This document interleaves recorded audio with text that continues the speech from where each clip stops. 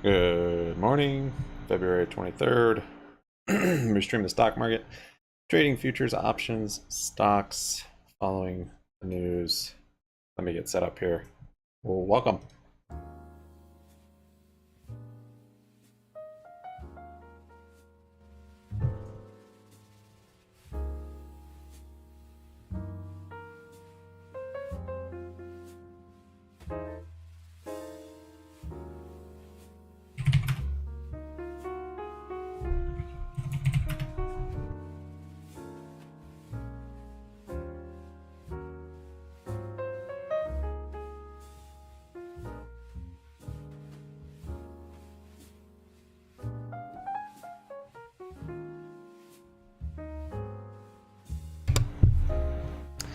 Little Yaz to get us going. We've got about 12 minutes to open.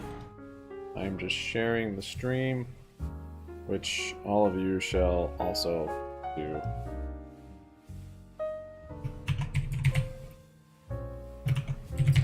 That helps tremendously.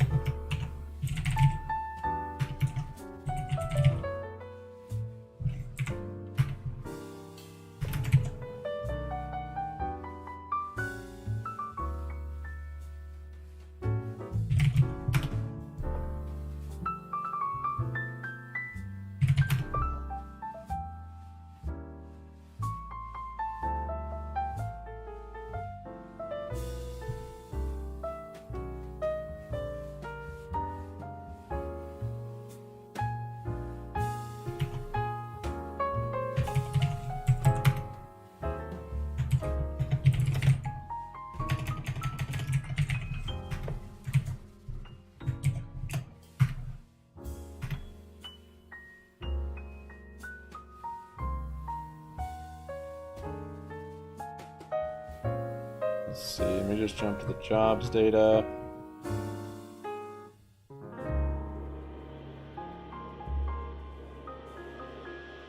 Morning, Jason. Guys, a little Discord link.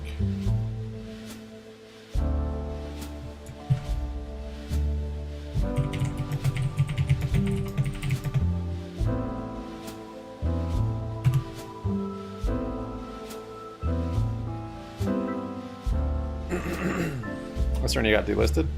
You can still close on your platform?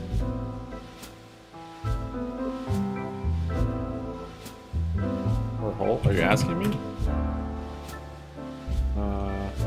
Yeah, they got the queue closed. Yeah, I mean, you might get the volatility at the upside, but I don't know.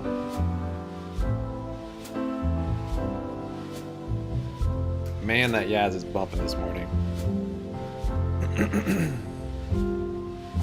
Got hot Yaz.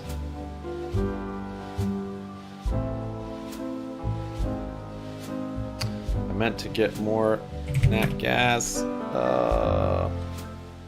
Okay.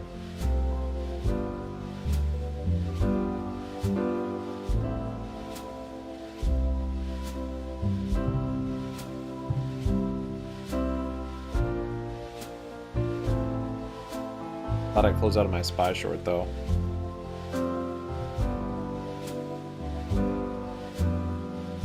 So it's kind of at a resistance actually, nat gas right now. Maybe I should close this one contract. Reposition.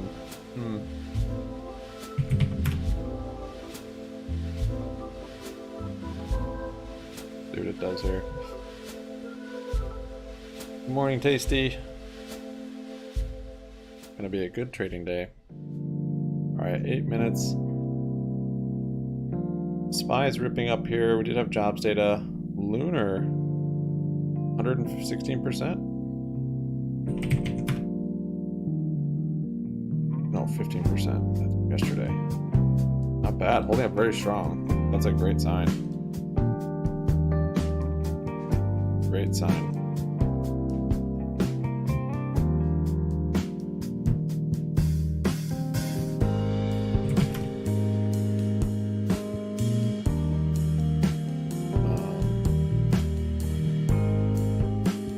Oh, it did go up 160% after hours and came back down. It's like pre-market movers. Now it's down a little bit. It's kind of insane.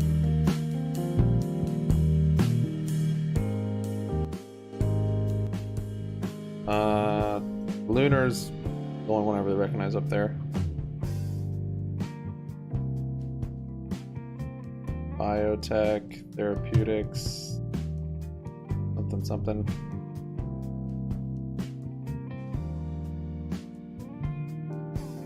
BBBY. We want BY to go down. Fill that gap.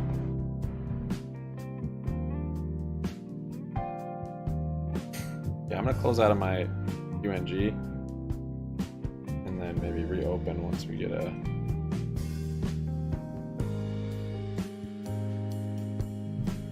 like right at that resistance.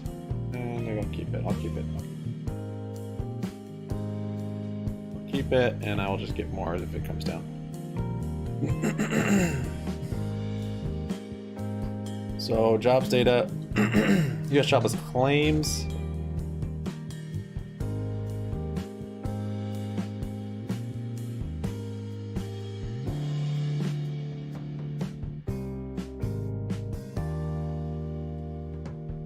Negative 3,000 to 192K in February. Survey was 197,000. Oh, so it's down 3,000 from the survey. Continuing claims is down 37,000.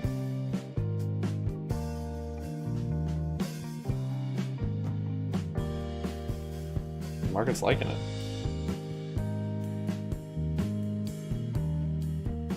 Not sure how long this bounce lasts. Alright, I'm going to... Since I can't close my puts, I'm forced to make money trading futures until I get that back up.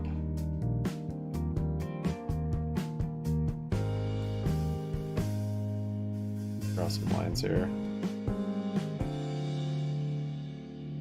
Hold pre-market high. Do yesterday's high.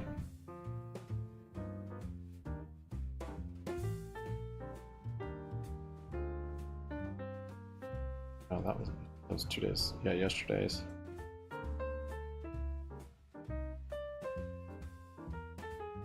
Not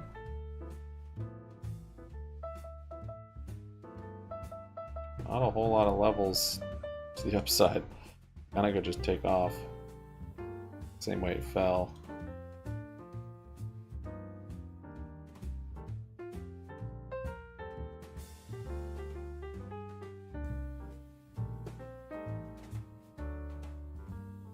Got about 5 minutes here.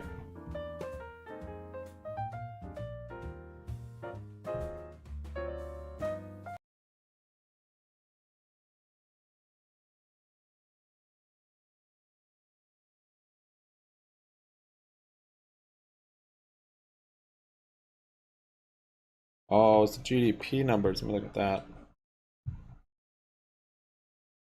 Oh. US unemployment claims drops to lowest level in 4 weeks. How is that bullish?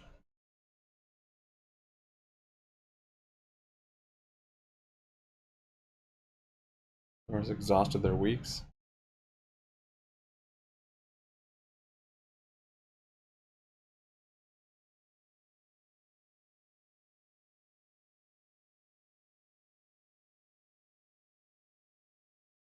Oh, I already broke that pre-market high.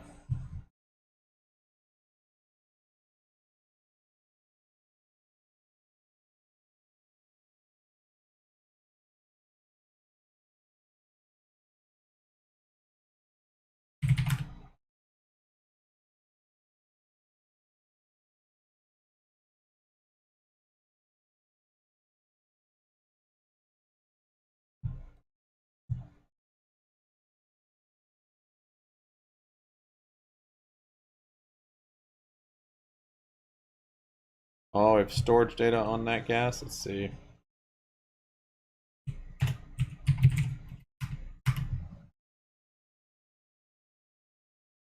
GME's moving up here a bit. Here's our economic calendar for today.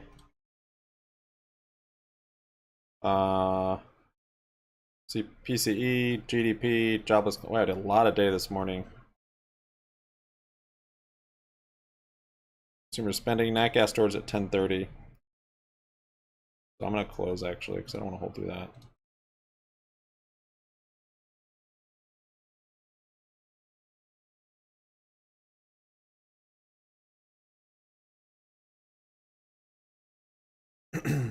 Bostic speaks. Yeah.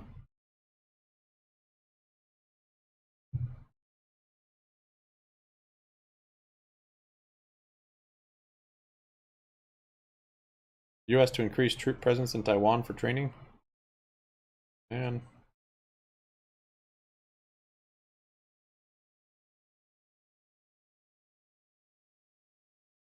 largest U.S. deployment in Taiwan in decades.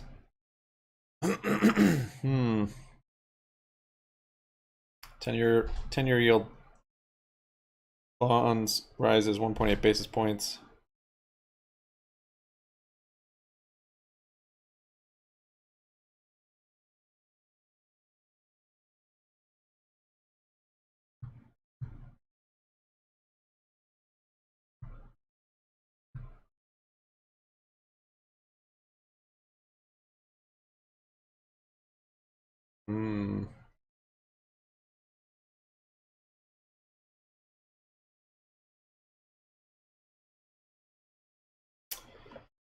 Trying to figure out what exactly is causing the rally.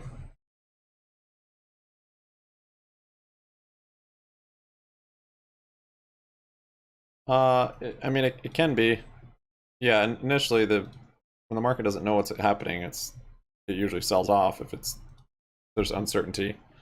But after it's gotten used to war, then yeah, it can be bullish for the market. So we just opened up.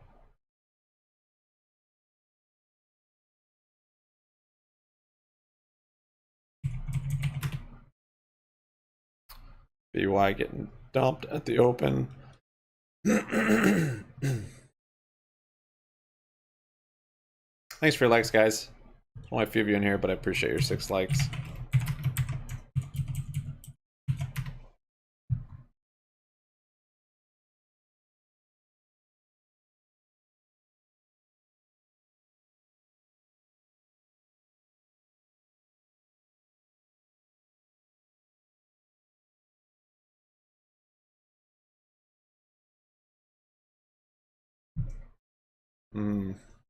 Let's see if I can roll this thing still.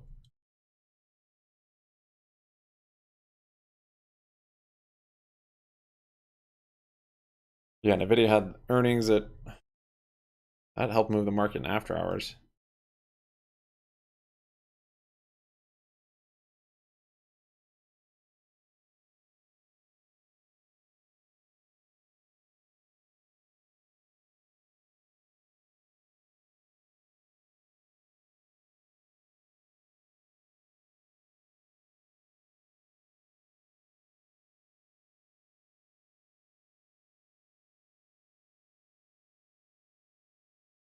What are more units?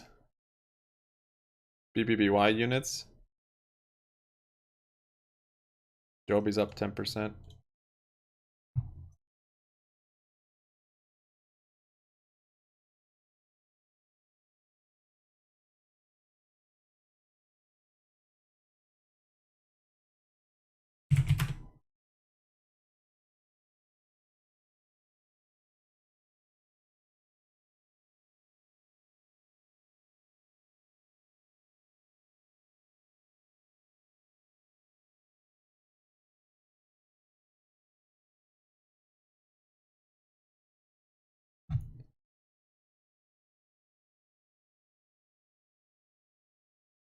Yeah, I mean it's within market makers pricing even. This move was expected. I think they priced in like 12 or 13%. It was just the weight that it pulled on the SPY was kind of interesting.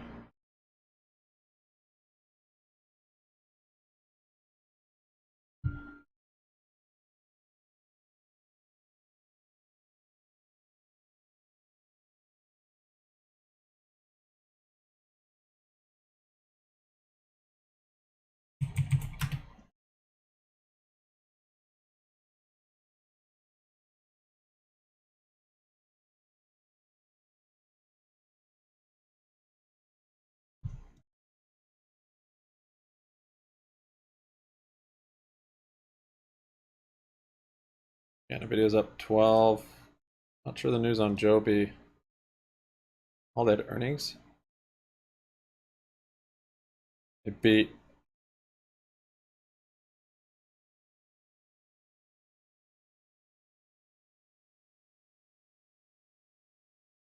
Whoa.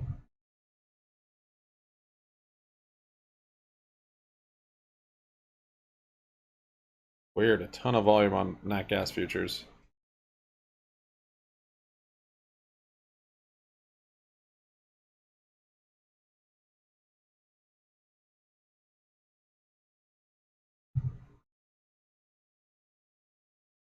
AI's up.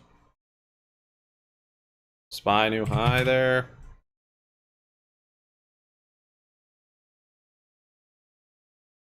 The Q market, same hours as normal. What's the Q market?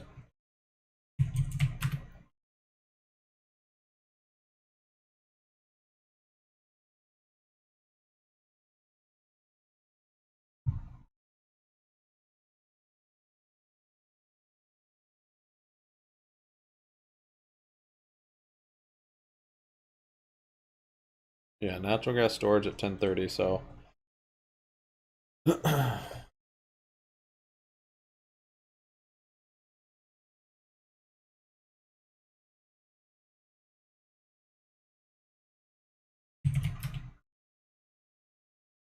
so I could sell my puts on GME, even though they're only 6% now instead of 80.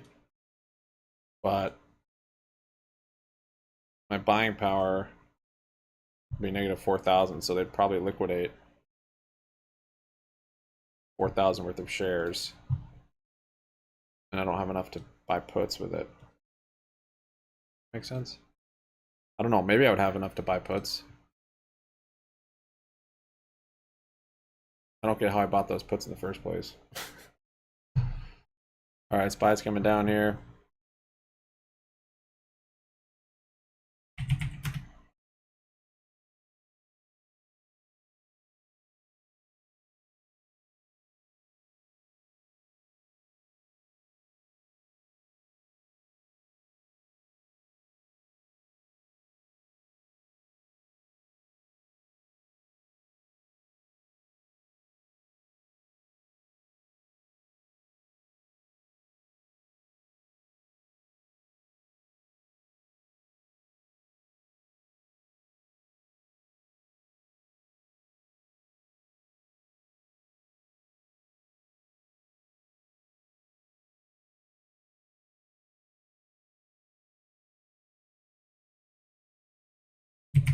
Market's coming down here.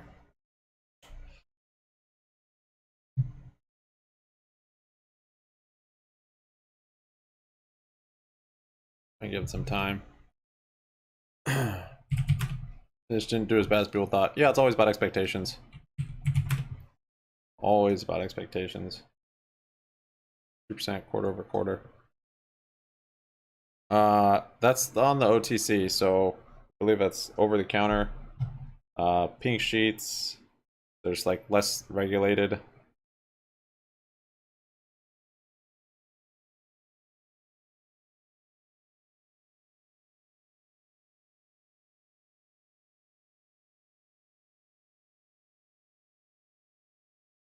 Much higher operating expenses. Neil got clobbered on. Yeah, I did. Or Neil.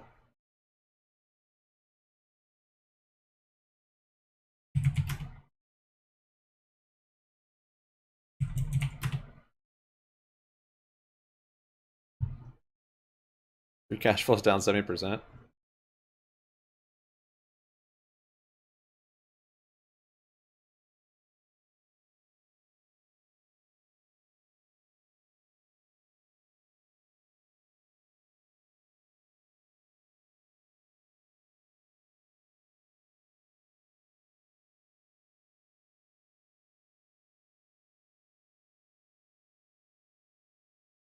I'm gonna put an order. I'm gonna try and see if I can roll. BBY is just getting clobbered.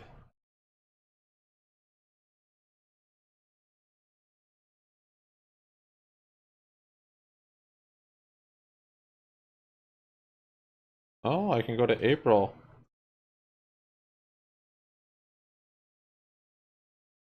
The huge spread.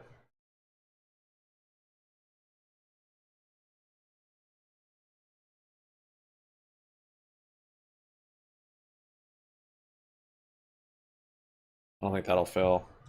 Huge spreads. Put an order to roll my 2.5 cash secured puts to 2 strike for April. Receiving credit.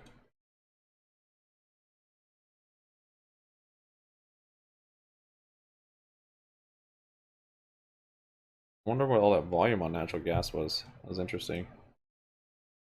Is the market bullish or bearish? Depends on your time frame, who you talk to.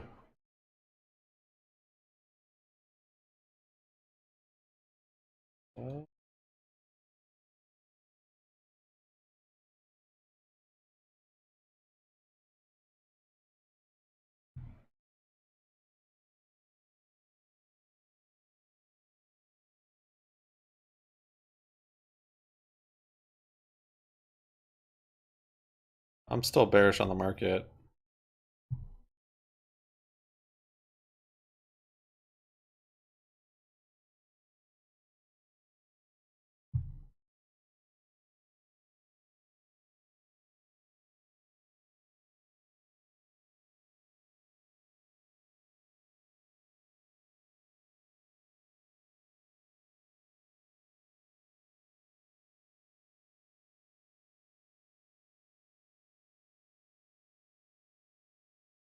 Open video earnings was contracted by Fed view on market rates.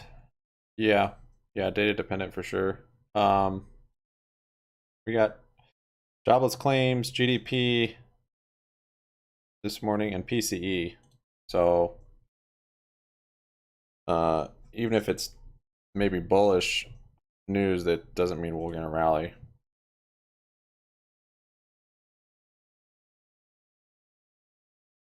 I don't know what report you're talking about, but maybe that's what. What's up, Wrath? Good morning. Now it's rallying a bit. So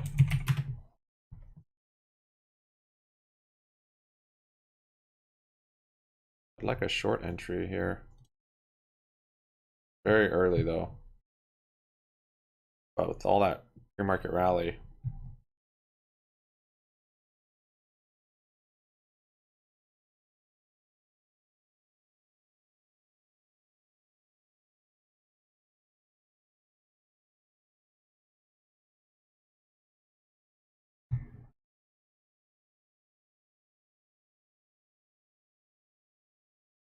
Thank you guys for your likes. I appreciate it.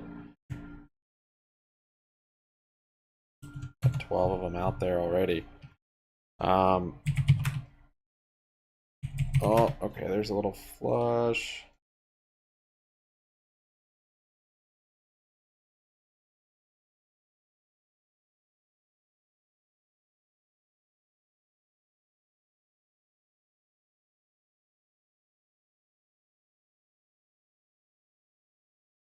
Guess I'll have to buy more.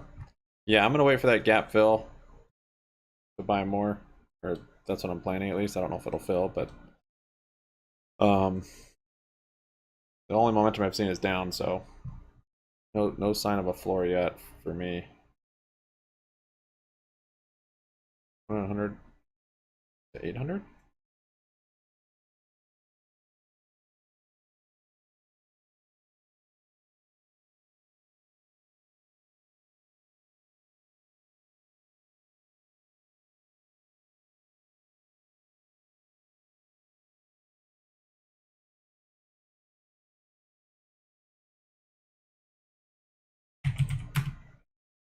Ugh. Wanted to take the short. I almost opened up a short on oil. It's a small move, but dang.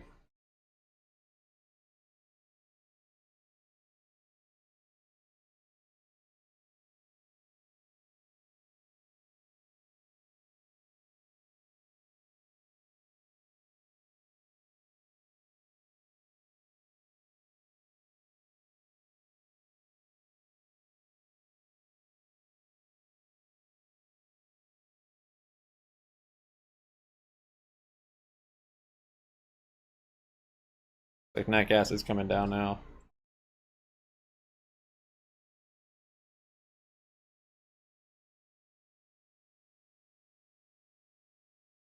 Grabbed a short on oil here. Oh, I got a big one. It's not a micro, it's a normal, bigger one. Hmm.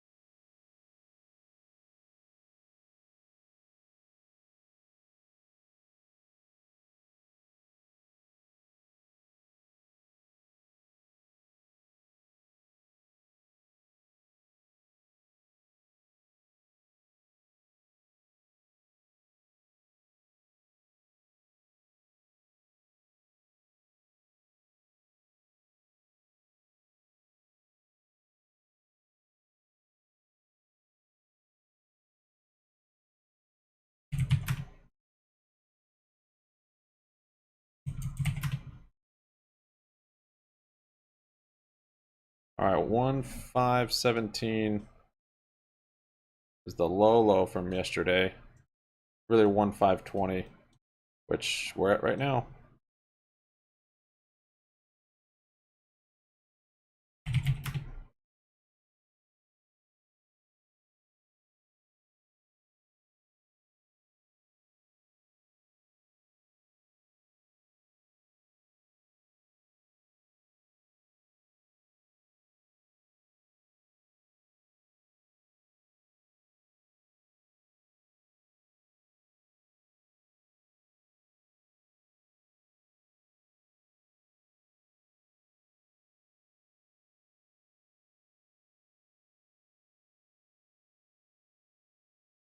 Gobi's up 15%.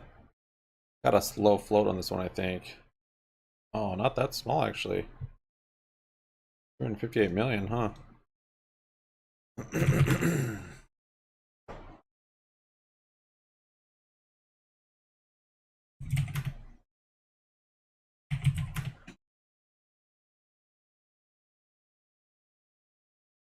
There's not enough buyers to make the price go up. Buying pressure outweighs the sell pressure, will go up. Being shorted heavily. Market's rallying here.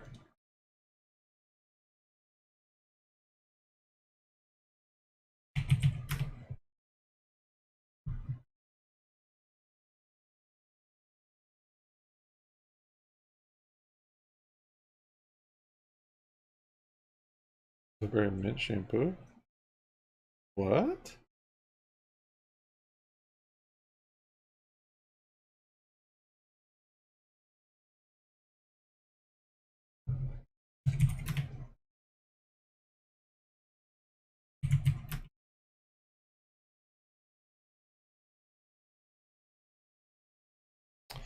New high on the SPY.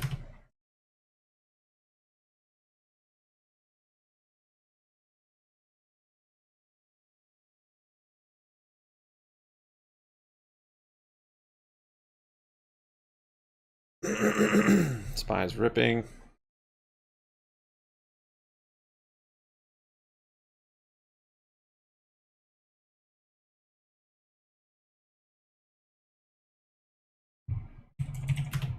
Whoa. Wicked back down.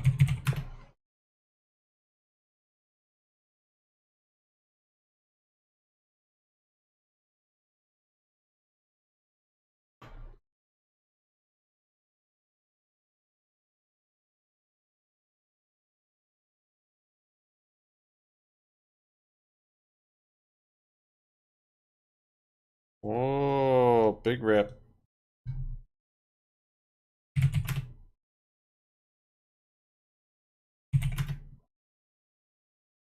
$402.15. Kind of a little level from here.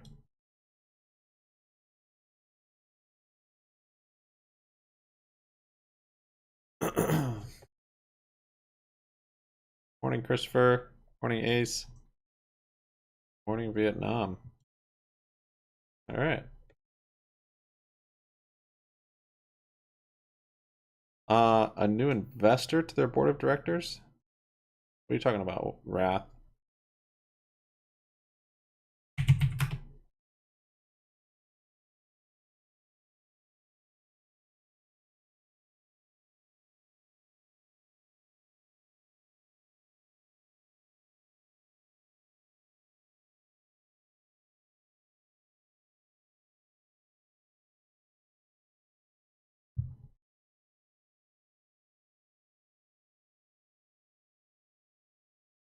So Nvidia earnings, the market maker priced in that move. So doesn't necessarily mean you would have won. To win going long on options, you have to say the market maker is wrong. That prices the options. They have it priced, so they win. So if it's mispriced, then you can make money. Good money, at least. I mean, yeah, you could have maybe made money, but if you were too far out of the money, not enough time, you might have just gotten theta crushed and lost money, even if you had calls. So you have to see what market maker is pricing in, and then the move. The implied move was, I think, this much, 13%.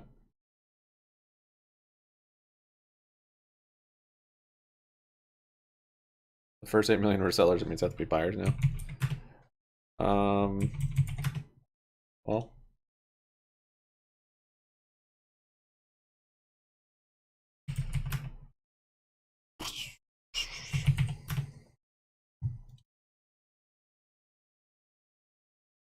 eyes holding up above that level.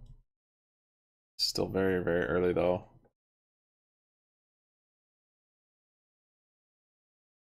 41.52. Yeah. That's from yesterday. That's the support from yesterday. So I imagine we flushed through that today. We fill this gap down here, 132.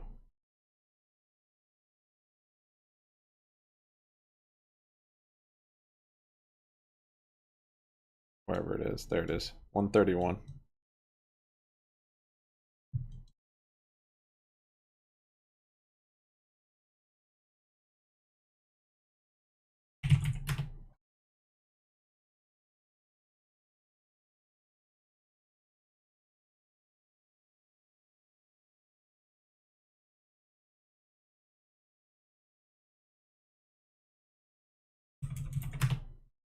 That gas bouncing off VWAP. Data for that is at 10:30 though. I'm gonna be patient to get back in.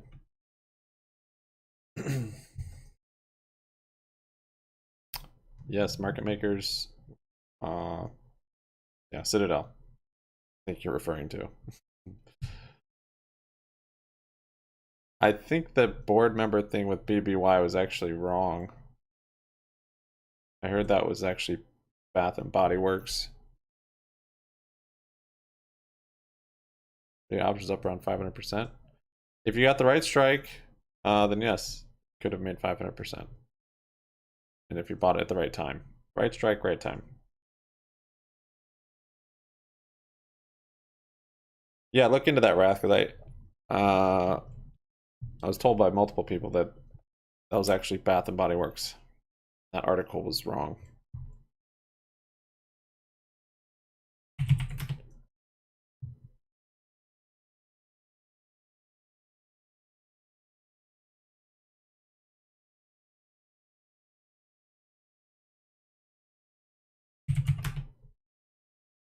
Eyes coming back down here a bit.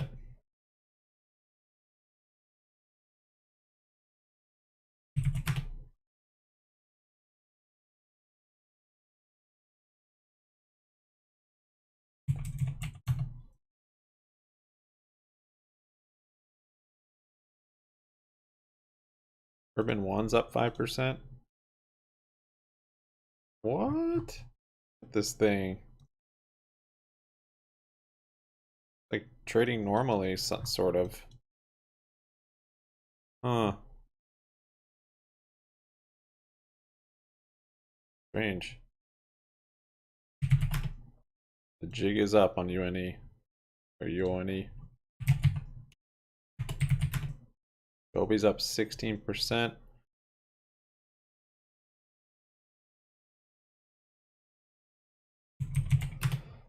SPY moving back up here.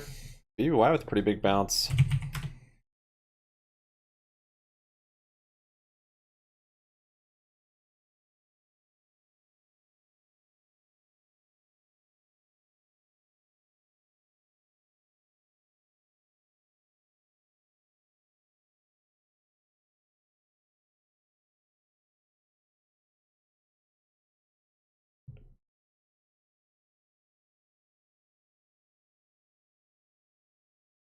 BBY projected, yep.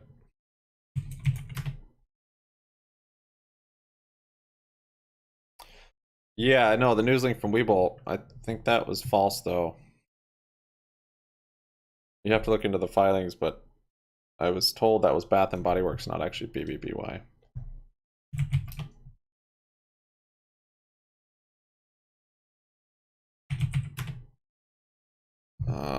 It just got crappy.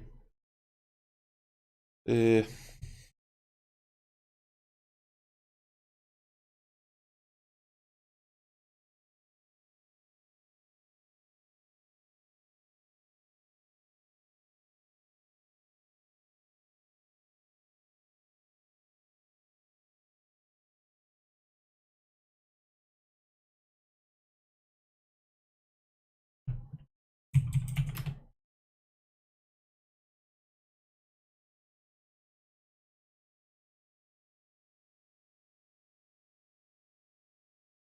That gas is holding up.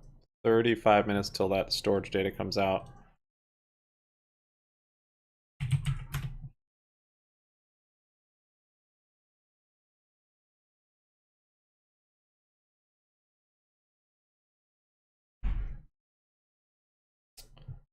Morning, Don.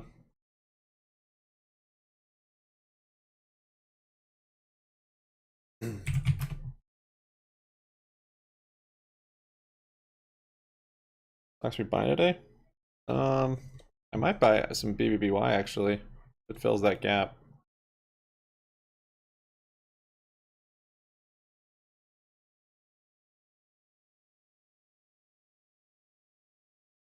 Looks like it wants to break out here. 132. I believe it is, yeah, 132. 131.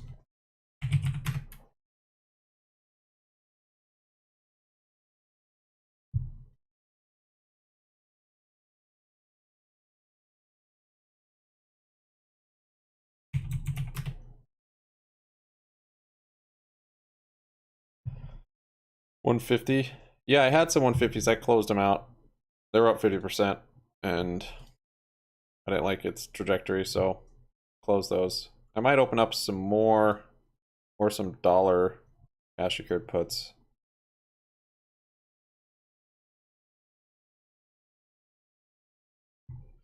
So these two calls for tomorrow on BBY, they're only up 52%.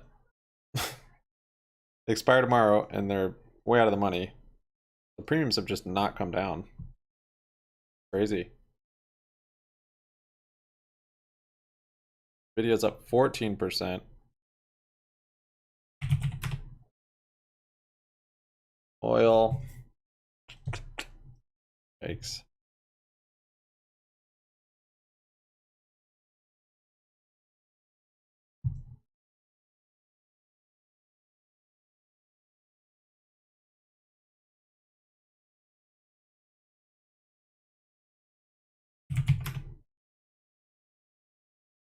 YOLO time. Yeah, if it's a dollar. Well, if it hits a dollar, I'd probably wait for 88 cents, all-time low.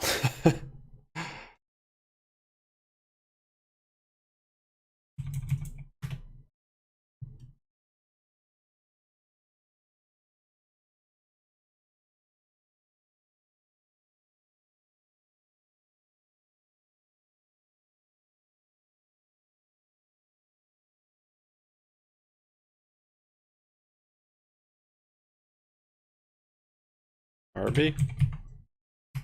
Robotics? You FOMO'd in? Yeah, it's not looking good. Okay to cut losses. Kill losers quickly. This looks like it's filling that gap. 440. I don't know anything about this though. I don't know the catalyst for that move.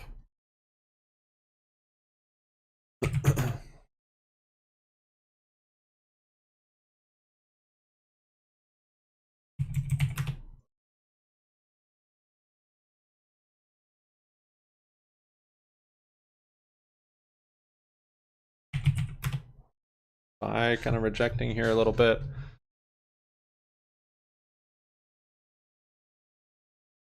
FOMO for sure. The quicker you can cut losses from FOMOs, the better. Till eventually you don't even get into them. If you get in, you're like, wait, stop, I FOMO'd, and then just immediately jump out. I've done that before, for sure, with a play where like I got in and then my emotions calmed down. I'm like, I should not be in this play, and I just immediately got out. Whoa, that was a volatile move on SPY there. Data just came out or something. 10 o'clock. What was that? Nothing for 10 o'clock. What was that? Pop. Normal 10 o'clock volatility. The bulls on SPY terrify me.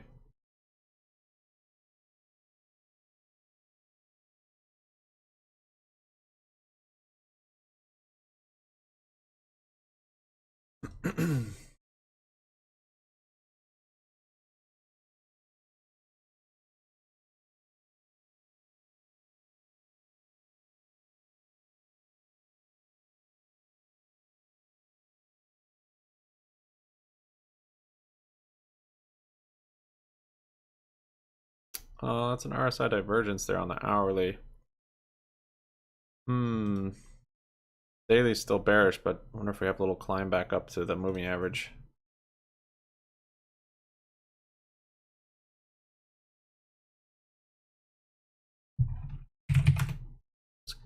Like a little bull flag on the 5-minute.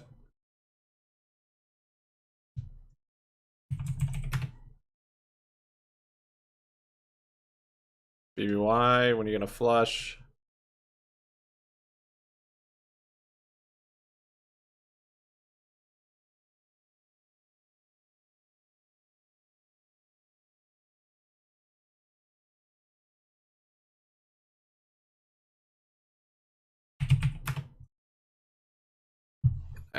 Oil's holding up really well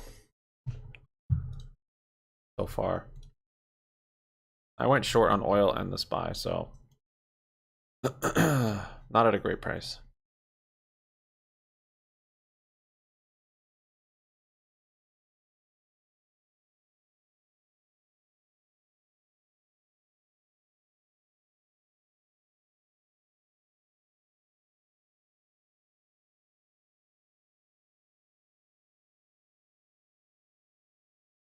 Thank you guys for your likes. We're at 14. Well done. That's a high percentage of you. Thank you. SPY back down to VWAP. I don't really have much of a take on the data. I mean, the market rallied a bit on it, but I think it was maybe just pretty close to expectations, so not a huge reaction one way or the other from it. And if that's the case, I think our trend is still down.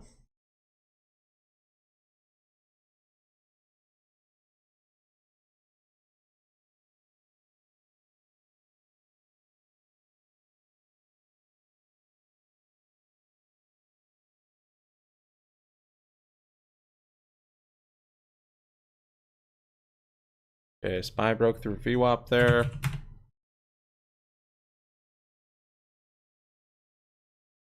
Just need oil to fill this gap.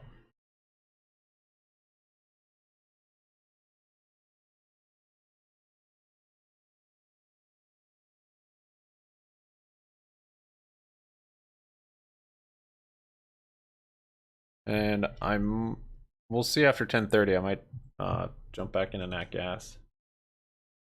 We're gonna dip. Yeah, totally inverse me. At least someone will make money.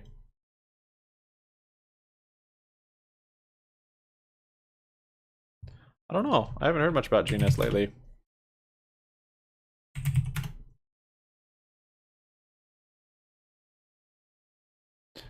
It's held up much better than I thought it would have. It isn't a bearish trend though. So we had that divergence here. I was telling some people that's a bearish divergence. So it did came down from there, but it's held up still quite well. Maybe fill this gap down here to 420. But surprisingly held up nicely.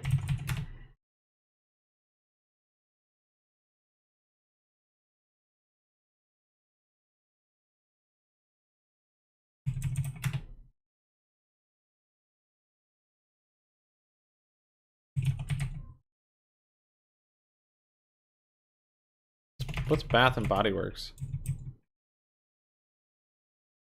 Bed Bath? What are these?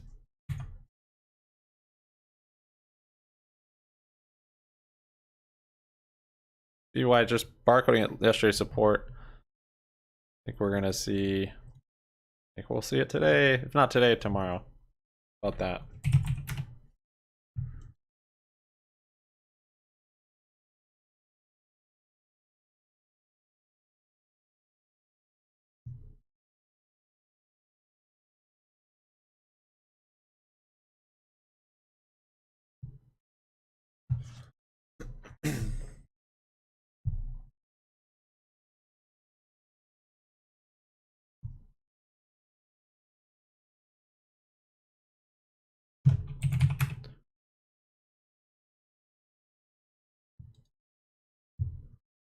Puts are up 50%. That's crazy.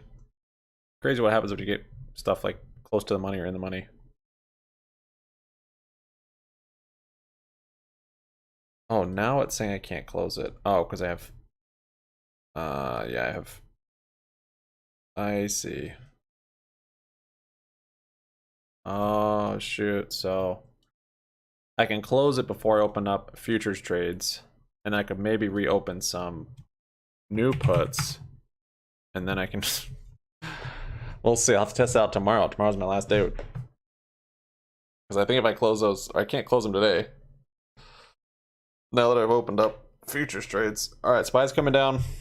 Gold's come down a little bit. Let's get this crash started.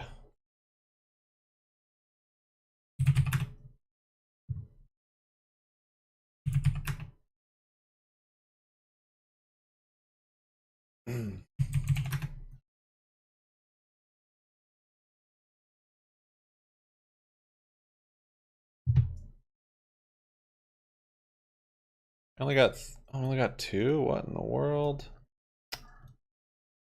Uh,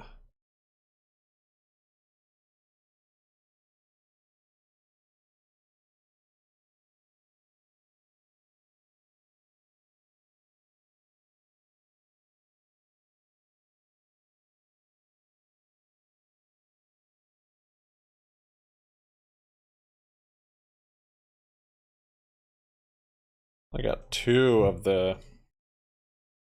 I'm not seeing 149 in BBY. In 1510.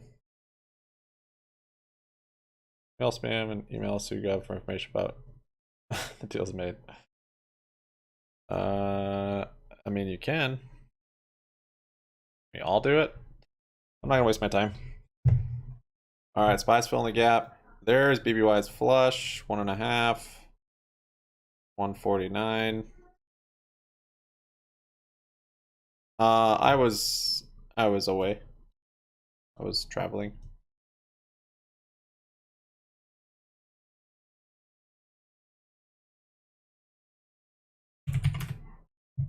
GME's coming down also.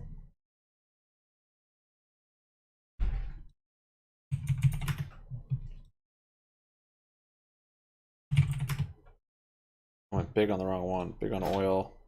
Small on the SPY. Panhandle.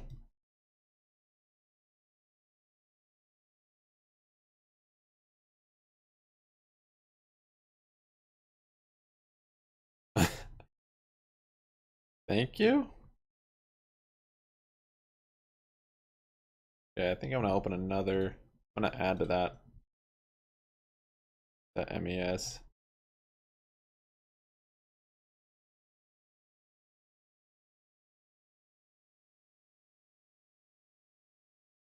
Okay. Added. Now I have 3 of them. I want some margin for nat gas though once that storage number comes out. Did that. Well, that's sweet. I appreciate it. What's the next support on GME? 15. Okay, let me look. 1940 has been a very solid support. So yeah, I'd look for 1940. We break that. 1885 here. 17, and then this 1540. 1940 is a big one though.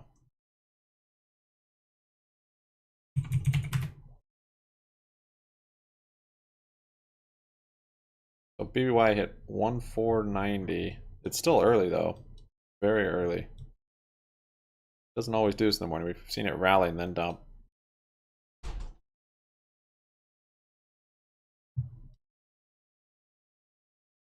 Alright, market's coming back down. Need oil to just bleh.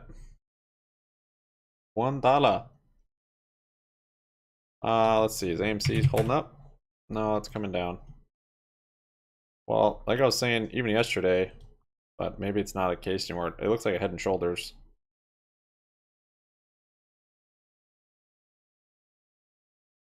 But MACD's bullish, green over the 9.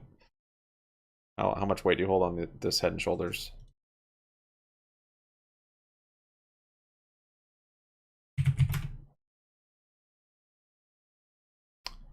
Heard a lot of talk about it lately. GME on its way down, SPY coming down. BBBY holding down. Oil's the strongest on the day.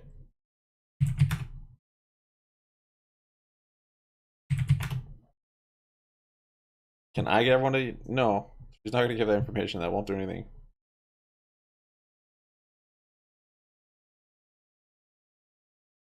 I do need oil to take a dump. That would be very, very nice.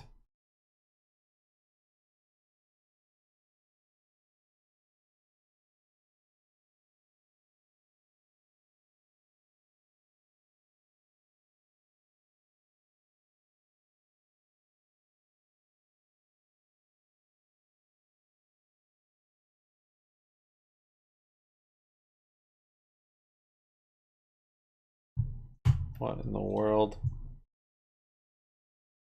79% of Americans think 2023 will be full of economic difficulty.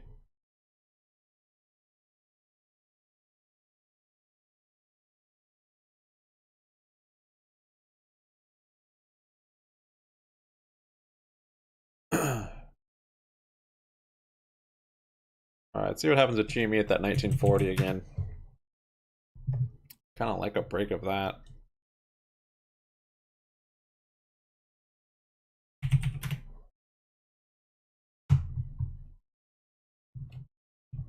You guys are buying up BBY shares. It's pretty solid. Hypo just shared a Linux update. I wonder if it's consistent with what I was hypothesizing. I was thinking the market's going to dump, Jimmy's going to go with it, and then on the short covering rally, dead cat bounce, whatever, volatile upside move. Might see a big rally on GME, but I think we need to see. I think it needs to come down further first. Break that 1940 even. Always think time to do the opposite. Are you on stream, IPO?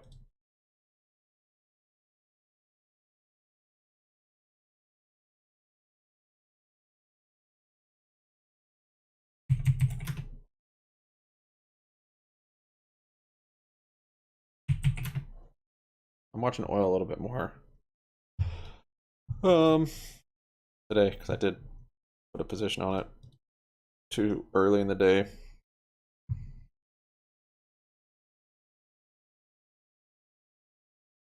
Oh, that's you, Bungie. Word. Time to inverse them. Yeah, I saw that. Inverse them on a credit card debt and wasted money on Gucci. Yep. Bungie, I didn't realize that was you, man. Legit. All right. You got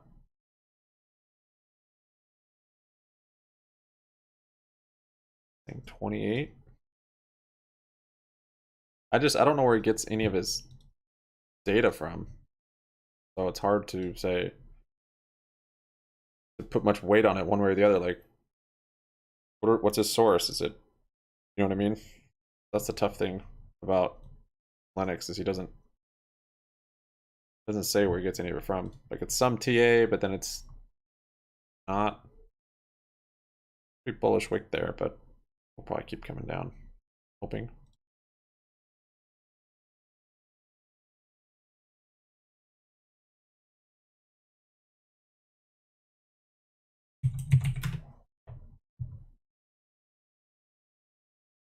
$140.90 is the low still on Bed Bath.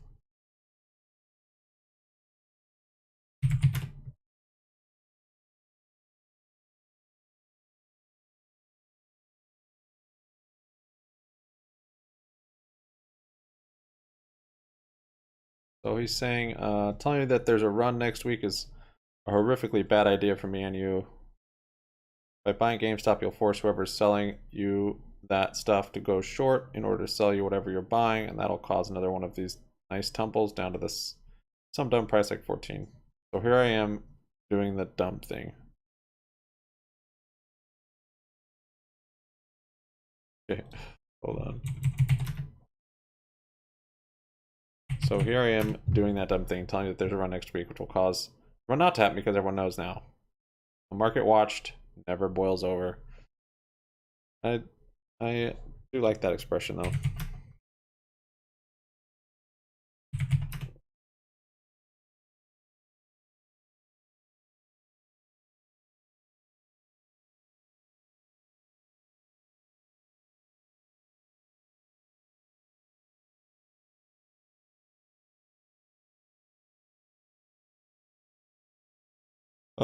There's a classic dip and wedge up, so it is TA. The market will run up for 35 to 45 days with maybe a minor correction between.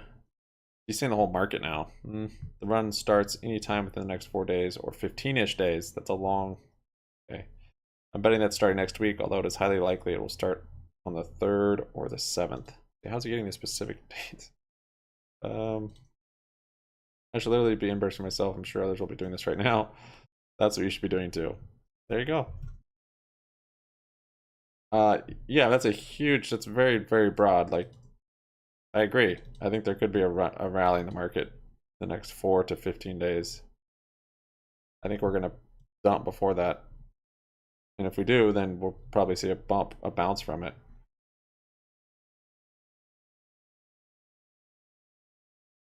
The market will run up for 30. Oh, he's saying it'll run up for 35 to 45 days. Interesting. He's even given a time frame of how long it'll run up. Based on a dip and wedge. But then he just has a GME chart, so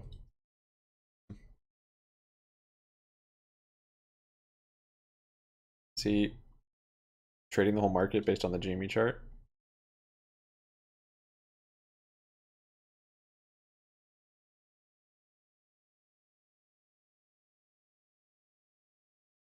Yeah, I know. So there was some TA in there. He's finally said something, a dip and wedge pattern, which okay. I don't know.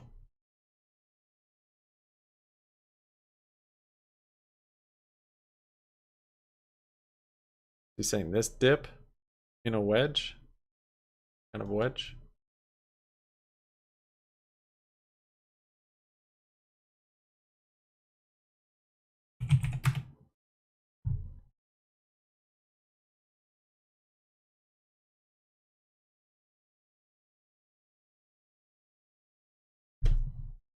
Where is that from? I don't know where he gets it from.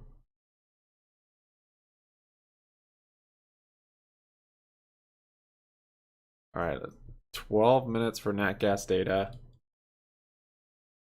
See if I have any buying power for this. No. All right, I might close my MES so I can play nat gas. I think it wants to break out. I know, maybe it was on the GME chart.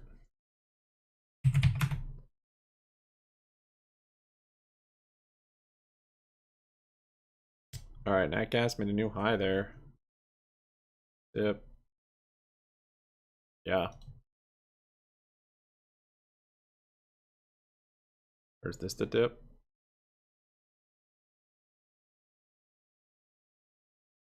But he was talking about the whole market. Well, it's coming down now. GME's down to 20.01. BBY still hasn't broken that low.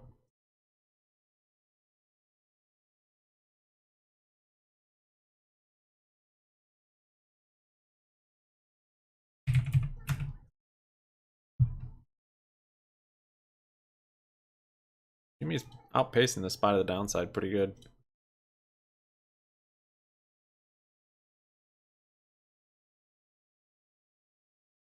Bath and Body Works. I think that's one that has the new board member.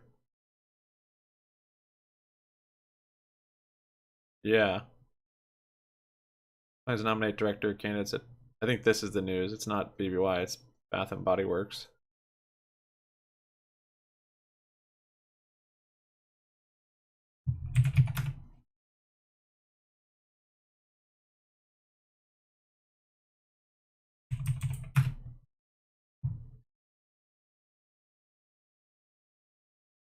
Come on, BBY. Let's flush.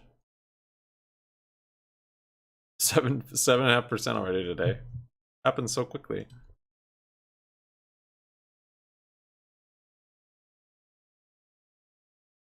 It's holding a low below yesterday's low though, so broken through that support. Just one little gap fill left.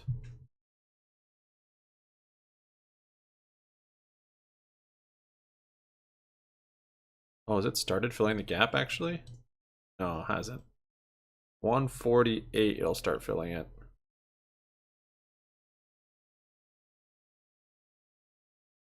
The volume like here. I think there's like nothing until down there. And even down there is actually nothing, so the support will have to be built. You know what I mean? Yeah, because look, the volume ends here.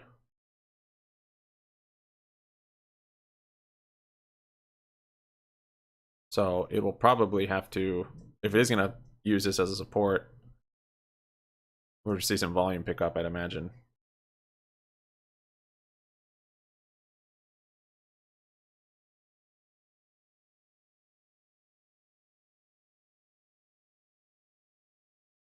Well, if you're doing all-time chart, there's a lot of volume down there if you include IPO day and all that.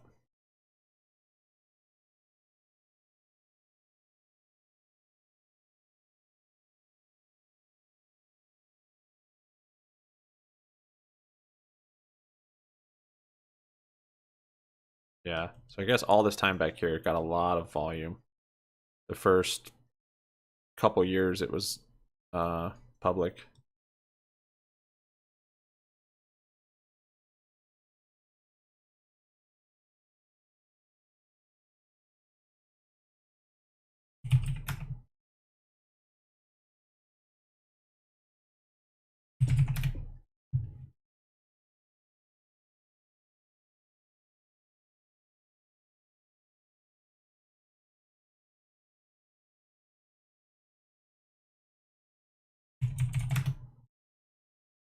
Seven minutes to the nat gas storage numbers. Vortex is showing over 56%.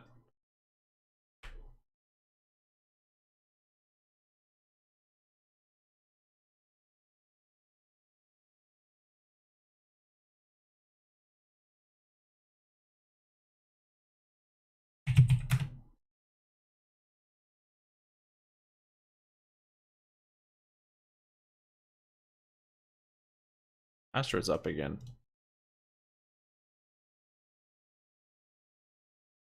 Black Rifle.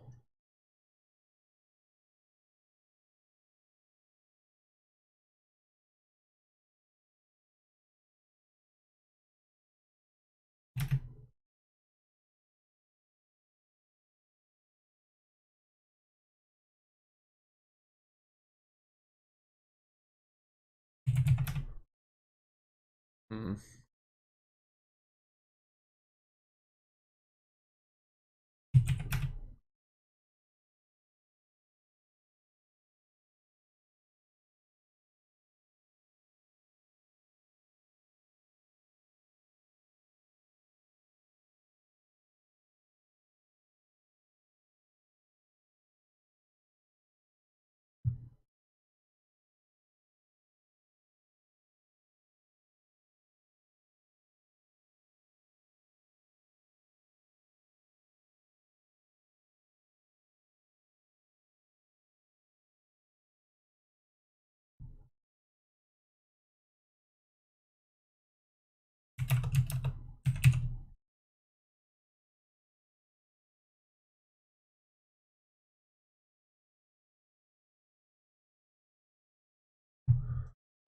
Oil's moving up there.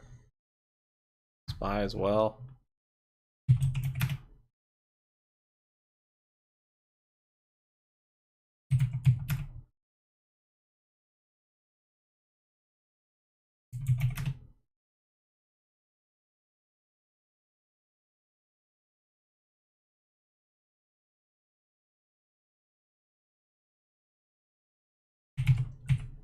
$140.90 still holding on there.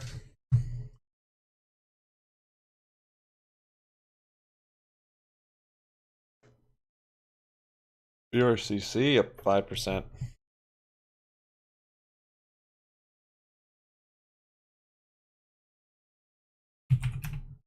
Is there actually oil numbers today?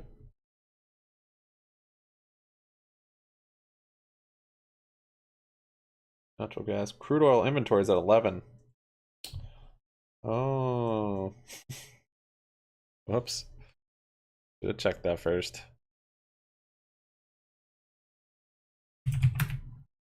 About to clap those cheeks. 120, my body's ready. When you say plane about to crash in the mountains, doesn't sound like very good, but I see what you mean. I see what you mean. You want 128? Yeah, we might get that. That previous low, 127. Whoops. Just move.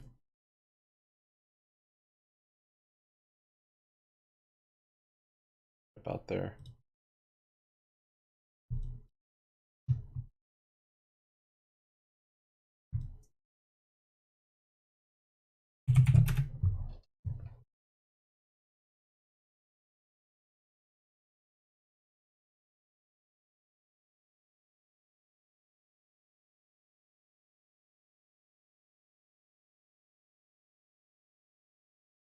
These all head and shoulders on oil. I don't think this move is done to the downside.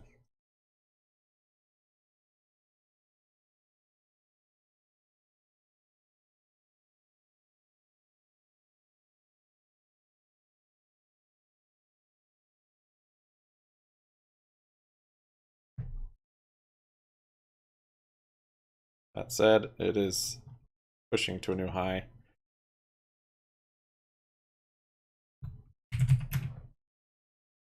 GME with new low, 1996. Whoa, those options are up 153% now. Damn, I can't sell them. Wonder if I should transfer money? Sell them?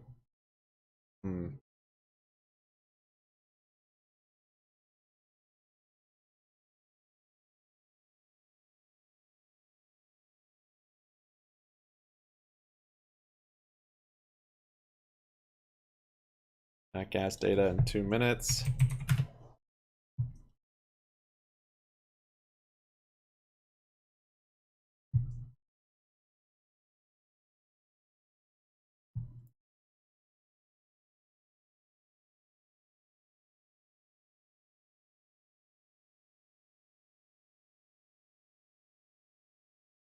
We get a flush on that gas from it, I'm probably gonna buy it. Get a rip, might also buy it.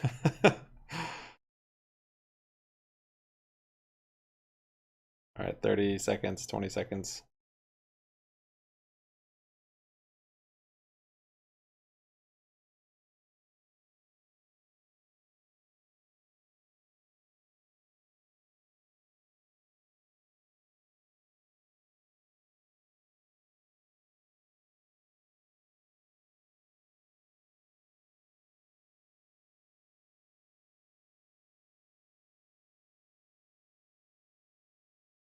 Going up a little bit.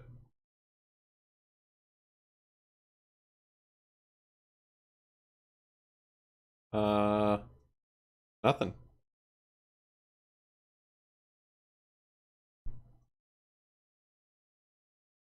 Moving up a little bit, but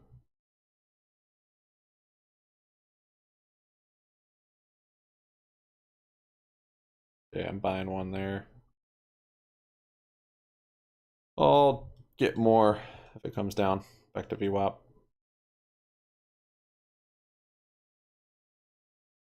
All right, SPY's coming down. I actually closed out of my MES shorts. And I wanted the margin to be able to lose money on that gas instead. Bar rates at 639. Jeez.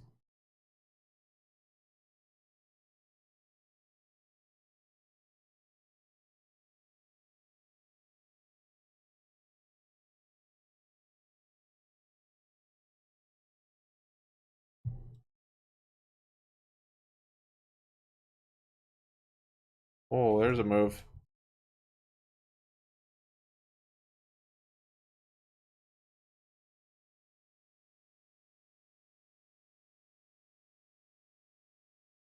Oh, nat gas is flushing on it now.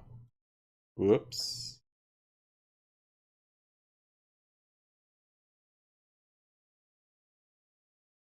Dang, dude. Didn't hold long enough. Well, at least the oil might come down with it too.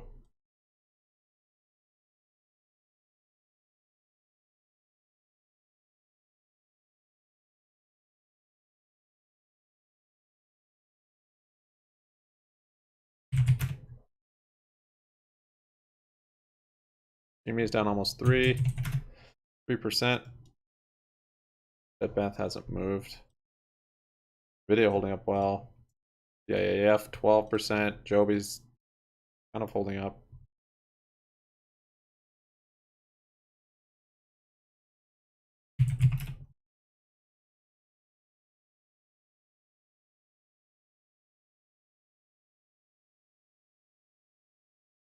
Still looking for that 1940.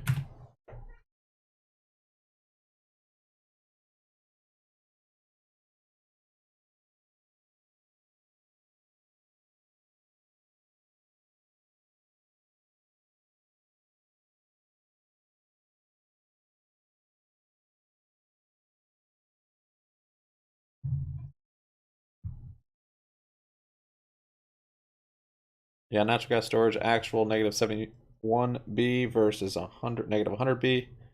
Estimate was negative 62. So there's more storage than they estimated. So slightly bearish.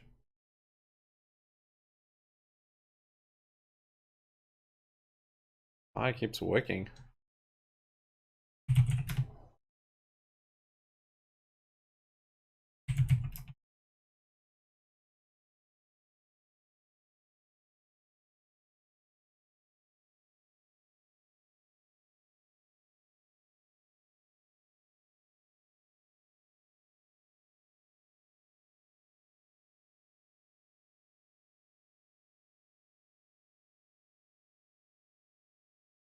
Weird market.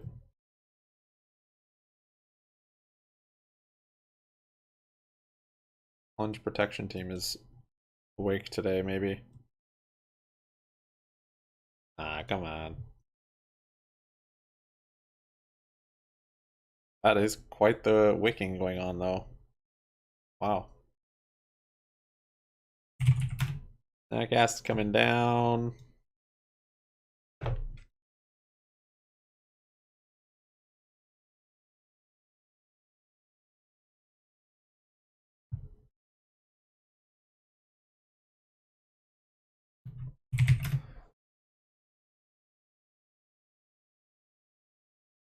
like this little inverse head and shoulders here on it.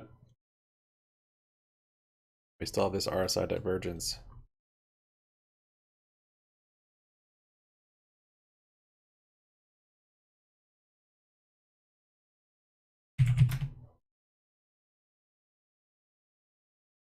GME is in the teens. SPY is ripping up now. Back up to VWAP. Weird.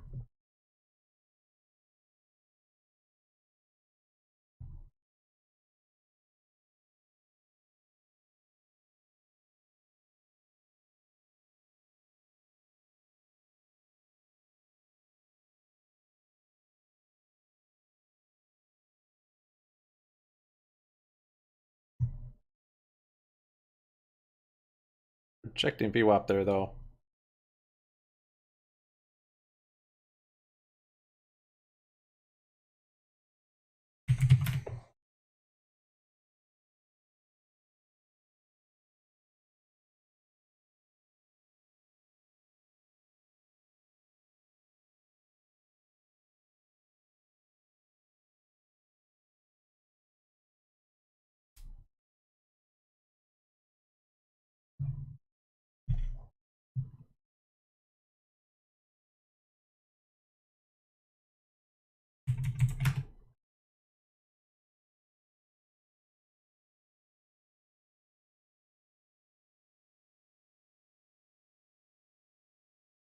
Gas bouncing a little bit.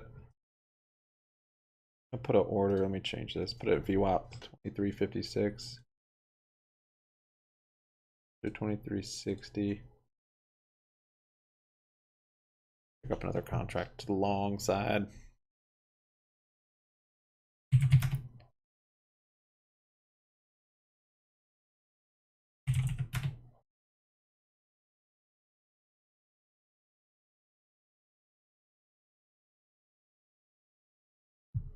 Oil being such a slow mover, I wonder if the options on the futures would be good if you get a big move. Just options in general. Yeah, see that low IV.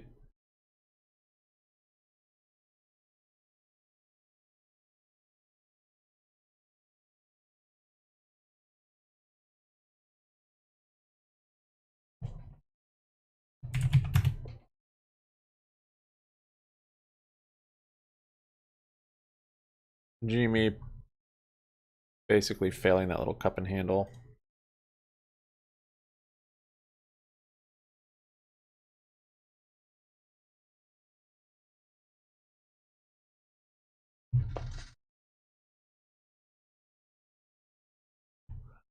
Yeah, AMC has their convergence or whatever with Ape, right?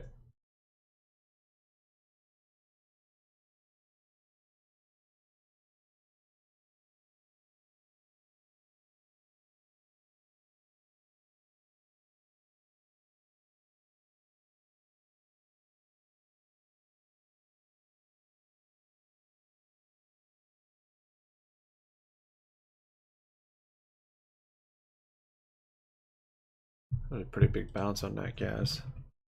Still below that big red candle.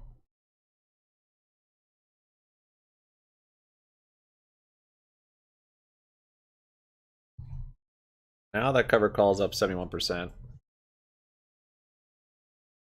Put an order to close this cover call.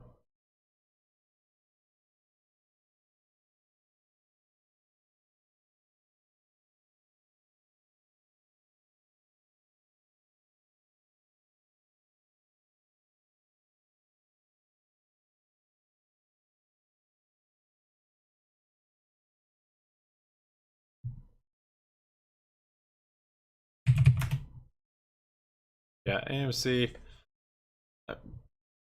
Data we get for borrow fee and all that is skeptical on all of it.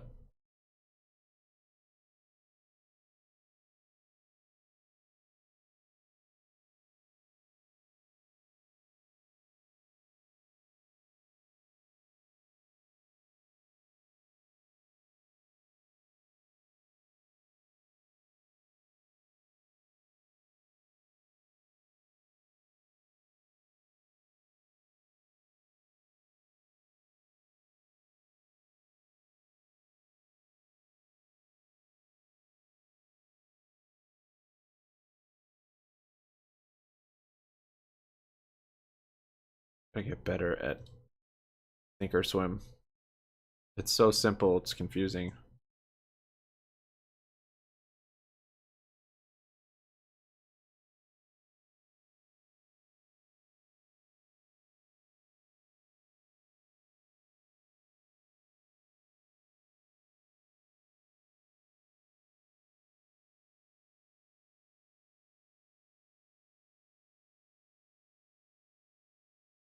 Buy's coming back down here.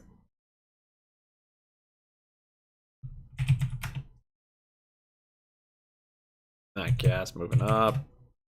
BBY new low 1470. Getting there. That's actually gonna be a big move if it makes that today. It might not make it till tomorrow. It's already down 8.5%.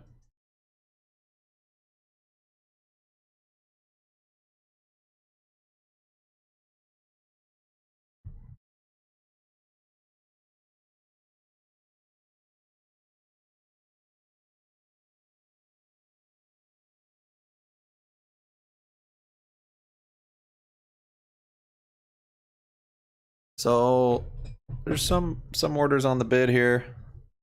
$1.30 looks like someone else is planning for that gap fill. Some support here at 1470.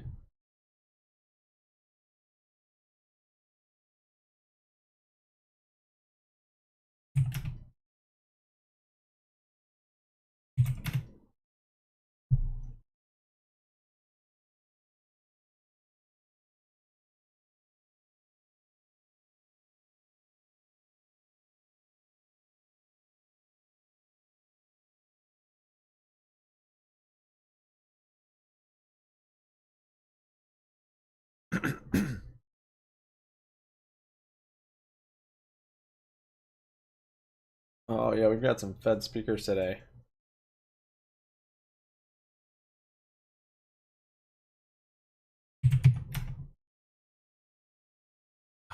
Shoot, I should have these options. These options are up almost 200%. I forgot how weeklies move. Never play weeklies anymore, especially ones that are in the money.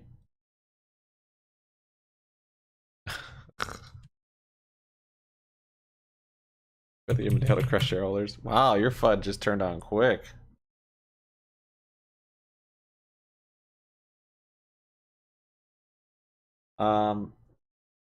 So my argument to that is, why then did they only exercise warrants enough to pay the interest on the bonds? And why did they exercise them to the preferred shares, not the common shares? So that to me was pretty bullish that the owner of those warrants is not trying to crush shareholders.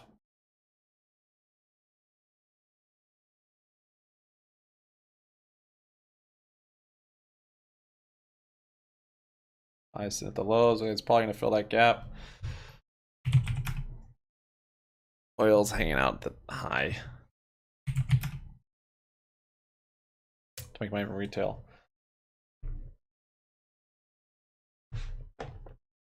You took profits on your puts? You're so lucky.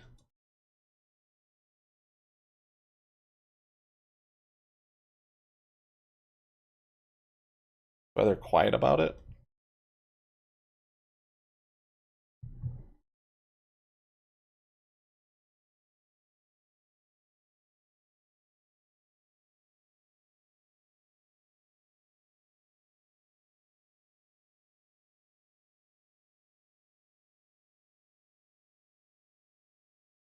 All right, we'll see what happens at 1940. Edging down there still. BBY is still 1470 is that low. This would be like what, 16% total on the day? Be pretty big. They might save that for Friday just to crush the options. That'd get the 1.5s out of the money if they closed it that low. Which I don't know if it actually closed that low, but a lot of the 1.5s would probably sell off at least. Yeah, look, there's no open interest on the calls below 1.5. Wow.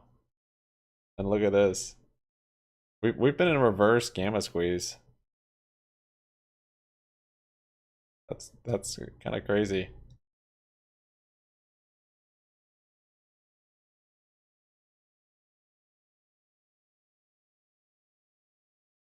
SPY new low, filling the gap. Maybe gonna bring USO down.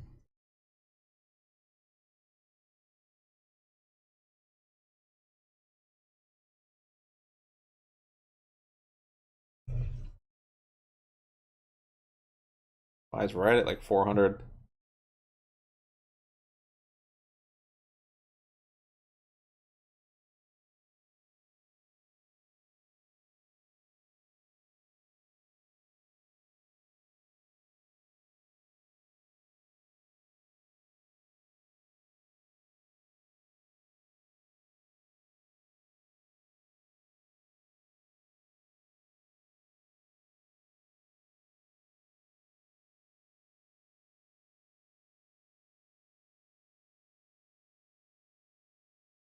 Nice. Still melting down.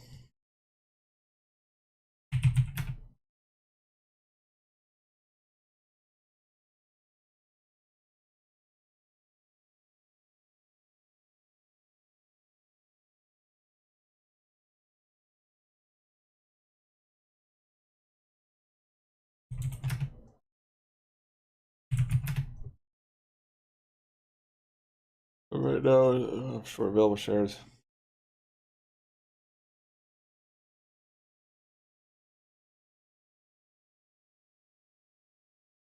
That's a pretty weak case to go long on a stock. There's a reason why there's uh, a lot of shorts on a stock because it's overvalued and should go down.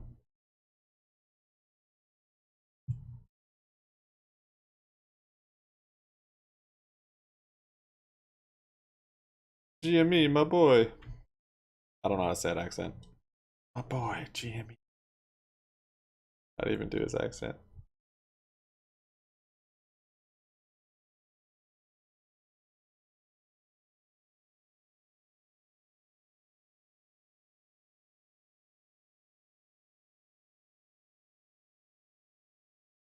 March 17 options.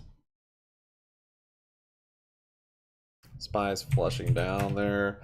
Oh, I closed out of the wrong play. At least oil's coming down too, maybe.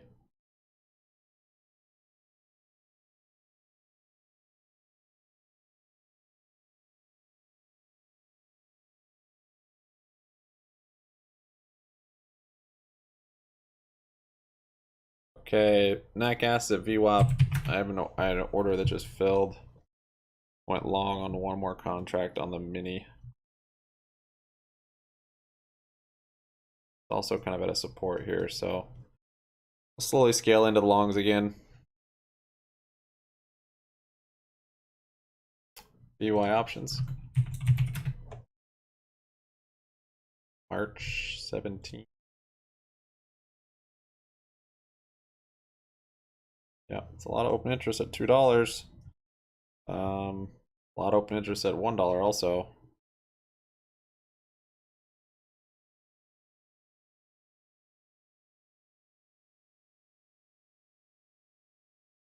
There's the flush.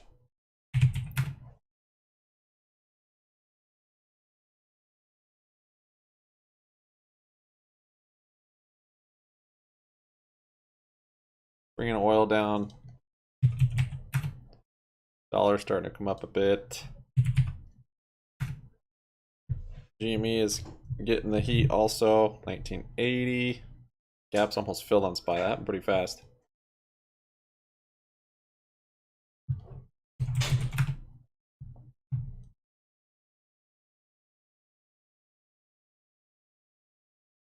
Yeah, BY is not like doesn't move the market really. I like that.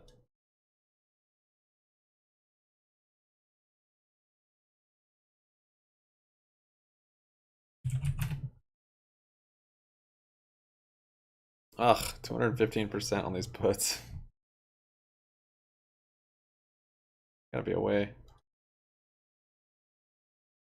I roll. I think everything messed up once I came below 25K on this account. Because then I couldn't like day trade. I don't know. That just messed with my margins because the money was going back and forth between the futures and this count. If I sold shares, I could sell these puts.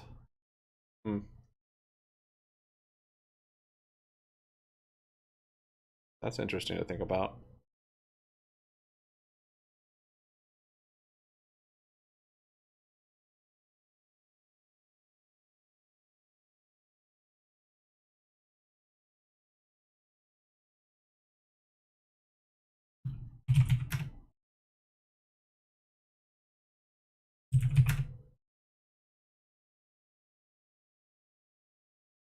$19.70. I think Bostic's speaking right now. Strike, they're 20 strike on weeklies. So if I don't do anything by tomorrow, I think it'll sell the shares. Unless if I don't trade futures at all tomorrow, then I'll probably be fine. I think that's how it works.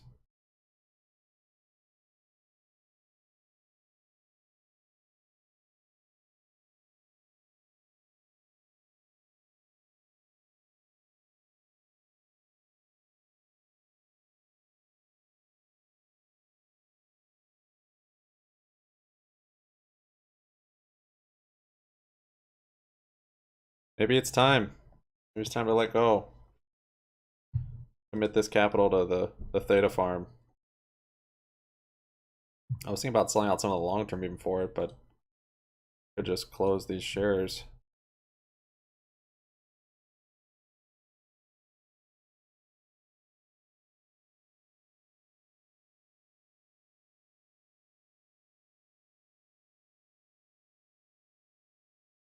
Getting a bounce just before the gap fill.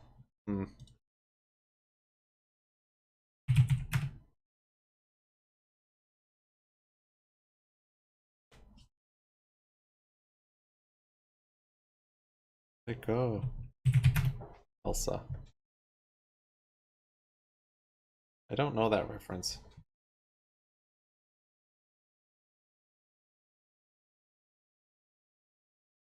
Not bothered. Yeah. $1.40, 146,000 on the bid. $1.30, 168,000. 200,000 at $1.10. Not a whole lot of walls on the ask side. I was wondering if that was frozen. Let it go, let it go. I just know that from other people saying it. I've actually never seen Frozen. No, we don't watch that trash. My kids watch TV, they're watching stuff on YouTube like how to build a house or how to forage for food or stuff like that.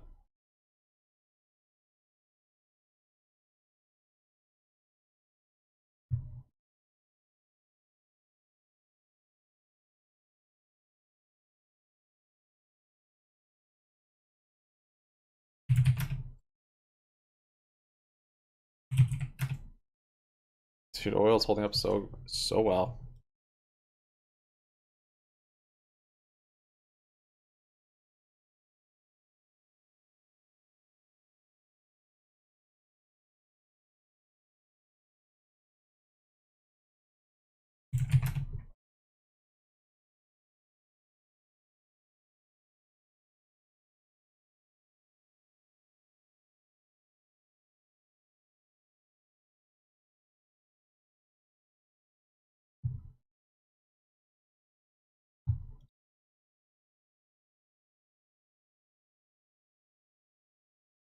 That gas just hanging out at the support. Spy not filling that gap yet.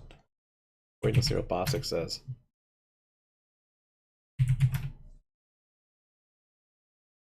Foraging for food. Yes.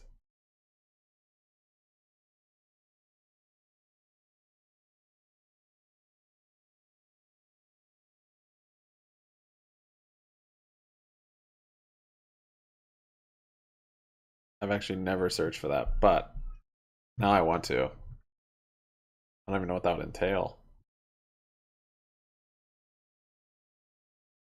As gaps getting filled. Oh, that's GM we're looking at.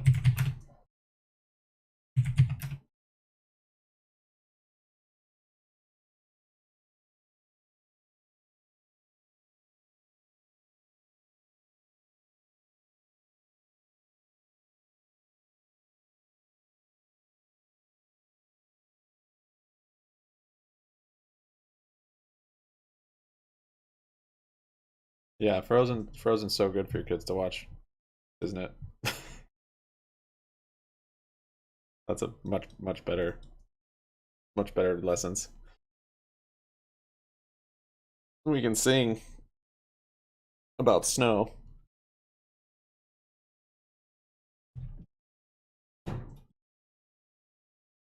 Here it comes.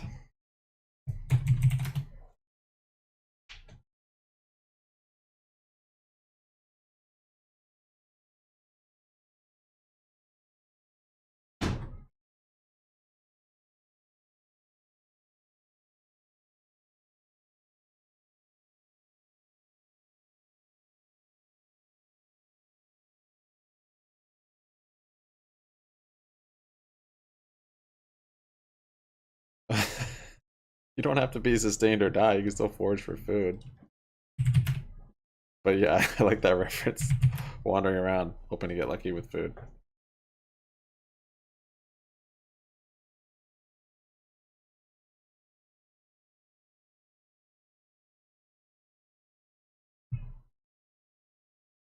This was all before Boss even spoke, was this. They were getting ready for his hawkishness.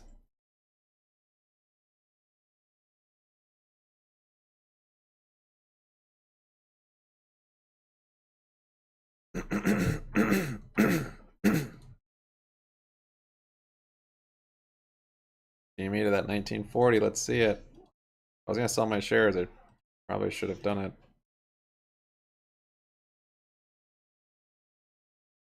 Yeah, I'm losing more on the shares than the puts, I guess.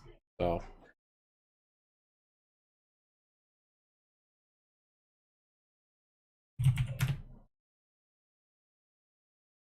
I think I'll be able to close them tomorrow if I don't trade any futures.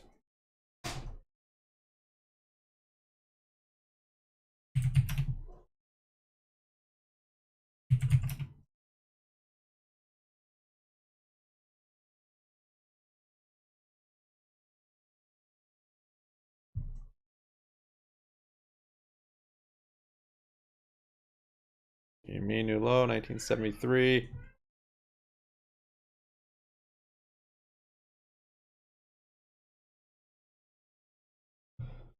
I guess it's bouncing a bit. I got 2 contracts total.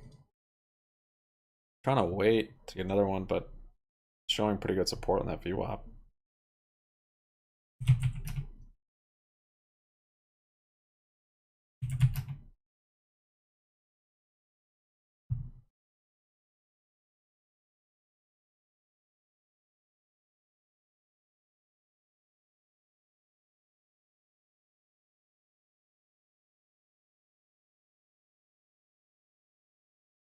That gas has a cup and handle on the futures. Got 2 of them back to back.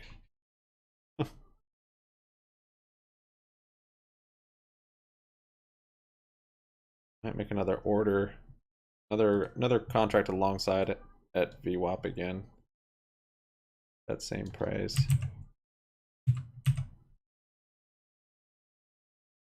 $23.60. What? Rejected. Get out of here. Need this play to start working.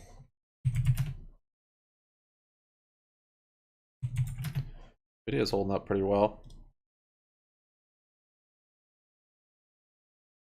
Gobi.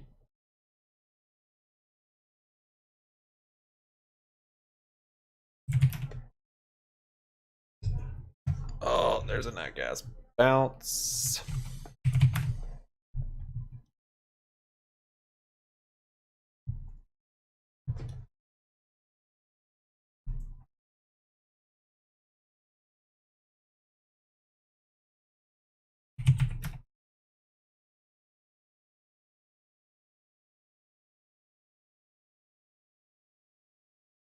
Oh, we have the nat gas data, right? Right now? Oh shoot. Yeah, crude oil inventories right now. Crude oil imports. Not moving it. Hmm.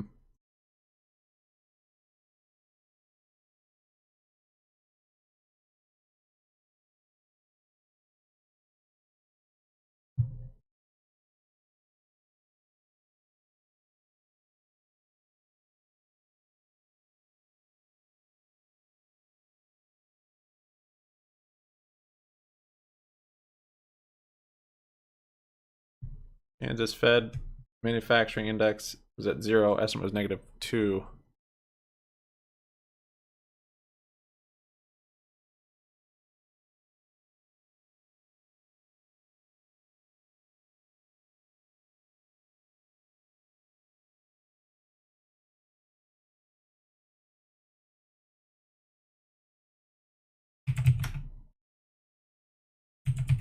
Why having a bounce here before the gap fill?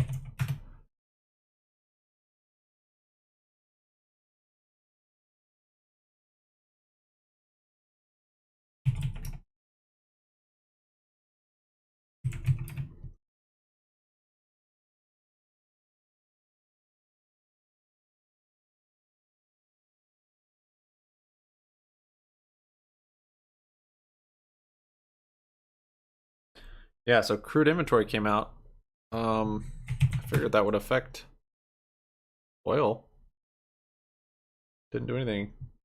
Says the U.S. crude oil stocks plus 7.647 m BBL in a week. Estimates were plus 2 million. So a lot, is that more, a lot more supply? So that should be bearish, right?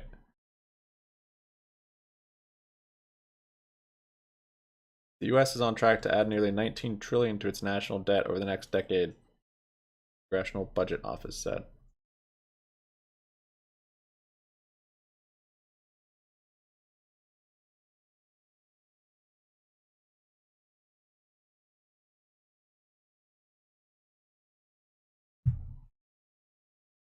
Oh, storage is down, so is production. I'm not sure.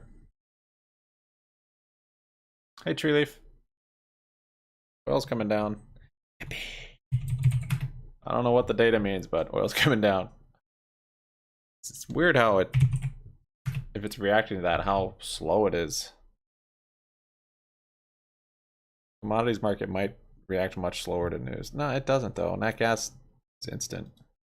So, maybe how much effect.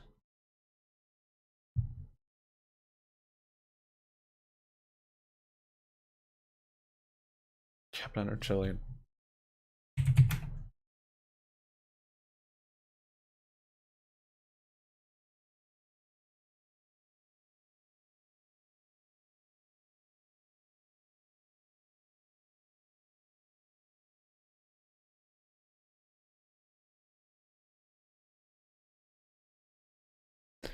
Instead of, yeah, I guess I'm doing it right. I was gonna say I could be doing cover calls in GME instead of using the margin for futures. I mean, it would be better, of course, if I'm losing money on futures, but uh, the IV on GME is just so low.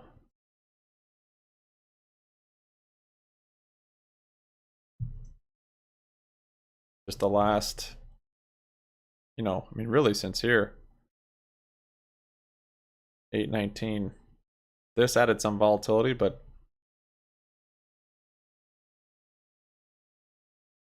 lack of volatility is really shown now on the options. Thank you guys for your thumbs up. Appreciate it. 19 of them.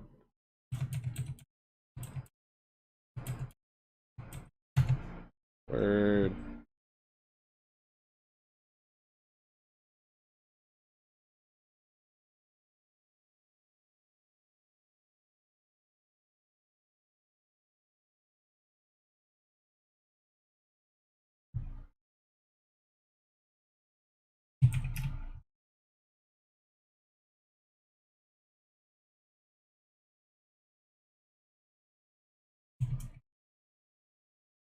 go oil.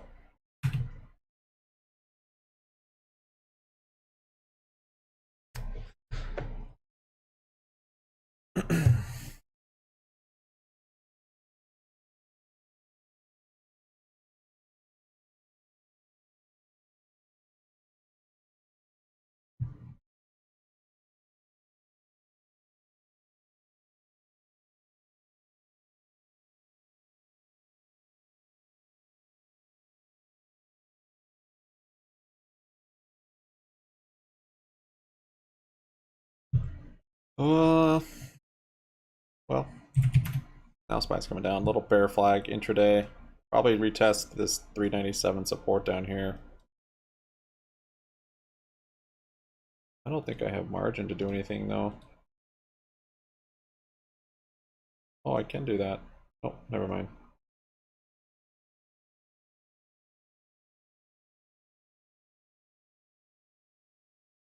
I smash on HPCO. Fishing. Yeah, HPCO was an interesting rally it had. That 1 day deal.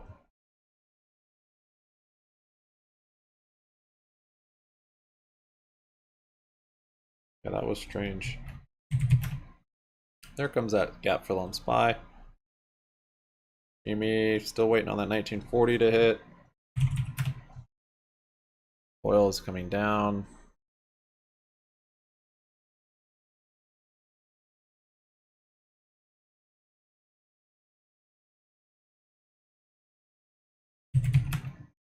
A little bounce there. I saw that. I saw you sneak that bounce. What the heck?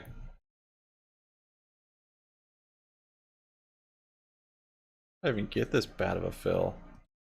I don't even think it hit my short price. How is that possible?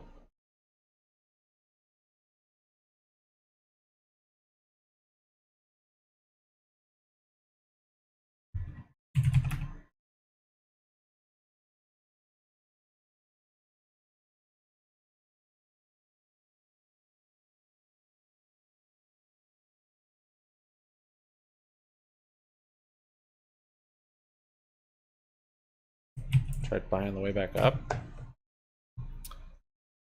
Oh, after it had its move.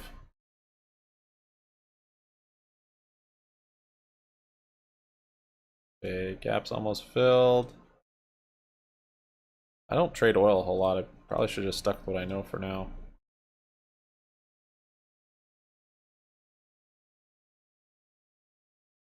I wasn't thinking. Well, the future is a big one.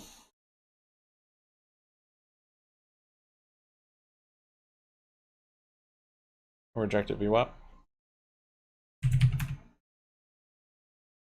don't know what ticker you're talking about. Oh, BBY. Oh, there you go. Yeah. Yep. Might break above a little bit like we had here. So yeah, it's got kind of a negative beta thing going on. There's the gap fill on SPY.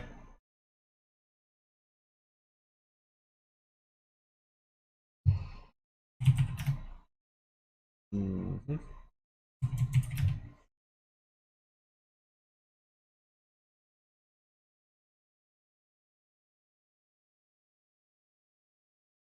Pretty big move down there.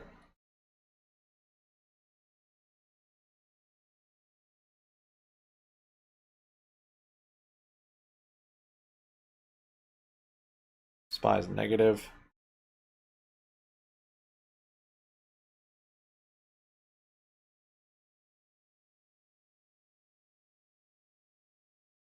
I don't know about SiriusXM's future.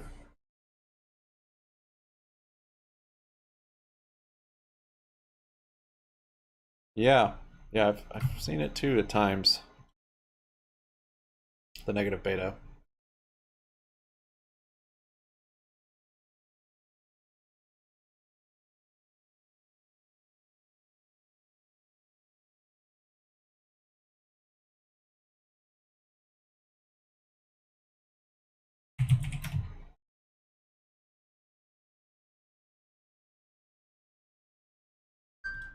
I'm not even sure why oil ripped. Russia plans to cut Western exports. Oh, that's right.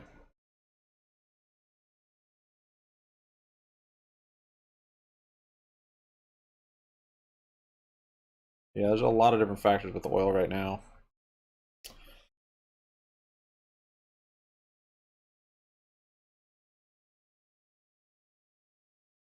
We're all living on hope, Furs, whether we know it or not. Hope.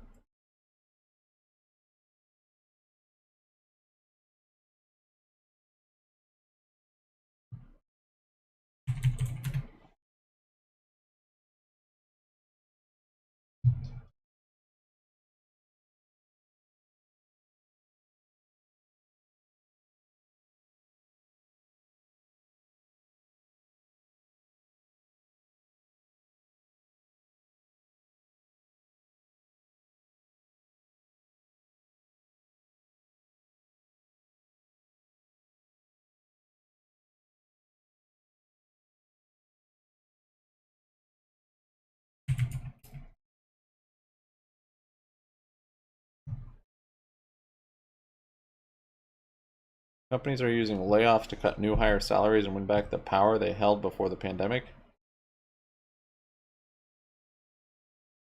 EU countries fail to agree war anniversary sanctions against Russia. Resume talks on Friday.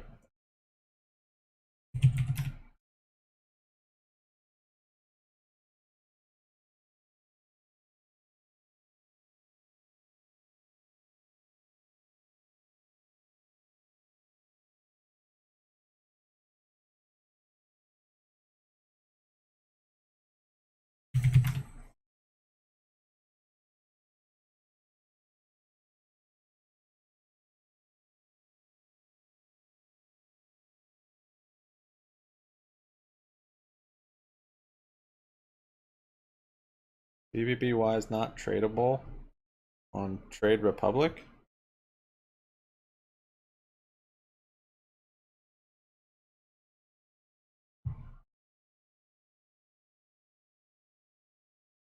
Month we've had November CPI inflation revised higher.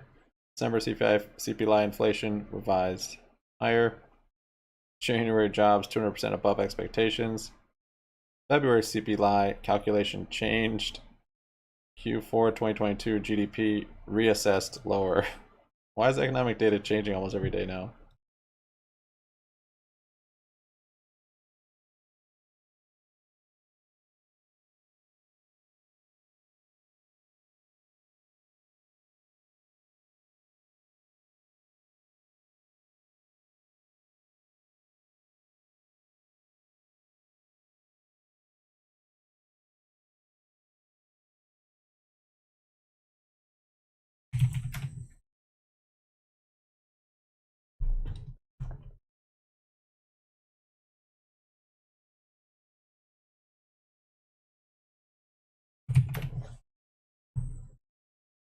Should have been patient. I guess, yeah, I was trying to position for nat gas. Nat gas move was pretty small from the storage numbers. Then oils was basically nothing.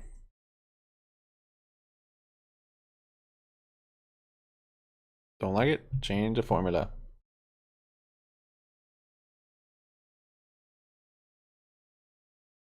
We're getting shorted, Holmes.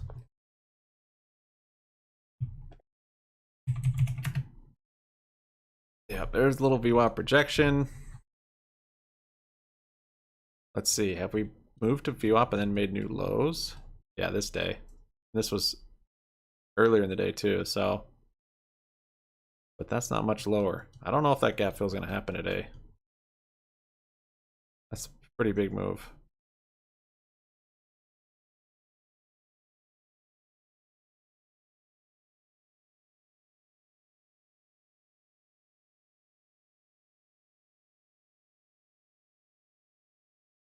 Nat gas back to VWAP.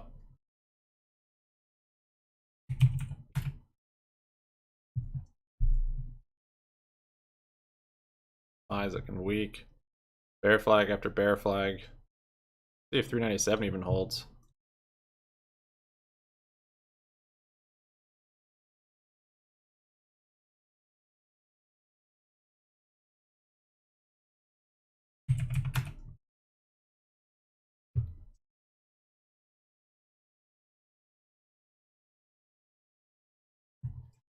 Don't like it?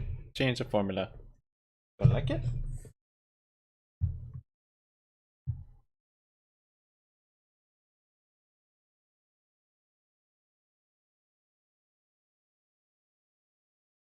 Buy's coming down. GME as well.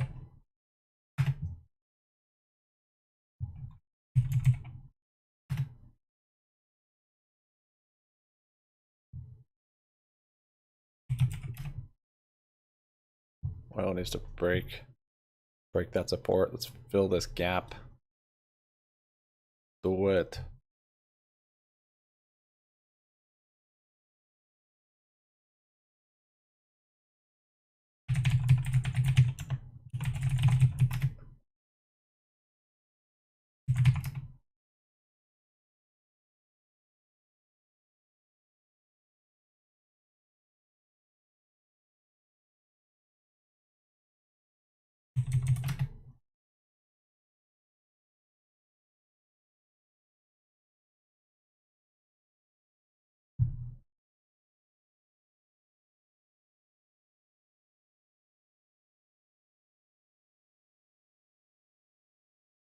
To 5% in less than a year, and the market's down maybe 12%.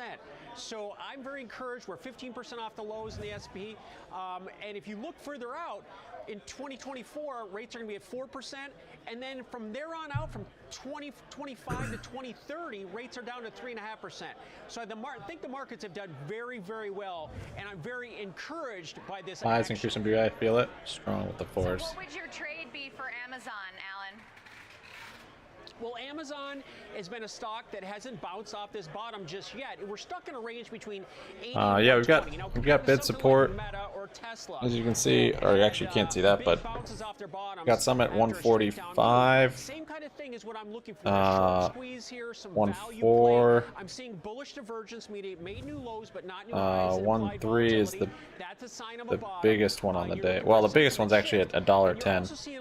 Leverage buying at these levels. That would be massive move if we made it down there today. Breakout of this range, this 40-point range targets 160. Not sure we'll get to that $1.03, but that one has 168,000 on the bid. Top at 120. I'm looking at Want to see two tomorrow? Option, the May 85 call. Well, which is very near that low. That's the risk with dip buying. And it's $11 in the money. You're trading, you're buying into downward momentum. So you don't know where that downward momentum is going to end. Also the risk with trying to time the bottom to the top. But scaling in works. That's what I think a lot of you guys are doing, so a little here, a little there. Recently failed at a key area around 117. We spiked Looking up for an coming uptrend. off, and I think we'll get it. You can see that trend that I was talking about. Don't know when, but I think it'll come. This is the 4-hour candles, around 147 down to 81. Alan mentioned we've been in a bit of a range. Here it is, 120 to 80. Here's that spike. GME is about to hit that 1940. And look at how Might be a big pop there. Let's see if there's Caroline anything on here. tested a key area of resistance that was Not even established anything on the way bid there. down. It was unable to take Maybe it'll it show out. up when we get bounced closer. around 142, 128. We're establishing areas of value at lower and lower levels, currently around 92 right now. SPY's coming down more. Finally, oil's coming down.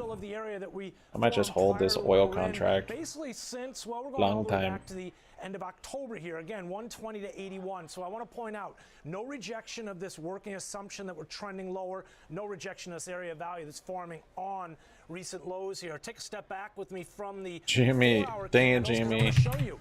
It's not just Quit basically pulling the going whole back to market with you August. Look, again. this goes all the way back to June, July. We're talking of 2021. We were up at 188. Dink, when are you going to buy more BBY shares? Oh, a little flush there on it. 1450 we hit. Right? In this instance, balance formed around 176 into the Maybe we beginning do of get that 2022. 130? I don't know. February of last year, we were around 150. We broke down again into the summer of last year, around 23. And here you can see currently around this 95 area since the fall of last year. Now, let's take another step back. So we've established we're trending lower on the 4-hour, trending lower on the daily time frame. Look where we are on the 50-day moving average, just above it. Holding Line below melting the 200, down. which for me, again, kind of in line with the trend we've seen. Look, a few tests of the 200. Each instance we failed. What I'm noticing here is RSI is actually accelerating to the downside.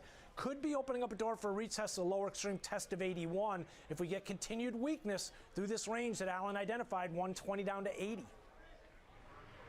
All right, Alan, want to give you the final word on Amazon before we move on now that Ben's poured cold water on it. He's skeptical about it. Our size, wherever sold in GME. What do you think? A little bit further to bring go up though. A lot of stocks that have a similar price pattern over the last months that we've done on this big three. And again, it's about the strategy as much as the stock. You're buying a limited risk Oil's option. bouncing Who again doesn't want there. to be long Amazon from $85 and have That is 3 a new months low, of time though. for this stock to make a move? I'm going to use Ben's words against him. Consolidation. Consolidation right now. We're consolidating between 80 and 120 for 5 months. The midpoint's 100. We push above 100, then we're going to go test those range highs once again. And guess what? If we get anywhere near those range highs, 117 again, Throws it's acid on doubles Jimmy's in value. face. That's 100%, my friend. Double down your That's how to position play at the 80 cents. All right, so still friends, but let's move on to the next one. You. Alan, your next trade is Cisco Systems, another bullish call here. Cisco off less than 1% today. 88's all-time low, so so far this if it year. goes below 88, Tell us about that trade. I would wait. Well, Cisco is a stock that finally had a technical breakout. It'd been 80 trading between cents. 40 and 50 for what, 9 months or something, 10 months, and it broke out last week. Now, I liked it a couple weeks ago, but I knew those earnings were coming out, and I didn't want to be surprised by something negative. Now, actually, there was a positive reaction to earnings, and The it SPY filled the popped, gap. but now we're Have a getting support second down here at chance as it comes back and 397. fills that gap. So I'm looking at that 50 level as something important to keep an eye on here, and so I'm looking at a July option, a July 45 Actually, if I don't call. close It's got out of 5 these, months of time. That I'm not option's gonna have trading margin about to even 6, close my and it's puts on $5 in the money. GME. Again, it's like being long from 45, and a modest forced to move day in trade this today. stock. The breakout of this range targets That 60. contract's up If we get to 60, 300%. this option's worth 15, which is more than That's 100%. crazy, actually. All right, so Ben, Alan talked It's about up that half the amount I technical lost in the breakout. What are you value of looking the when you look at shares. the technicals for That's why they Cisco? call it a protected put. So my 1,100 shares, they're down $1,000 We today. have Alan and myself on the same Puts, show. the 11 puts, Small win is are up both of us $500. agreeing on, in this instance, a pivotal area, as Alan pointed to, that $50 level. I'll show you exactly why I think so in just a second. But first and foremost, trend environment to the upside, a bit of a different scenario than what we were talking about with Amazon, from 38.60 up to 53.60. Currently, chop trade right now just below that $50 level. But let me show you exactly what I'm talking about here as I look at this hourly time frame. Areas of consolidation that formed at higher levels. Trend environment since mid-October, 42, 45. Thanks for your 20 likes, guys. Currently forming around. There's that 49, that 50 level that Alan mentioned. So that is significant in terms of a pivotal level here, at least 19 on and the a half hourly calls. end. You can see we're trending higher. Taking a look here at what's going on in terms of the daily. Doing a quick little This is a scalper little on bit of a different GME. Story. It does really speak Still think that to what we're seeing 1940 is as gonna far get as hit, but the range-bound type price activity, the significance of this 50 area, right? We've got an upper extreme 64, 42. Thanks, lower Drew. extreme 32, and look where we Drew are. thumbed up. smack dab Double in the middle. okay. So strength up and through this favors a retest of the upper extreme. Weakness, if we roll over, favors a lower extreme test around 32. Moving away from the daily candles, I wanted to show you what I'm looking at on the weekly. First and foremost, I saw a bit of a reverse head and shoulders pattern that formed, again, the lows 2018, 2020, the pandemic, and then recently, again, this $37, $40 level. High, new and you low. can also see how the middle of this range coincides with that $50 level. Again, going all the way back to 2017, pre-pandemic levels. And then I wanted to just show you what I noticed here as far as BBBY is not very oversold on the consolidation that 30 formed. minute, I Speaking wouldn't of say. that 49, 33 that is 50 area that Alan looking on that highlighted. What's a buck between mid-range. friends, right? But look at this, 26, 49, very But yeah, well-defined GME, trend higher, but yeah, a 5 minute definitely consolidation. is. Getting back to what Alan was talking Yep, about that's before true. in 30 terms minute of also. Amazon, you can see Cisco no stranger to that. So there's opportunity 146 and a with half. this in this range, but I still see a How trend can you tell environment showing to the strength upside when it's here. just algo? All right, so we Barcoding. can agree Oh, on, this is well, actually you a little can bit agree different. on one. So Alan, I'm almost hesitant Doing it to go lower on to the here. next. Weird.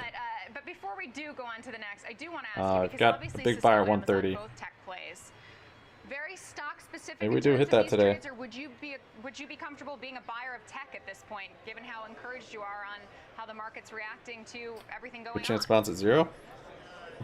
Well, I'm an options trader, and it's all about risk reward, and it's all about math and probability. I position myself for success. Now, Ben's going to say everything that I throw out here, he's going to say not yet. But the point is, if I'm in a position, a limited risk position, and by the time the chart gets to the point where he's going to say go, it's bouncing there. I've already made my money. So that's the point here, is by the time we get to the 60 level, which is a target in Cisco, or we get to the 117, little bounce, SFH. We've already doubled. I feel like it's maybe a little too soon, but and we can cash out and be successful. Nah. That's the way that I trade these markets. I use options as a vehicle, and I have plenty of time for these charts to develop with limited risk. Okay, so let's talk about your final trade. SLB, formerly known as Schlumberger, the oilfield services company. Why are you bullish on SLB?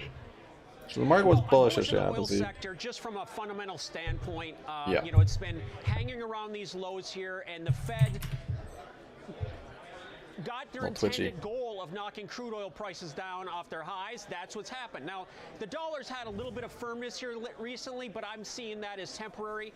So more downward movement in the dollar is positive. It's not like a theory that maximum pain is maximum pain. If we see the stocks closing at it is that's positive for oil. So doesn't have to happen. This is a stock that's stuck as well between 60 we noticed it on 60. GME. That's just that it closed at it often if they were kind of in control. Like a loaded spring, building and building energy. If it's this far away from it though, it's not likely at all. Like if it's close, then maybe it would magnet to it. Which is below that 50 level, and look in a position for success. But and it could be close by tomorrow. I mean, we could have a rally up to $1.75 today or something. Over the last couple 3 months, and then if it was close, maybe it would. It would. Year and a half, obviously. But. All right, Ben. Is Alan right? Are you going to say it's not like it always does at all. Well, let me just say that Alan brought our attention to the $50, $60 math, I think that's man. key as well. I'll show you exactly how my eye was drawn more the towards VIX 55 is like than that fake 50, math 60, though, but it's the range that we've been in. Towns Point, first and foremost, trend environment higher. You can see it's well defined from the $30 level back in July all the way up to, well, we'll call it 60 to Alan's high point there that he was referencing. And here you can see, again, I like to look for these coming areas down of value. more. 36. Had the right idea with my short. July, August, into September. Didn't we break hold to the it. upside. You get a high conviction trade, a breakout phase. Oil's moving down. Phase, and then we go back into that overlapping rotational. I guess it's probably worth it if we get a big move on oil. Repeating itself a couple times actually throughout the middle of October as we break out to the upside and then go again sideways. Allen's point, 50 to 60 is the range we've been in since end of September, October, and I've got my eye on the $55 levels, somewhat pivotal. We're below it right now, but given the benefit of the doubt to the bulls, considering the underlying trend here, stepping away from the hour, we're going to see, hey, that underlying building trend a position that gas alongside. And that move up from 30 to that 60 level, that's just a small this is blip on the radar in terms of what we've been seeing as far as the bigger picture. We're going all the way back to the spring of 2020 there on the left side of your screen. And in this instance, again, a very well-defined trend environment, 18, 28, 35. And again, this 55, 56 area is very much pivotal in where we are right now. So here you can see benefited out again to the bulls. As long as they're holding above 35, they're expecting to see a new area of value form at a higher level. Crude oil kind of struggling recently. It seems like somewhat range bound. I saw a couple large builds, and we've seen there it comes. There comes the oil. Taking a look here real quick. Coming down with the market. Hovering around the 50-day moving average. Dollar's starting to grind up some. 55, that range we're in, well above the 200, speaks to what Alan was talking about in terms of longer-term strength with crude oil, and it's been doing well. You can see briefly below the 200 back in June, July, around 30. 31, but it didn't spend a lot of time down there, and we saw limited migration of value to the downside. The one thing that has me a little bit concerned, RSI has been coming off a bit here. We've been seeing some lower highs. Something to keep an eye on, especially if it continues. It could lead price lower at this point, but definitely watching here. Again, trend environment to the upside here and at a pivotal area in the middle of the range that we've been establishing. All right, so Alan, almost sounds like an agreement. So 2 out of 3 isn't bad. But we'll have to leave it there. We're all didn't mention his Head and Shoulders. Smiling here, it looks like. Alan There's Heckman my key. at bullseyeoption.com. Ben Lichtenstein, thank Getting you close to so much support, for but being here. Coming up next, that's we're just going close, to spotlight Etsy closer to it following flushing. its earnings report. We'll talk to the analyst at Morningstar, covers the stock, and get his thoughts next on Trading 360. Stay with us. We'll be right back.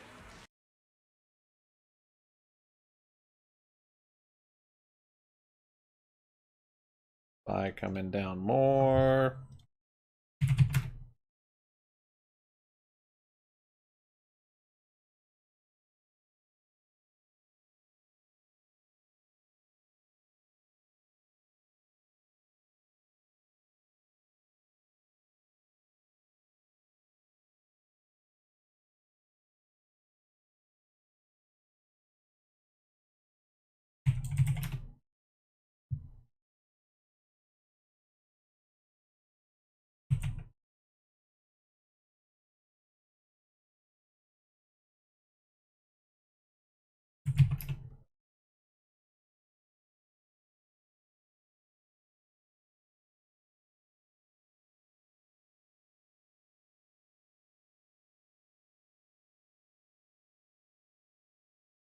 monthly mortgage payments on an existing medium price single family home.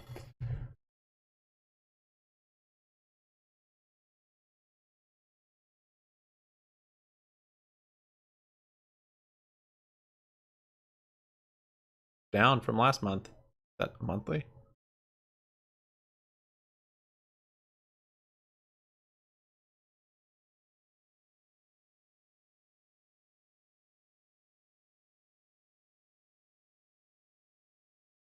Goldman Sachs said San Jose, Austin, Phoenix, and San Diego will see home prices decline, peak to trough of more than 25%.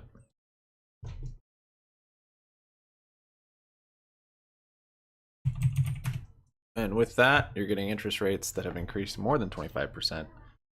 So mortgage payments don't really help. Not any lower.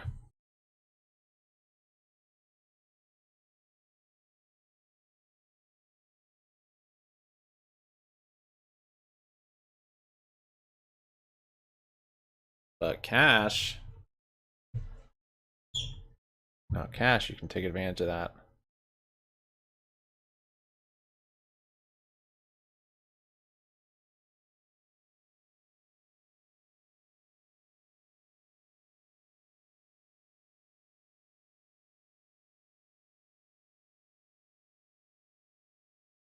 S&P just barely below the unchanged line. Same with NASDAQ and Russell. So seeing red, but stocks going a whole lot of nowhere right now.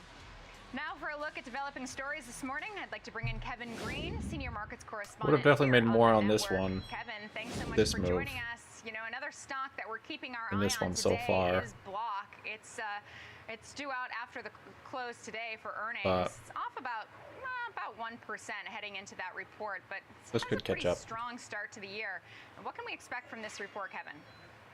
Yeah, it's going to be a very interesting report here, Caroline. We are actually having an implied move of about 10% to the upside or downside here. So the street is actually looking for revenue to come in at $4.53 billion. The adjusted earnings per share estimate coming in at 27 cents. There's a pretty wide range with that estimate at this point in time. Not a lot of coverage on the name, and then also due to the underlying businesses that they have their hands in here. First and foremost, we have transaction-based revenue. That's going to be about 33% of their overall revenue mix. That's really the Square side of the business, the point of sale, completing transactions, things of that nature. Then they have subscription services revenue. That's going to be really on the Cash App side, more of the retailer, more of the customer actually transacting business between each other. And then also Bitcoin revenue, which is 39% of the overall business. And so that's going to really be the focal point for this earnings announcement. As we saw in the last quarter, Bitcoin took a pretty significant move to the downside after the FTX collapse, as well as some of the other events that happened in Bitcoin. So we are going to be keeping an eye on that number, but also looking at their guidance and their outlook moving forward. We know that Bitcoin and other crypto assets have moved to the upside here in the new year. That might be a little bit of a tailwind here for the company in itself. So overall, a lot of anticipation going on within this name. It's kind of a mixture between buy now, pay later, Bitcoin, as well as just transaction volume in general here. So we've seen bad earnings coming from Affirm. We've seen really good earnings coming from names like PayPal and Visa, and so it's just going to be a very mixed bag, and I'm looking forward to seeing RBT's up 16%. Yeah, and if they're MGAM. anything like Coinbase, despite that tick higher that we've seen in Bitcoin since Q4, it seemed like they were pretty cautious to say that Yeah, will good actually bottom be on tailwind. MGAM. I think they used the word evolve to talk about the markets, which we know can be so choppy. Have to leave it there. Kevin Green, senior markets correspondent for the TD Ameritrade Network. Thanks so much for bringing us up to speed on Block. It's time to spotlight Etsy now, and for that, let's welcome in Sean Dunlop, equity analyst at Morningstar. Sean, Talk about thanks Etsy so so much. much. For joining us. Etsy, a loser today, down about 3%. Initially, we thought this one was going to be a winner after earnings, but it was a pretty mixed quarter, mixed guidance. Investors definitely appear to be focused on the negative today. What's your takeaway? Yeah, I think broadly positive on sales momentum, a little bit of pressure on the margin side. Net, we don't really expect to move our $170 fair value estimate. So the long-term thesis is pretty well intact. It was Low great volume to see straight the firm down. generate a little bit more traction with male buyers. That's to be I think expected. we saw a little bit softer cohort retention than maybe some people penciled in with the release of the K this morning. But by and large, you know, this is a super discretionary marketplace, very cyclical business, and so a lot of what happens with Etsy ties to the macro environment. Yeah, so much to break down there. I want to get to what gets it to 170 in just a second, but kind of looking back first. Etsy says it's 3 times bigger in terms of top line, in terms of revenue growth than it was before the pandemic. What's driving that growth?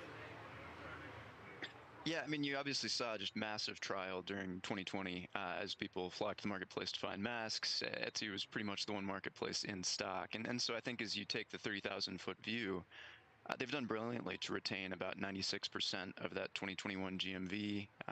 Buyers continue to return to the platform. You've seen their annual spend gap up to $132 per year on the core marketplace. That's about 8% annualized growth over those last 3 years. And so that's kind of where we are today. That core marketplace is now about 2.4, 2.5 times what it was in 2019, and that has sweeping ramifications for profitability, for reach in its key 6 international markets, and obviously for its competitive position as well.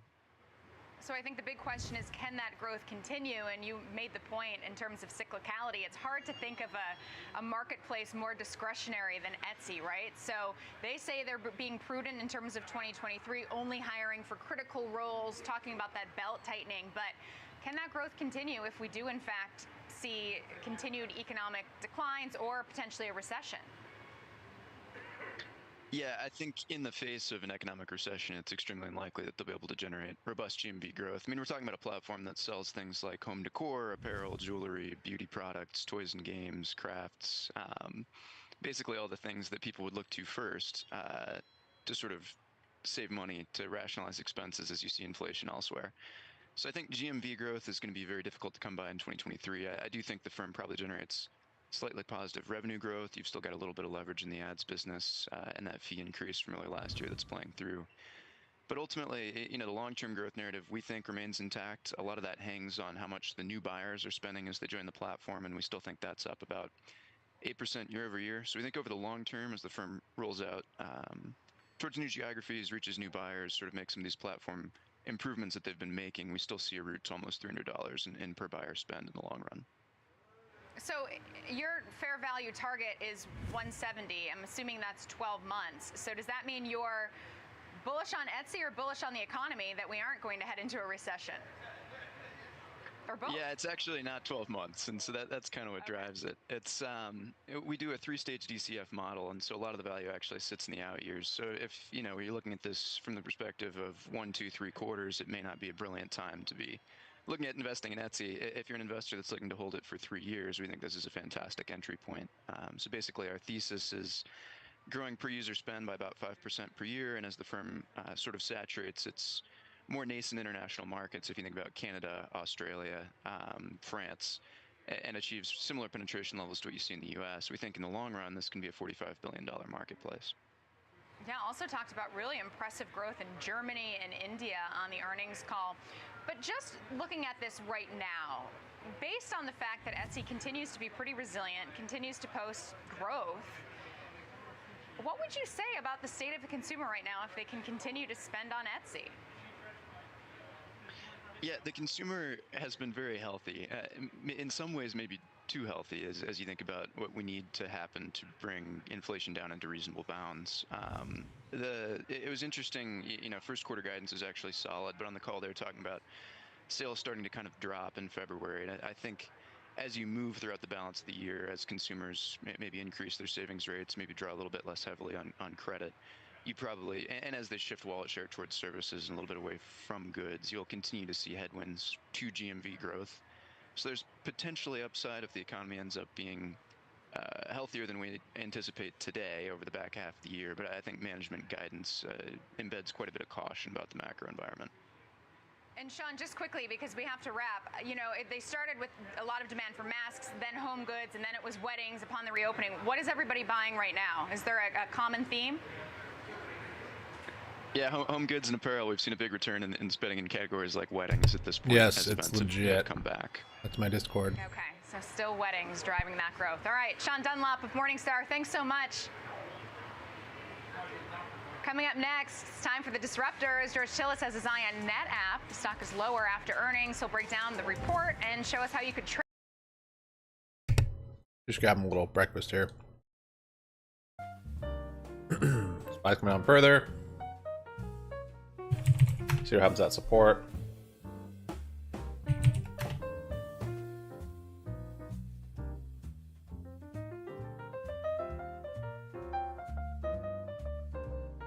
I'm wondering if I can make a transfer.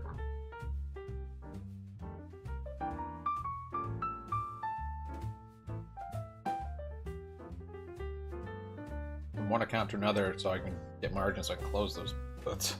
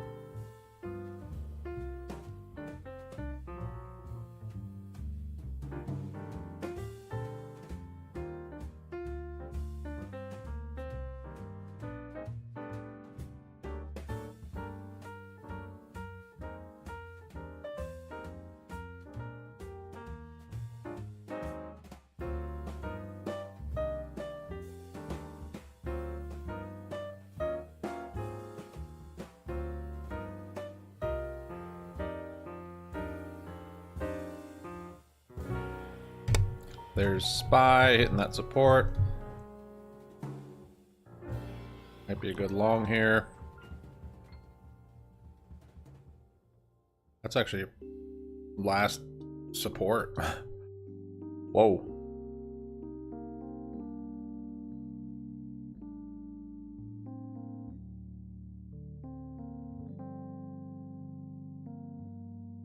And it flushed through it. Holy bearish.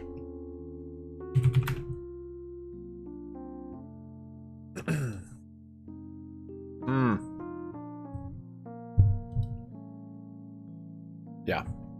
My short on the ES would have been much preferable to the oil one so far. Oh well. Hey, Jan. I intermittent fast. Jason.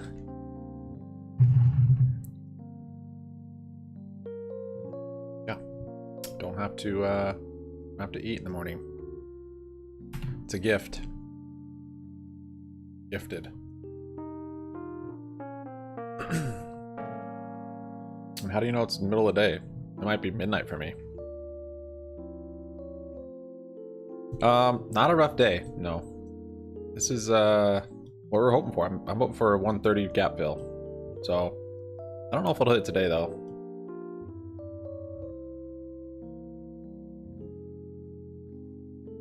Maybe we'll ask for your number. Yeah, there's a lot of bots in that one. So yeah, you can jump on. If people are asking for your number, then just don't give it to them and you can report them. Obviously, but mine isn't too big to where it's full of scam. I don't think. If there is, we rid ourselves of it very quickly. Yep, there's a little wick down there. Oil's bouncing.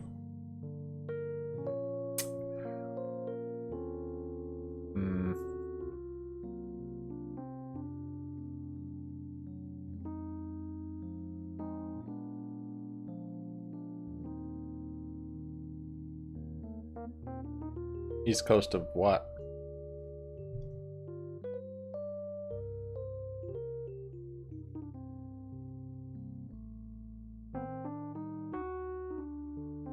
USS Graham condemns South Africa naval exercises with Russia. This February, Americans could spend as much as 2.3 million on eggs.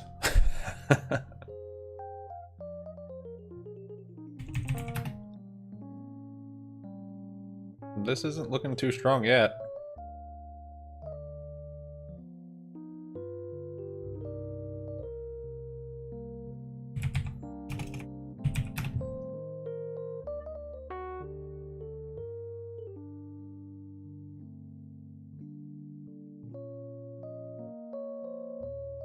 Hey Ryan. Thank you, appreciate it, man. Hope you're having a good day at work. USA, that's speculation.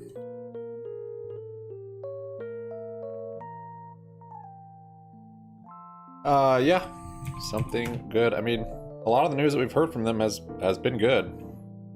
Really. It's been spun in different ways, but it's mostly all been good. So, good news with a declining stock price is nice. Because if you see this has value, it's just getting cheaper and cheaper.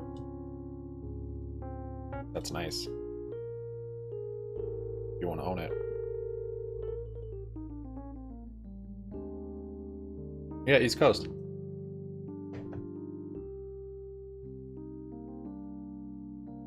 Average down if you got bill. Yeah. It's a bit rigged. It is. And that's why it's nice. It's a gift. When good news comes out, it goes down. Yeah, I'm with you on the gap fill average down. I'm gonna scale in some there. Not gonna go crazy because could keep going, but that is one of my targets. I'm glad I closed out of my 1.5 cash secured puts though, because those would have been in the money right now.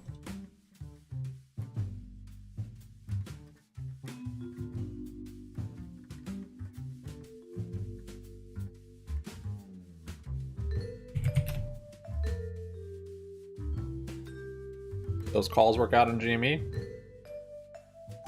Pretty mellow bounce so far. That gas hanging out at BWAP.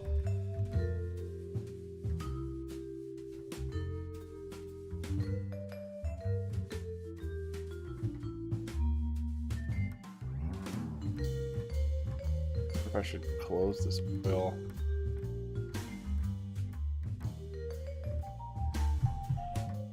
Well, I missed this move, but it's okay.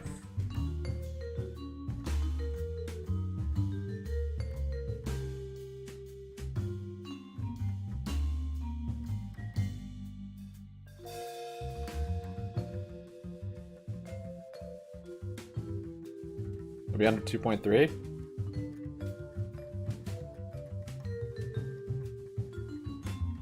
Yes, you probably are being silly putting that money into it. Very much so. Alright, see you later, Ryan.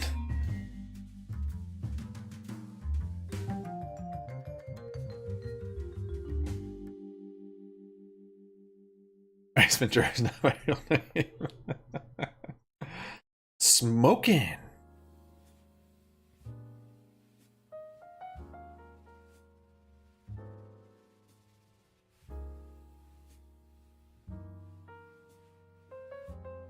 Not much support here on SPY, oddly. BBBY, I've got 172,000 at $1.45 on the bid.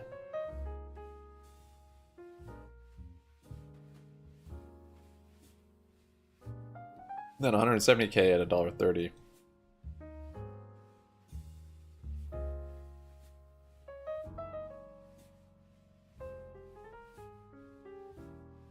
Yeah, SPY's very weak.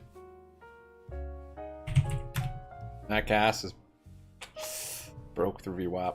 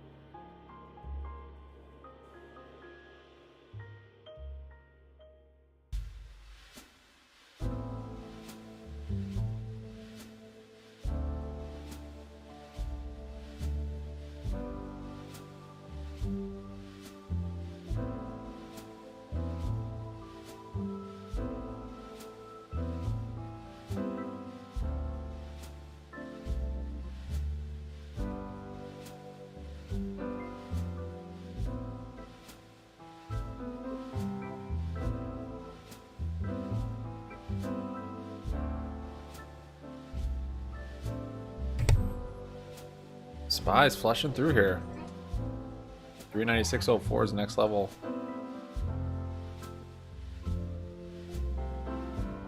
Everyone other came out.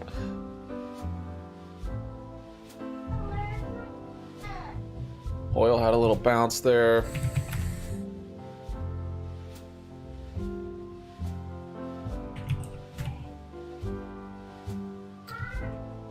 Shoot.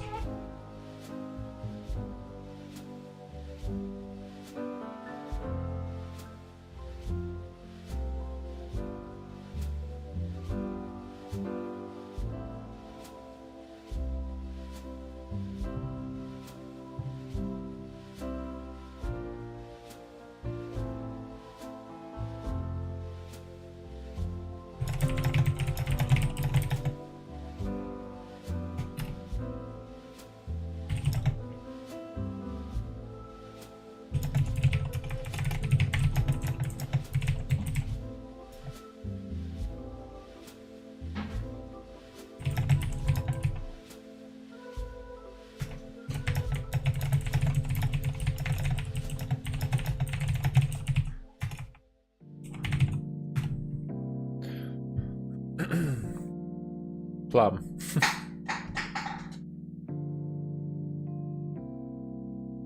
It's early.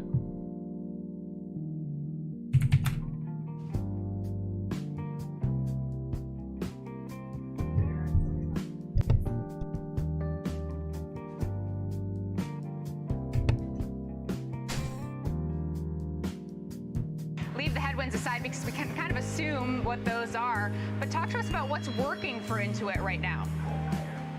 Well, I think their small business, if you want to put it that way, is very strong. I mean, they had a 79% retention rate on QuickBooks. The other thing about QuickBooks is, remember, they have big accounting partners like Price Waterhouse that sell their products in droves because it makes it easier for the accountants at Price Waterhouse to deal with their business clients when they're all using the same software. So I see that makes them kind of sticky. The other thing is, we talked about acquisitions. Their MailChimp acquisition actually delivered 13 percentage points of their 29% top line growth. Yep, and I think our descent continues. Going forward, I think the street is kind of excited perhaps about maybe with that and Credit Karma and their AI that they're using a little bit to direct calls and everything, they think maybe they can get more of a small business suite of apps, CRM and all of that. So I think that we'll see some commentary on that, their future plans, which could be kind of exciting.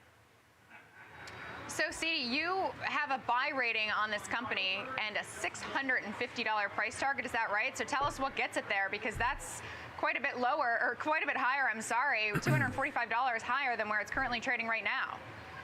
That's because Intuit is, they're the dominant vendor both in small business as well as consumer side.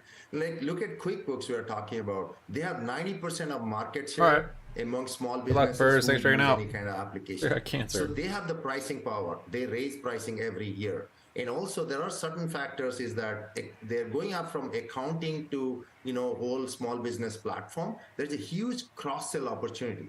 In payment business, people don't know that Intuit has this very underappreciated payment business, but their total payment volume is $125 billion. It's as good as any fintech company. There's so many assets that are underappreciated for Intuit.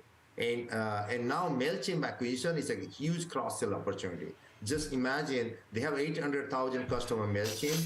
Now Intuit can take MailChimp and cross-sell into like 5-6 million of small businesses that uses QuickBooks. So huge cross-sell opportunity. On the consumer side, same thing. As you know, TurboTax is the dominant DIY software. And now with Credit Karma, they can start cross-selling. And a lot of opportunity you can see even on the Credit Karma side becoming Credit Karma becoming a center for consumer finance. So when I look at it, I see that there is so much upside to earnings, not only revenue and earnings, and that's why we think that they can not only BWAP now. See earning upside to our estimate, but also you'll see multiple expansion. That's why we're $650 price target. I'm just scrolling Been through actively trading Refinitiv's list stocks here. for a year. Good, so you have a I good think understanding. You're definitely by far the most bullish analyst on the street.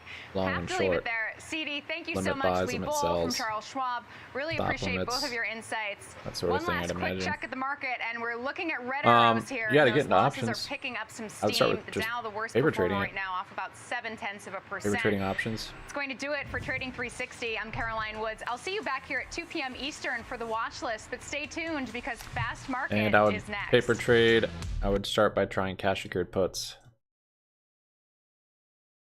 Practice on stocks that you want to own. You'd want to own in a long term, 5-10 years. Something that is, I think will be around, or something that you use. Something not that speculative. Something that people have heard of. And yeah, do cash secured puts. See how that goes. Nice. You have a long term, or is it just you trade with all of it? With the 60 invested. That gas is now flushing. I wonder if it kind of comes down with the market at times. I think I've seen that. Fund.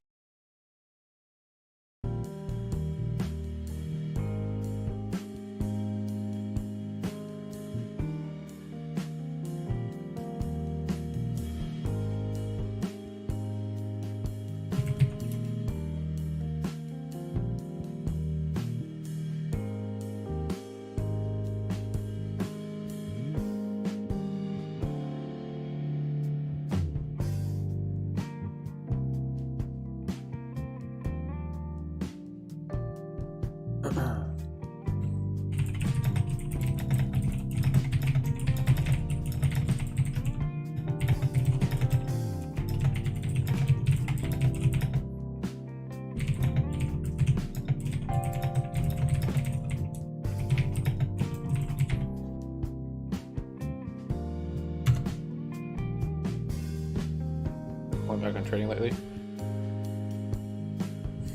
New lows on SPY.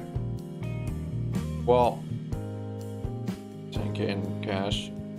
Yeah, I mean, if you're using all what you have invested in trading, it's like going to the casino and just living there. In a sense. I mean, some people can do it, but basically, the house is always going to win. So timing the market is difficult, can be done, but having a long term that can just grow and you can own assets that you know and use and gain in value or pay your dividend really is the best way to make money in the market over a long period of time.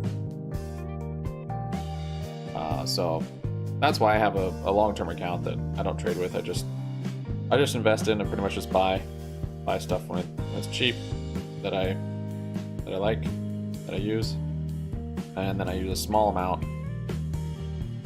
amount to trade with. However, the option strategy I told you about, cash secured puts, is it kind of blends both of it. It's very safe, and it's a way to go long on stocks that you maybe want to hold in a long-term account. So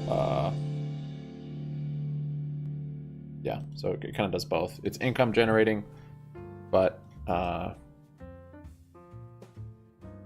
it has the backstop of basically an asset that you'd want to own. Bye, dude. Weak. 3K shares on Bobby. Nice. I haven't invested in SPY long, but I'm considering it once we hit a bottom. Just putting some in SPY. Definitely considering it.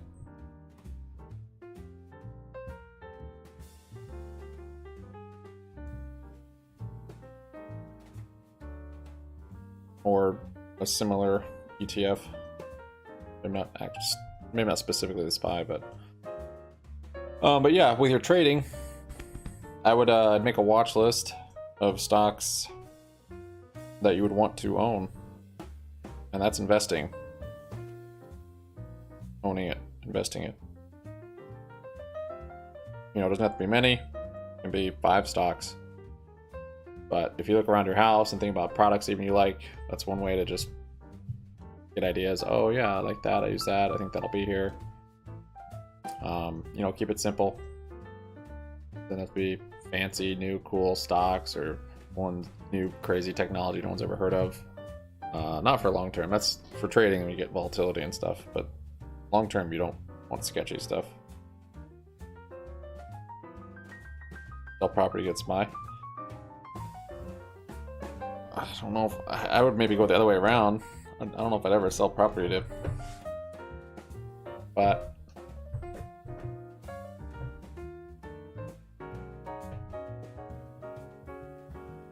yeah. So that's why I say, yeah, I can tell you option strategies for income and the best way I think to get started.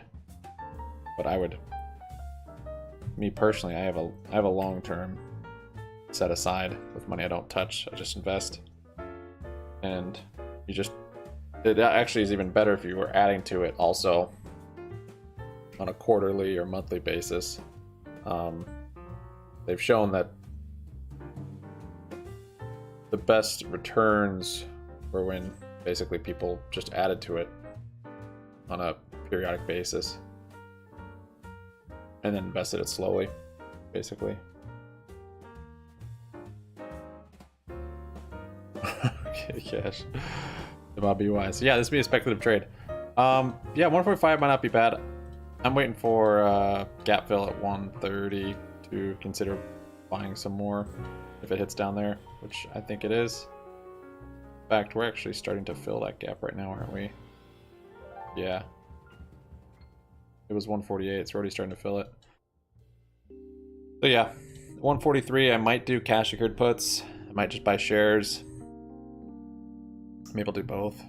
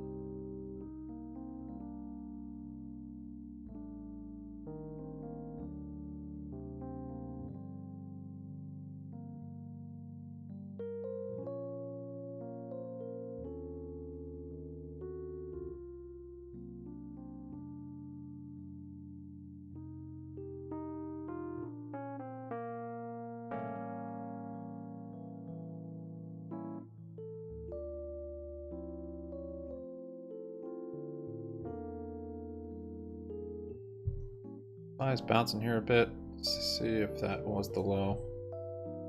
396.04 what I had, but be somewhere thereabouts, I suppose. Reactions we saw from analysts today were absolutely astounding. I mean, Credit Suisse called NVIDIA a difficult stock not to own at this point, maintaining it as a top sector pick. We also saw Goldman Sachs saying their decision to remain on the sidelines in anticipation of a pullback in NVIDIA fundamentals was wrong, basically admitting their fault that they were late to the game in this AI race. And then Rosenblatt also said NVIDIA's AI play is accelerating in a way that will have disruptive implications on not only its competitors, but the world at a large. So those comments to me really stood out. We are seeing so many analysts up their price targets today. NVIDIA leans to more neutral and bullish ratings. I didn't see any sells today. And just all in all, it's all enthusiasm over AI, which makes me, I guess, a little bit concerned. Are we getting too excited about a concept that is still relatively new?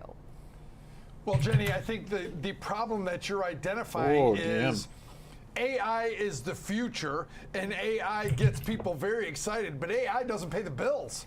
right? I mean, this company probably has to do well in gaming. They has to do well in data centers. Maybe even a little crypto in there. That's true. No, it probably goes up. Given them a leg up in this market. I know. I'm used to the spoiled housing market in the States that we've had the last 2 decades. That's all hope. So yeah, that's valid. That AI is going to be great, I like it. and they're going to be the leader. Which I don't doubt that they will be a leader. I don't doubt that AI will. I was actually looking at land last night. Right now, Jenny, they have to pay the bills with gaming. I want to find something cash. And data centers.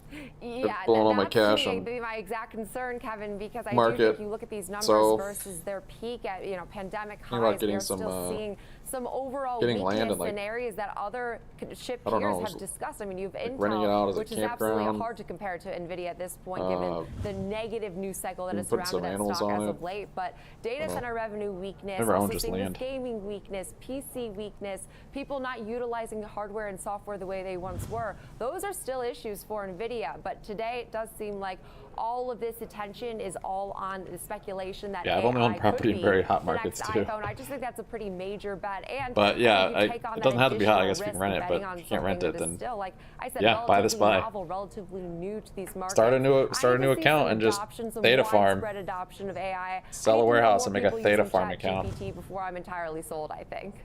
Yeah, I think the total addressable market, or TAM, on this AI segment is what they're expecting to be, the future for this company moving forward. All right, thanks to Jenny Horn, markets correspondent here on the network, breaking down NVIDIA post-earnings. But now let's bring in Nathan Peterson, Director of Derivatives at the Schwab Center for Financial Research. Nathan, welcome to the show. It seems like we got some good, corporate news on the NVIDIA side. It's not helping support equities here. But if you look at the macro data, that's still a thorn in the side of the equity market, it seems. BBY, hit that low. Yeah. Think you never answered me. Are you going to get more BBY? Oh, you did. Never mind. You said 80 cents. Really you gave some smug remark. I'll double my position at 80 cents. With the Fed doing what they're doing in terms of raising rates. They've been doing it since last that's kind of what I see too. It looks like the consumer's hanging in there. We saw retail more automation, sales. We saw the more you increase the minimum wage, data, the more it's going to push for technology to get rid of workers. Strong, and pretty simple. Employment looks to be strong. People that run businesses want to make money. They're not there for charity. Non-farm payrolls report, and then maybe force them to the realization, pay someone more than they also pay a machine to do it. They're going to get a machine. Looking at last week's data. And that also means that the Fed's going to be hanging around longer and potentially higher, so there's going to be negative implications there. And, data farming. I got to say, it's slow. It's tough for the bulls right here, right now. But it's profitable, guys, just like a farm. You look at the technicals. You just got to let it. It's bearish. Let it grow. That's no other way to really call it. We've got a bearish engulfing candle today. Kind of a theta farm. 4,000 on the S&P, just selling which is options. a critical level. 4,100 was a critical level as well. We lost that. Hey, have you have you set up a paper account yet? Paper traded some stuff. Composite is below 11,500. Is going to come down more. It's right around that 200 SMA. It tried to bounce off of it yesterday. Let's see what happens. It's still above it right now. And then you go to valuation. You say, okay, well, where are we on the S&P? Does that convince me to go out there and buy? Well, we're fairly valued, but we're not cheap. And then you go to the bond market and you look at a one-year Treasury yield, and it's 5.04%. And that's competition for an S&P 500. And when you look at the big bank year-end targets on the S&P, the brunt of it is between 38 and 4,200. So I can get a relatively risk-free rate. Remember that cover call we did on a one-year GME? Treasury, or I have this uncertainty with inflation in the Fed. And by the way, the 1 year is at a new cycle high. That kind of speaks uncertainty in terms of inflation in the Fed. So that's the competition, and that's what the bulls have to contend with right now. So the thesis for why to get into equities right here, right now, I think is a little bit difficult. Yeah, I definitely agree with that. And if you look at, Nathan mentioned the Fed here, Kevin, and my question is, Fed's data dependent, right? Well, the data is showing the job market is still robust and a thorn in their side at this point. Yeah, I mean, NVIDIA you should, come down with the market. should they And look the market's at when not going the up. market is kind Market's of definitely behind bearish. the curve So as far as the terminal rate goes. now that all the pace IV has been crushed these from rate earnings, hikes, maybe they go 50 might be a nice basis short. You're points right. next month A good call. during that meeting on the 22nd. But then also, you know, You have paper what data count? You would have make up support calls? that, hey, we're going to cut rates Use by your the end of paper the year, count. because we've been talking Use about it. that for weeks Sell, here, that the market's pricing in the 1.5 fact that, strike hey, cash they good might puts cut on rates, and BBBY for next I Friday. just don't see it.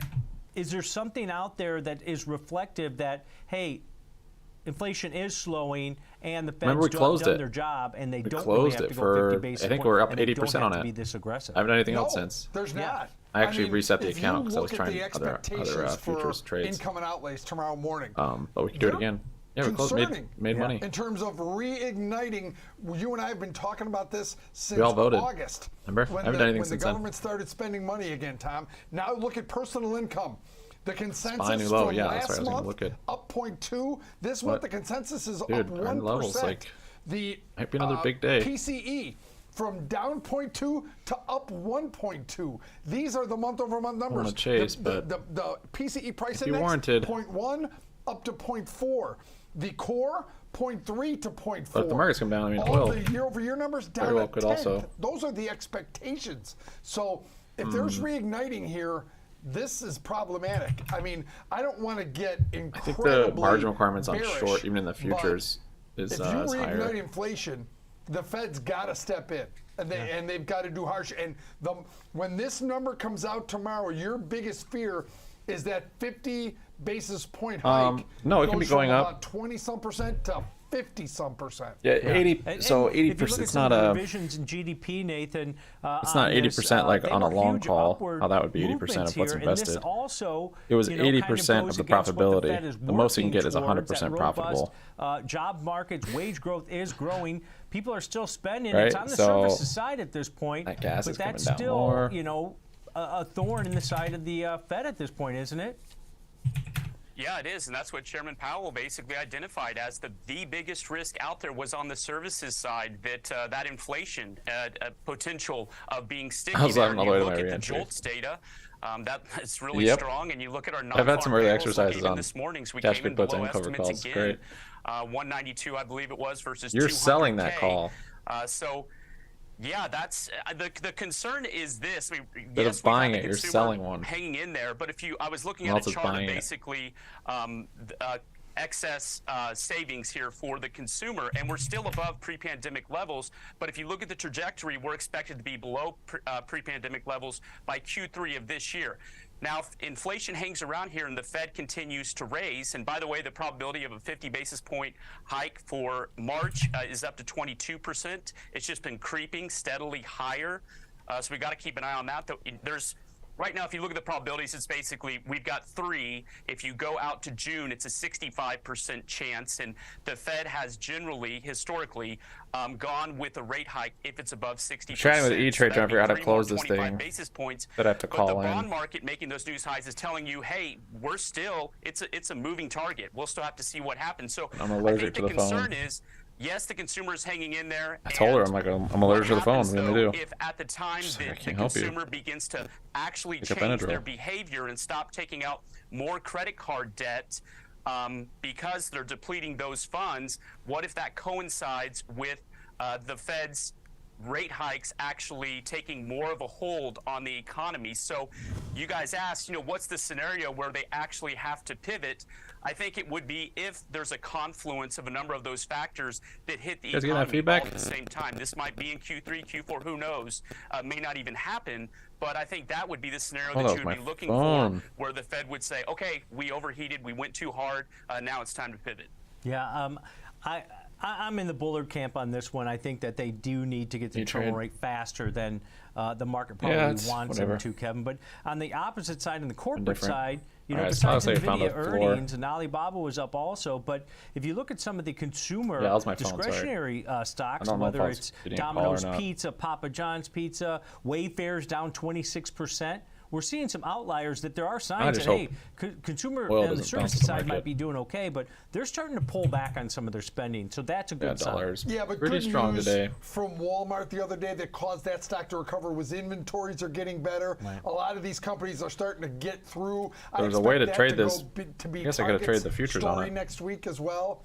So I'm looking at some. There's a lot of. We kind of nailed this with this RSI cross-currents, divergence on right? here. This market right now, in terms of some of the data you're getting, bottom is on the messy. dollar. You're getting recoveries in some of I these just extremely tried to beat-up trade the SPY to the sectors, downside. like chips.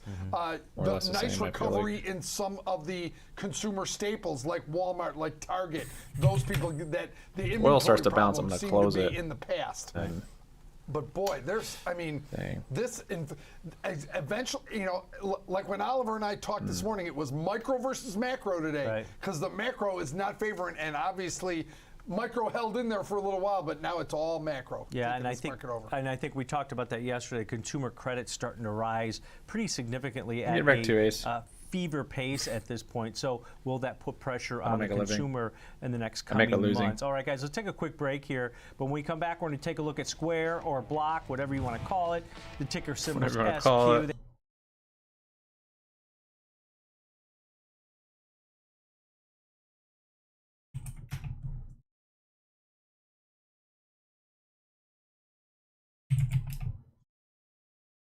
all right, Ace. So go to your paper account. I'll do it with you. See.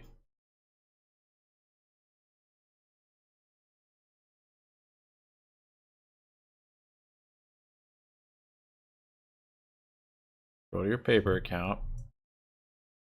Type in BBBY. There's my Apple put. Oh, and here's my that was my short on oil on the. Yeah, it's kind of, it doesn't move very big, but it takes a lot of margin. It's not great, that CL. I don't know. So I kind of like nat gas, then even ES. Let's go to BBBY and go to the option chain if you can find it. Go to next week. We're gonna do 1.5. We're gonna stay in the money. Yeah, it's pretty aggressive. One though is still, there's no premium. So we'll go 1.5. So click somewhere, bid or ask. If you want to sell these, 1.5 put next week on BBBY. Sell as many as you want, as many as you want to afford. So to sell this many, it's going to tie up $1,000 in capital. So it's tying it up. It's not spending it. They're using that as collateral, basically. So once you close out of the trade, you get that collateral back. But when you open it, you lose that collateral. Or no, I'm sorry, this is the credit.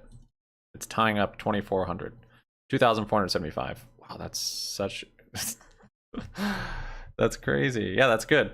So it's tying up $2,475, and you're going to receive $1,000, $1,017.50 credit to sell 50 cash secured puts at $1.50 for next Friday on BBBY.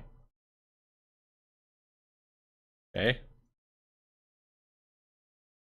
So send that, and it's got to get filled. But basically, you do that trade. Change the price here a little bit. That's really good. I think the Ivy's really good on these still. We'll just put it the bids. We'll get filled. Thanks for receiving $1,000 by next week.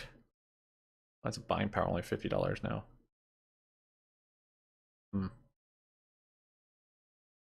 Put 1.5 strike, sell. I think that buying power is broken. But anyways, there we go. You can figure out the buying power. So you're agreeing to buy 50 shares. So 50 shares of BBB, or no, sorry. 50 contracts is 5,000. You're agreeing to buy 5,000 shares of BBY at $1.50. So if you want to buy BBY at $1.50, you want to buy 5,000 shares, it costs you $7,500. That's the capital you're tying up. 7,500. So they hold that as collateral. And to sell those contracts, you're getting a credit. Credit in this case was $1,000.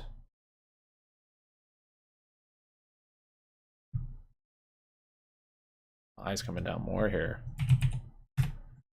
Not a real bounce. Just a little bear flag.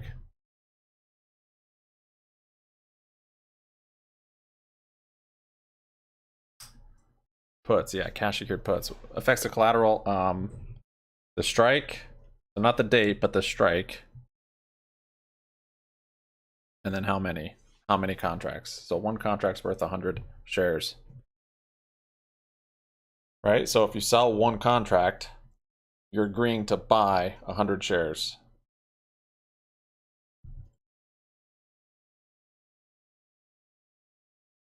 So, yeah, I didn't have to do 50. I was just trying to show you with bigger numbers because to make it more enticing.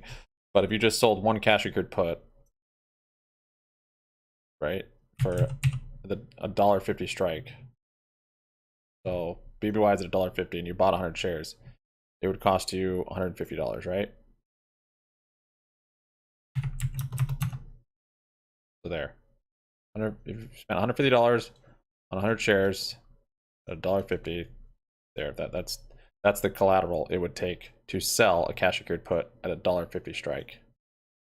And then you're gonna receive a credit, though. The credit is the money you make on it. That's all the money you're gonna make on a cash secured put is the credit. And you get that right away. They hold the collateral, but you get the credit right away.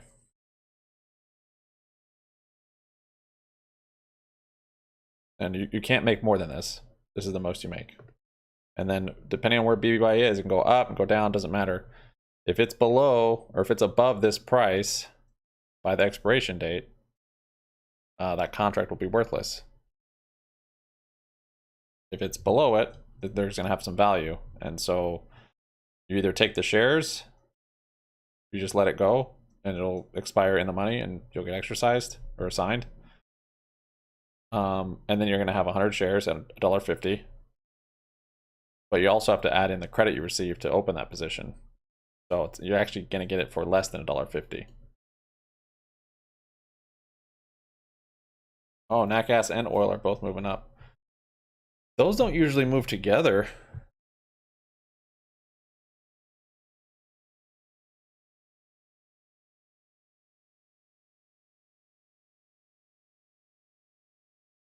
Nat gas is rallying.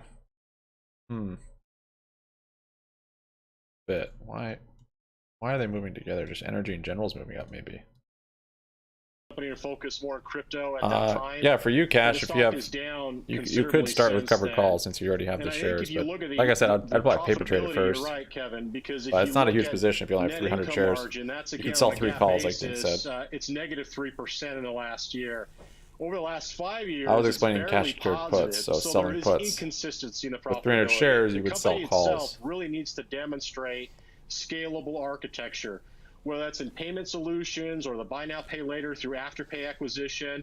That's certainly going to improve the scalability. In other words, the customer acquisition costs, the merchant solutions that they may provide, the merchants that actually use Afterpay, but also the customer acquisitions through the Afterpay acquisition themselves. That should improve their scalability. So it's so much easier if you just visualize it on a paper account. You can see what's actually happening. And just read through everything and you'll be like, okay, it makes sense. They've got a high expense environment because they're increasing we sold their 50 of these. scalability in business services, which has been expensive, to say the least, in the last couple of years, and that's further dragging down the earnings profile of the business. But the issue is with this company is it's so close to profitability, again, positive and negative for so many quarters and so many years, oil and gas and that it can flip on a dime. I'm not saying it's going to happen this quarter, oil and gas. but I do expect volatility, as you would expect in this name, because of the profitability profile. But they're getting closer to more consistent break-even. But I don't know if it's going to happen. You might as well. You're missing out on actually a ton of money the next few quarters if you have big positions in I stock. don't think the street's too optimistic going into this report because it has has severely underperformed over the last year and a half. All right. Thanks to George Tillis, Senior Markets Correspondent. Covered calls, puts is easy mode, options harder. Ahead of earnings. Well, those are let's bring options. back Nathan Peterson. So covered calls and cash put puts, those are options. Users, they've got the swipes. You are selling options. I look at management being part it's of the not problem. Like easy Jack mode. Dorsey It's seems like profitable he can build mode. up a company, but then, you know, if you're buying Twitter has options, shown, then it kind of gets just, you know, lost in the weeds here. What's your take? You can. Here on, you just have to buy safer options. Yeah, but that's where I would start with. Is the it's certainly covered not the calls darling and cash it put was puts. a couple of years ago, but and you can learn how options let's talk about the move, good how their first. pricing fluctuates, and all that. Technically, it has improved. Selling it is options, in a channel and then when you go to buy them, it'll said, make a whole lot more between sense. 55 and 90. It is down about $15 over the last 3 weeks, so at least it's not running up into the report. And then it is tied to crypto, as you guys mentioned. And if you look at the technicals on the Bitcoin chart, they have improved. It's essentially in a trading range between 20 and 25K. What do I mean by that? Well, if Bitcoin breaks out above 25K, if that does happen, there is some correlation between the price of Bitcoin and how Square's or Block's stock reacts to that positively. So that could be something good. On the bearish side, though, you know, I was looking at an estimate of $1.42 for 2023 in terms of their EPS. That puts you at a forward price to earnings ratio of 42, which is fairly expensive. If you look at Afterpay, we'll just take a look at what happened to Affirm after they reported and the guidance that they had. That could be a bearish indication heading into the report. So right here, right now, it's basically in the middle of that trading range between 55 and 90. It's expensive. If they announce some reduction in headcount like Georgia was indicating, that could be a good sign, but the market is maybe not in the same mood it is right now as it was when Meta announced, you know, basically a month ago or so. So that's a little bit iffy. So I'm not quite sure which way it's going to go heading into the report. Yeah. Now, Nathan, you got an example trade for us. The option market's pricing in about a plus or minus $7 move in the shares. This thing typically does move, or historically it has moved post earnings. How do you want to set up this example trade? Sure. Yeah, so thanks for that. You know, that's really the tee up is, you know, if you're not really sure which way it's going to move, and you look at the weekly straddle, that $7 implied move or so, one way that you could position yourself heading into this report is, do I believe it's going to make the implied move? And if so, and I'm non-directional, what kind of strategy could I employ that could potentially take advantage of that? And for an example trade, I threw up a short butterfly using calls, and I went right at the money strike at the 73 strike. So this is a short butterfly. You're long the body there, so you're long 2 of those calls at the 73 strike, and then you're selling the 66 and the 80. I selected those strikes because of the implied move. Where does your max gain happen? Hopefully, if you're in a strategy like this, you hope that, I don't care if they report bad or good, just go to the implied move, because that's where my max gain happens. All right, let's break this down. This is a little bit different than we look at, Kev. Selling a call butterfly here out in the March 24th weekly series, 29 days till expiration. We're selling one of the March 24th, the 66 strike call, buying 2 of the 73 strike calls, selling 1 of the 80 strike calls. You're collecting roughly $1.50 credit on it. That's the max you can make on this. The loss is because you have $7 between the butterfly wings on this one. $7 minus the 150, $5.50, but that would be right at 73, and you've got duration in this one. Kevin, your take on the short call butterfly? Everything we talk about short options and going to the strike and it peaking, yeah, forget that. This is the complete opposite of that. When you own a straddle like this, it's real. The thinking is real simple. You want it to go as far away from that straddle as possible. If you're short it, you want it to go to it. If you're long it, you want it to go as far away. And frankly, with Nathan Schrader, you don't care which direction. Either direction you want it to go as far away as possible. Right, and I think, Nathan, when you look at this type of strategy, it's not only that you want it to move, right? This isn't typically an earnings play, right? Because you're using the March 24th options. You're giving yourself a month, so it has time to even move away, even if it pins at 73, right? Well, this is the February 24th. Yeah. It should, and yeah, just to make sure, I know on our graphic we have March there, so this is just the earnings play, just the implied move. Give me that $7, and hopefully that's where you close tomorrow. So it really is, this one is positioned just for that earnings play and just for the implied move. Yeah, so now we've got the other one. That was the March one we talked about. February 24th, you're collecting roughly about a $2 credit on that, so that's your max gain on it, with your max loss being $5 right at that 73. So good look at maybe going out in duration. You collect less money, but you've got more time, as opposed to Nathan's example here that Kevin's got up on the risk profile, where if you do this as an earnings play that expires at tomorrow's close, you're giving yourself less time, but you're collecting more credit, and you can be more profitable if it does do more than that one standard deviation move. All right, good look at that option strategy. Thanks to Nathan Peterson, Director of Derivatives at the Schwab Center for Financial Research, helping us break that down. But coming up after the break, Kevin and I are going to be joined by Andy Swan from Likefolio for discussion on Booking.com, which reports earnings after the close and is up about 20%.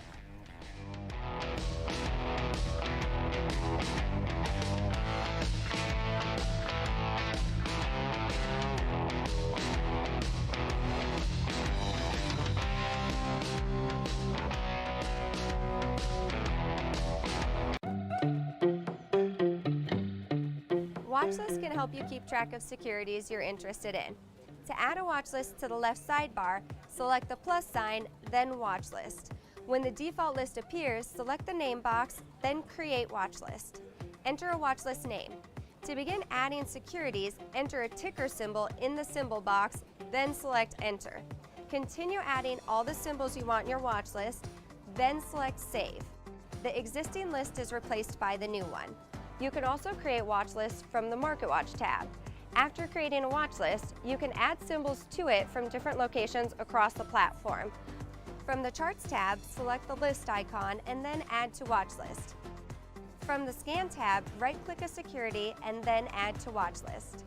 And that's how you make a watch list. For more demos on how to think or swim, head to the Education Center on tdameritrade.com. Trading has changed forever as a new generation of investors make their impact on markets. It's more important than ever to navigate through the frenzy of meme stocks, IPOs, and the next wave of tech. And that's where we come in, discussing strategies and example trades on trending names.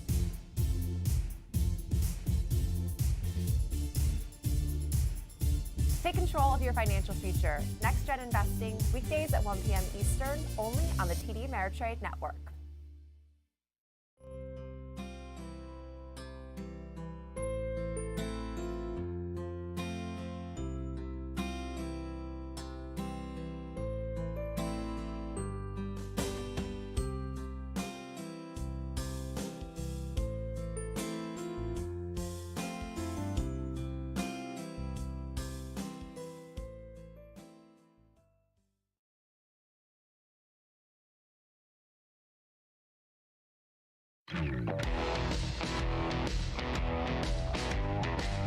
Welcome back to Fast Market here on the TD Ameritrade Network. Let's bring in our next guest for our cash tag segment.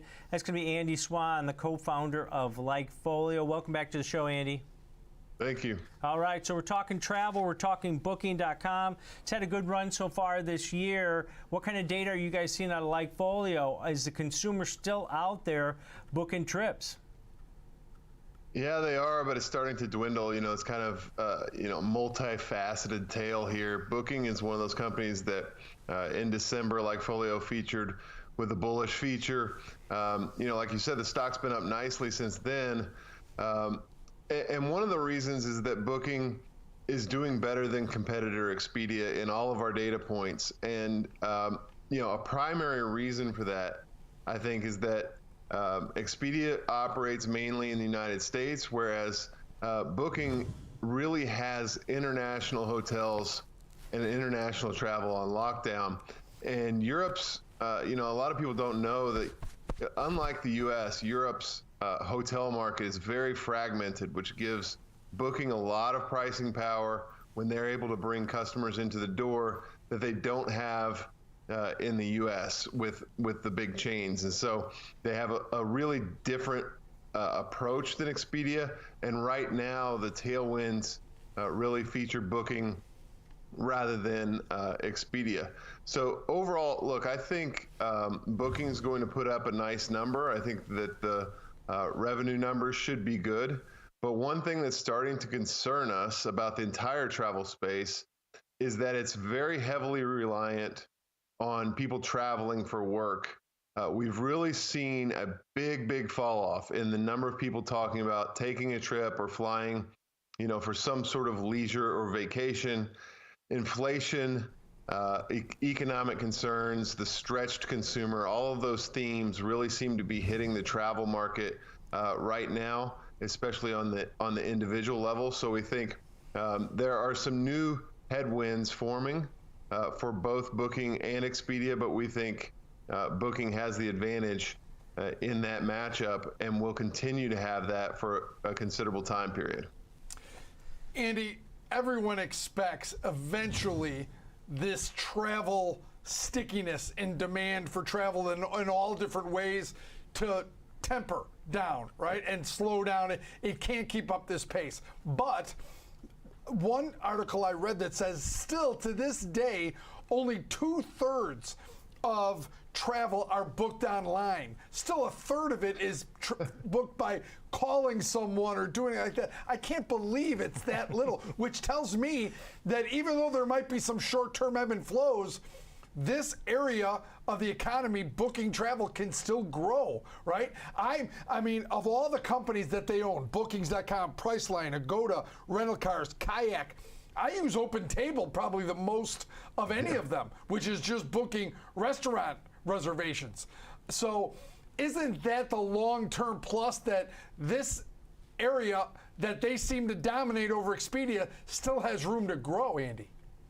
Yeah, it does have room to grow. The consumer is still moving very much that direction. There's, a natural expansion in the space as well, as people like, just more and more to get out and about as wealth is created. I think that's a natural thing. So I like owning best of breed. I think it is Booking in this, in this niche versus Expedia. And then the only other thing, kind of the caveat to all of that, is that, the market may be growing, but it's going to be difficult for Booking to continue to maintain the market share that they have, simply because becoming a travel aggregator is really easier than ever. And most of the features that you're able to offer are really kind of baked into the cake already, and everybody has them. So when you look at something like Google Flights, searching on Google for hotels, it was really kind of an easy thing for them to preempt the user workflow. And so I think that will continue to have a little bit of a negative impact. But overall, I think you're right. Nice growing sector, and Booking best of breed inside of it. Yeah, and Kevin, to your point, I was just on an international trip. Flight Center, do you know what that is? It's a public, basically an aggregator that you walk in and you book a trip. People overseas do that, and that's why Booking's so popular. But Andy, I kind of wanted to hit on some of your data points. Taking a trip. So we've seen that resurgence that people want trips and experiences. Are you seeing that tick down? Because that used to be, over the last several times we've talked to you about travel companies, that was always pretty robust. Is that a warning signal for this entire group as a whole? Yeah, yeah, it really is, and it's been pretty fast. If I would have, what we put up and gave to you was the 30-day moving average, where it's pretty flat. If I would have given you the 90-day moving average, it would have been plus 20% on flying for leisure. And so, that's a really significant shift that's just occurred within the last 45 to 60 days. And I think if I'm Booking.com and I start to see this type of thing happening, you almost have to be tempered in your outlook for the rest of the year. And so I think, we're going to see Booking, they'll have good, revenue numbers, but I think outlook-wise, they're going to have to be conservative. Yeah, definitely. And do you have an earnings score for this company going into the report? Yeah, we're neutral because of the run up in January. I love this stock long term and on any dips. So, if you're a long term investor, I'd look for opportunities.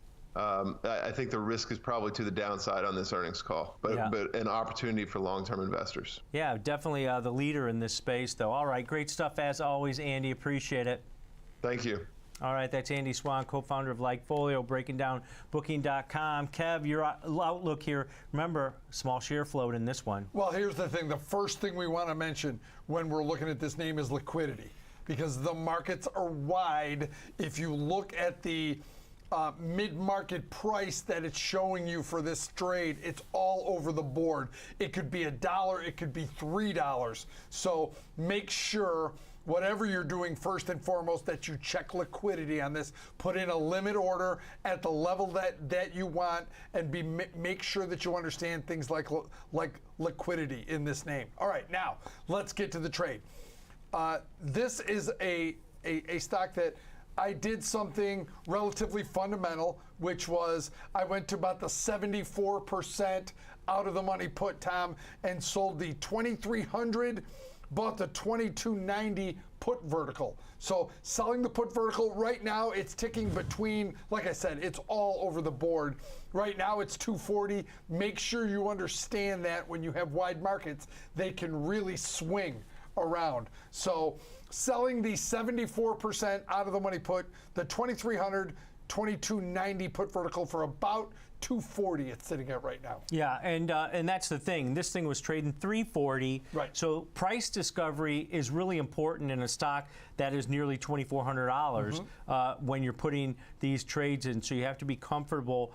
This is just an example, but you have to be comfortable in actually what price you're putting this in at. So we've got it up there on the risk profile at $3 credit. So definitely look for price discovery on stocks like this and more illiquid stocks. So selling the February 24th weekly 2300 put, buying the 2290 put, that's $10 wide. You're collecting roughly about a $3 credit. You've got $7 or $700 in risk on that, but it takes your break even down to 297 on this one. And Kevin, you mentioned those probabilities of success. That's what you look at, where you can profit in 3 out of 4 scenarios on this type of example. If it goes higher, remains where it is, or goes lower, but into expiration tomorrow remains above 2,300. Probability of out of the money is one tool that you can use to determine the risk on a trade of it being out of the when you're selling out of the money puts, right? The closer you get to at the money, the lower the probabilities will be. But there's a trade-off. You get paid less. Yeah. So if you can find that sweet spot where you get paid yet you remain over 70%, that's when these spreads look attractive. Does that guarantee you're going to make money? Of course it doesn't. A big move on the downside, you are risk defined, but the margin's about $1,000, right? It's a 10-point put vertical. Yeah, 10-point put vertical. You do have some assignment risk on that short option. We've got the risk profile up there for you to take a look at that. You've got about $100 in a cushion to the downside before you start getting hurt on this. But I think the key is you're going into earnings on a high price stock that can move. You're staying risk defined. I think that's key. All right, that's a good look at that example trade. But coming up after the break, we're going to take a look at Google parent Alphabet, which has pulled back about 8% so far this month and is underperforming the tech sector as a whole this year. Fast Markets coming right back.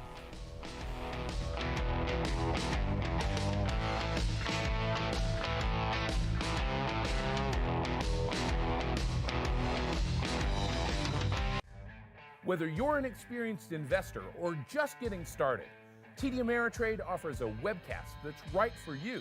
Are you a long-term investor? Our investing webcast series breaks down different investing styles, including growth, value, income, and more. Best of all, you can ask questions by chatting directly with an education coach. It's interactive learning at its finest. Tune in live or watch on demand. Head over to tdameritrade.com/webcasts and start learning today.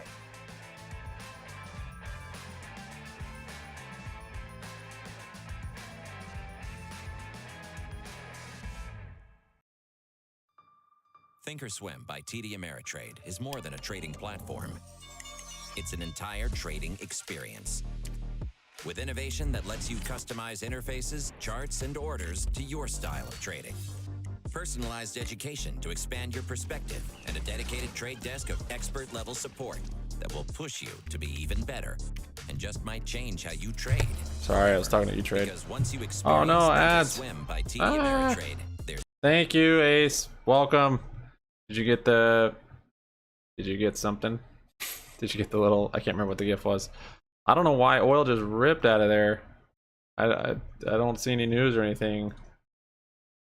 Not feeling good. I was on the phone. I was like gonna close, but I was moving stuff around and like I'll just wait. But this... I don't know what happened. Yeah, I don't see any news. Like the oil supply came out way earlier. This thing just blasted. Blasty blast.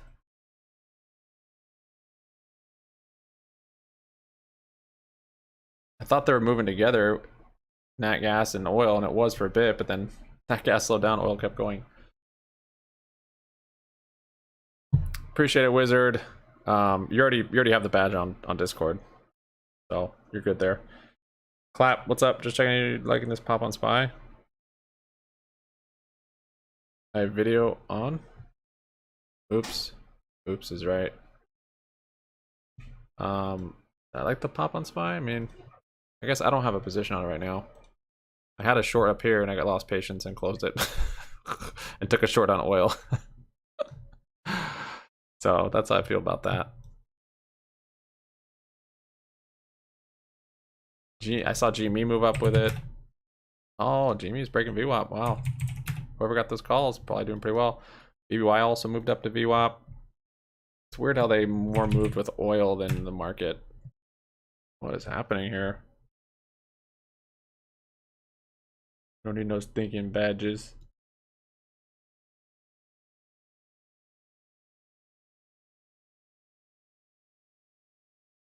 There you go. Now you got that fancy badge, man. People better recognize. Doing good. You're gonna hold them? They expire tomorrow. Expecting more of a bounce.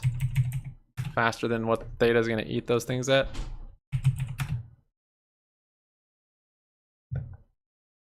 Woo woo. Green name, what's up? Yeah, E-Trade guy I basically told him how margin works. No, he was helpful. Kind of what I'm doing with buying puts on shares I own is it's the one trick they don't want you to know. It's not normal. Like people buy shares and puts at the same time. You know, it's a married put, he called it, which yeah, married put. And so it makes sense, but the way I'm kind of using it daily for margin is probably not. I don't think he quite understood how that even worked. So, and then added in the complexity of my futures account, pulling money over for margin. Basically, I could sell, I think, 300 shares, and then I would be able to close those puts on GME. I could, of course, deposit enough money to get my account over 25K. I could change to a cash account.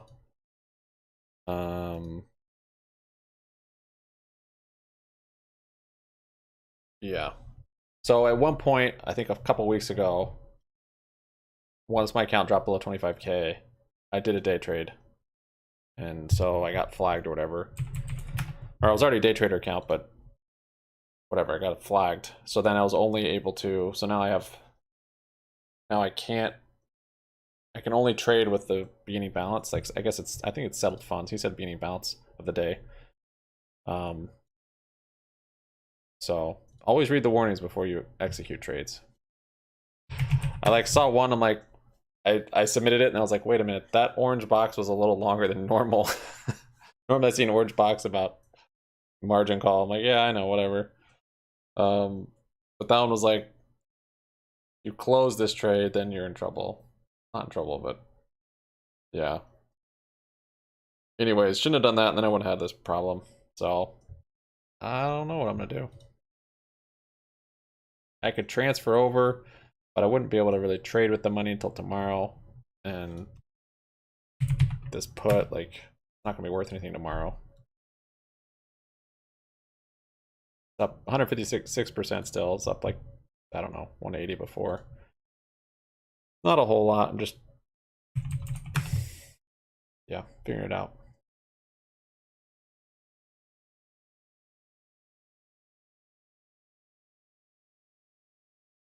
Looking for 2007 on GME.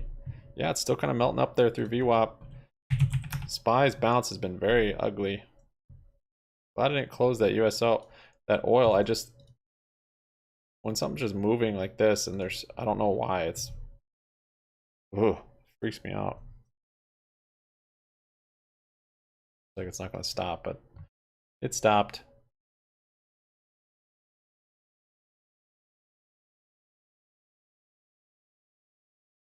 Yeah. Yeah. You know, I don't want to be in a cash account, wait for settled funds. Or only 3-day trades or whatever. And if I'm in a cash account, my options level would only be like level 2. I've dealt with this stuff. Dealt with stuff when I only had a little bit invested in the market.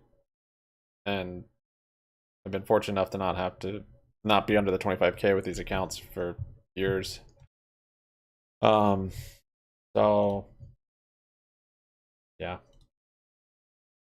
Been kind of balancing it out, dancing around it with the married puts. You had good faith months ago. There you go. Yeah, GME's moving up a little bit. Dead volume.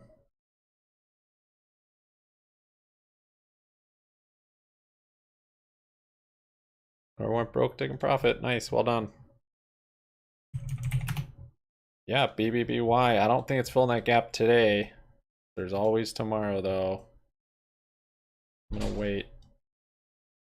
I guess the only thing would be, yeah, so I could probably roll the puts in the morning.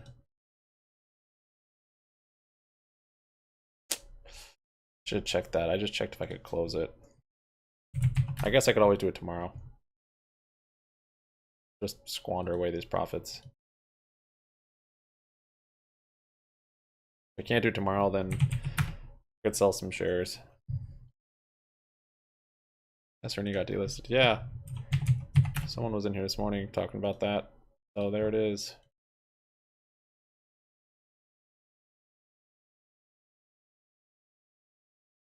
Might get a bounce back up to where it was before it went to OTC. Was it here? Oh. Here.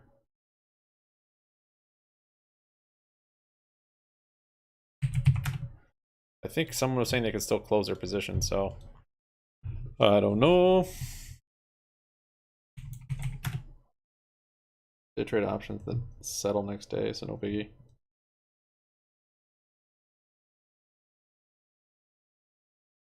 Yeah, that's true. Options are 1-day settlement.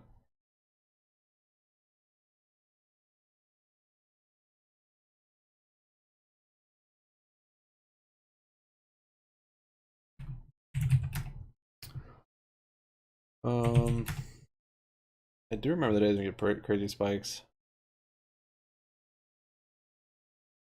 Got right next week. Oh, you're talking about BBY spikes? Not really. LLAP. This running on that lunar stock hype. No idea what this is. Seems like a lunar stock hype run. Sympathy. There's a SPAC also. Yep. The rise of the SPACs. Where's Birds? Huh? Bird just needs to go to space. Then it'll go up. Lunar's kind of dead, so everyone moved to lap. Lunar lap. I don't have much thoughts on that. It's very sketchy. Play at your own risk.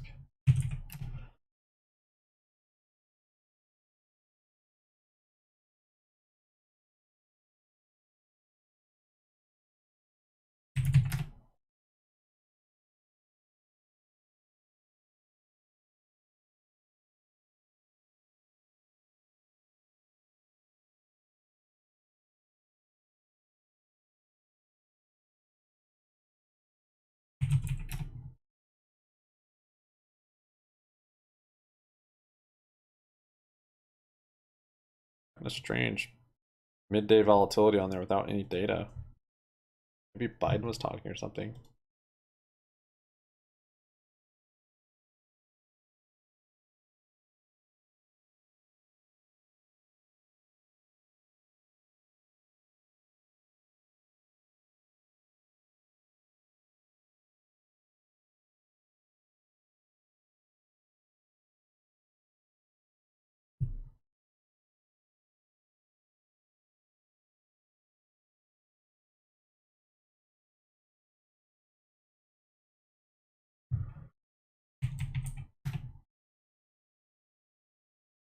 SPY's moving up. BBBY pretty solid for 1 o'clock. Curious if it hangs out at VWAP today.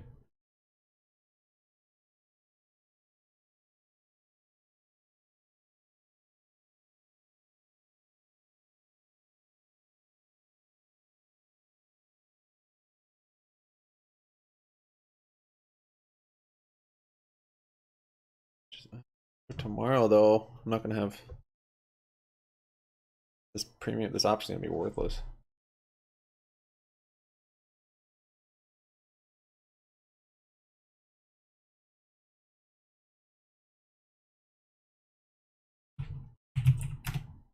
Oh, strange pattern to the upside on SPY there. That's,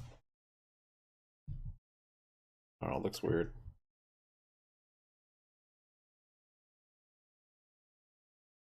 Yeah, oil and nat gas are kind of moving similar.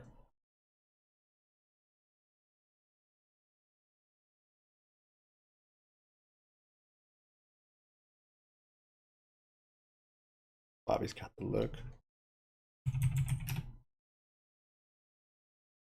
Show me on the doll.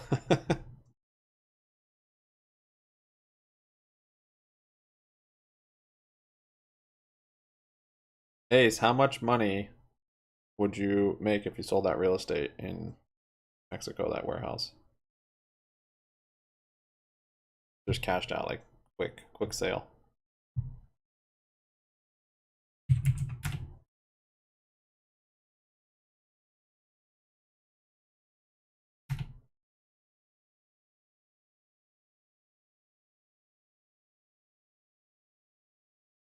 Good looking basket action? I don't know, man.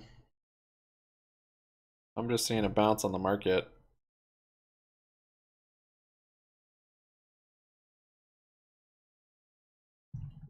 BBBY is still down almost 7%. GME is down almost 3%. Yeah, AMC looks a little better.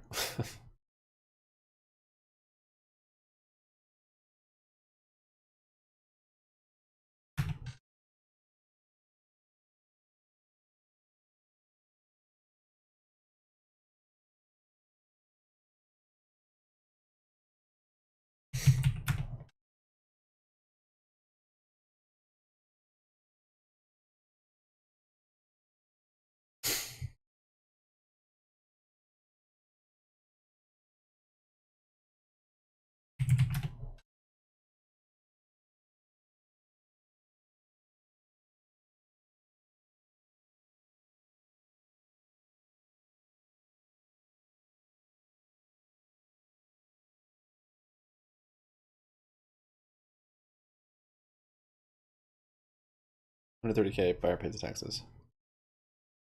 Okay, watching to see if we break 630 the volume on AMC. Go take a look.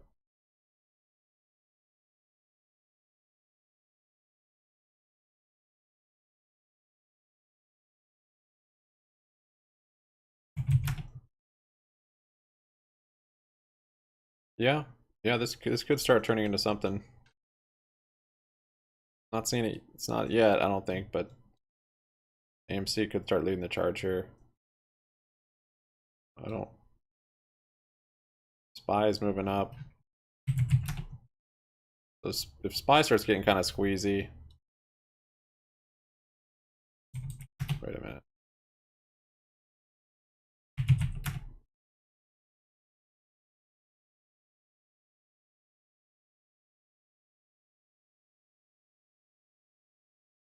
Over 130K. Yeah, hold on one second. I'll pull up what we could do with that. So right now the IV on BBY, it's like 2.5% weekly.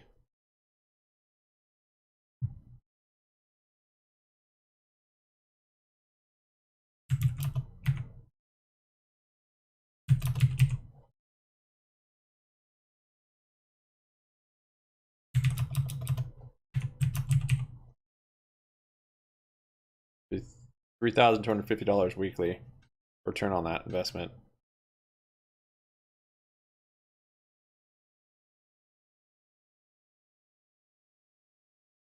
Now, of course, there's some risk, and that might not stick around. You'd have to move around different plays, but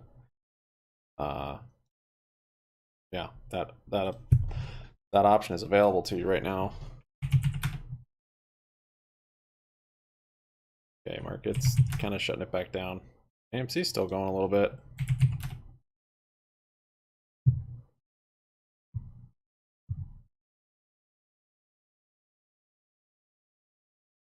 Right, because if you put it in here,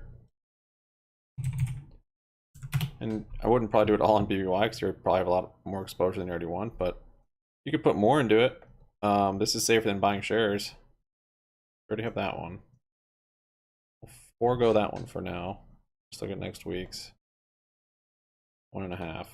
So I did what, 50 of them? But 1.5. Did I don't even, I'm not trying to do math right now.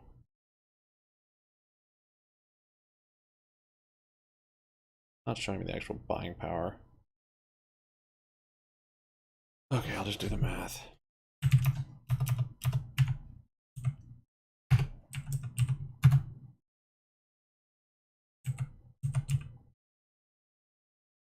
Oh yeah, hold on.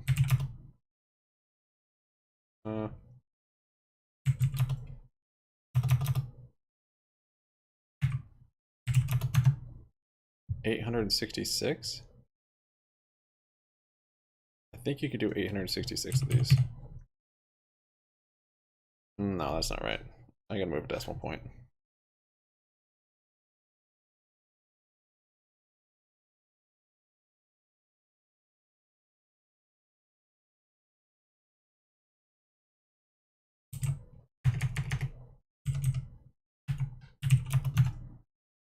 No, I think that is right.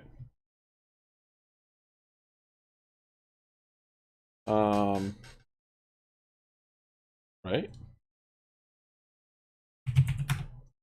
Yeah, because 130 grand.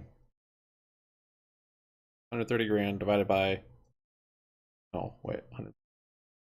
Hold on, that's, no, I did have to move decimal plate. Wait, yeah, 866. Okay.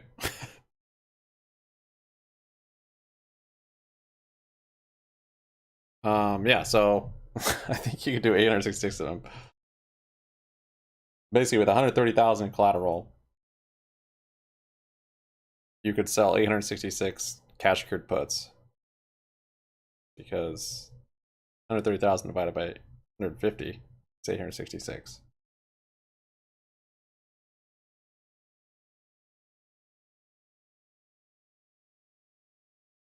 Yeah.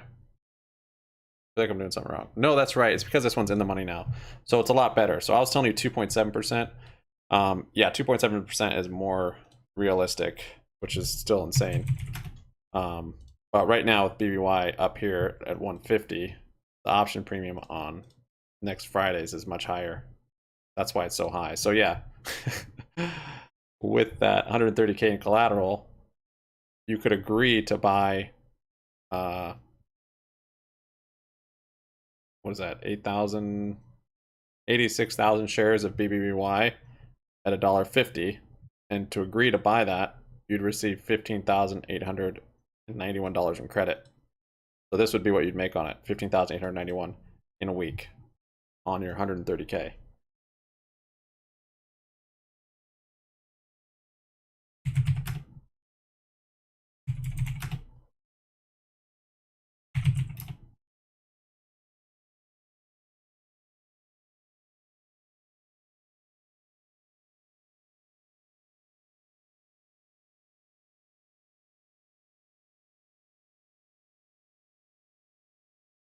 So the risk with that is you're agreeing to buy that many shares, 130K worth, at $1.50. That's the total risk. So, yeah. Again, I wouldn't do it all in one. I'd diversify some.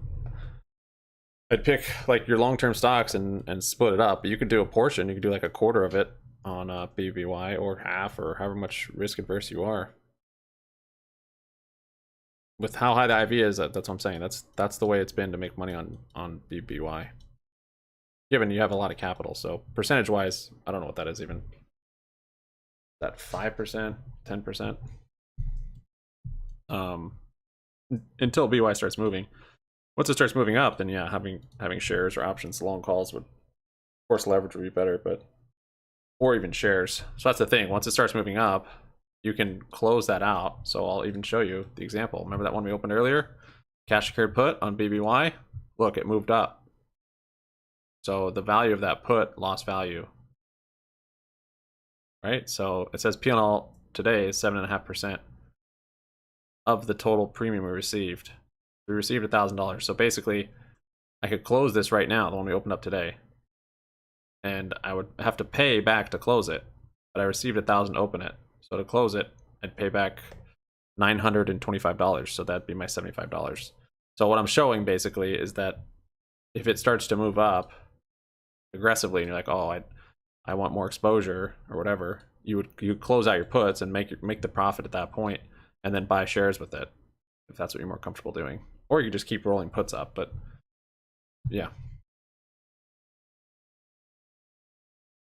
You have 45,000 right now? Yeah, you'd have quite a bit. 80, I think it's 86,000, isn't it? Yeah. No. Yeah.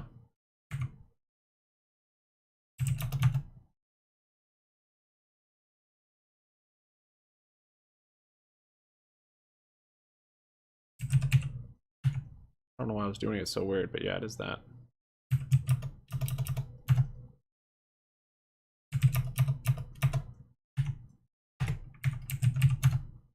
Yeah, 86,000. It was looking weird on the calculator because I wasn't in the decimal right, but that's great. It's pretty strong bounce here on BBBY, really.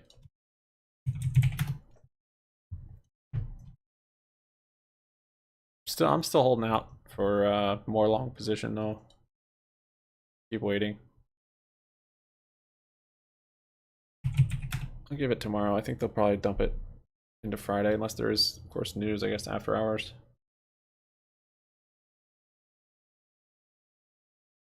UI 1.5, 224 started to capitulate. Good point. They're selling those off.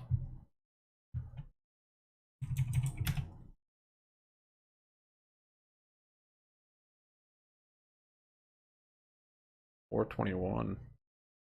Why are April's?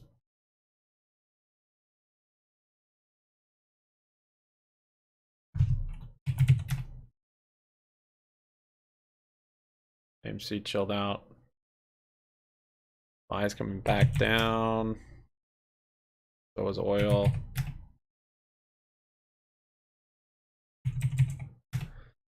So I guess I think I'm gonna do that.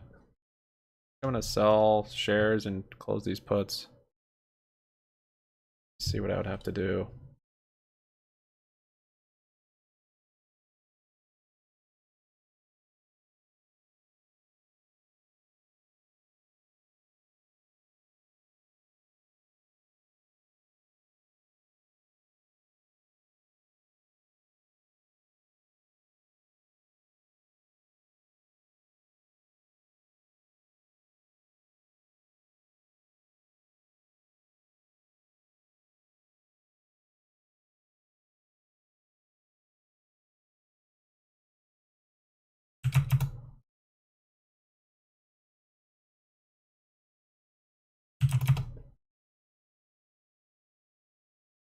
I thought he said 200, maybe he said 300.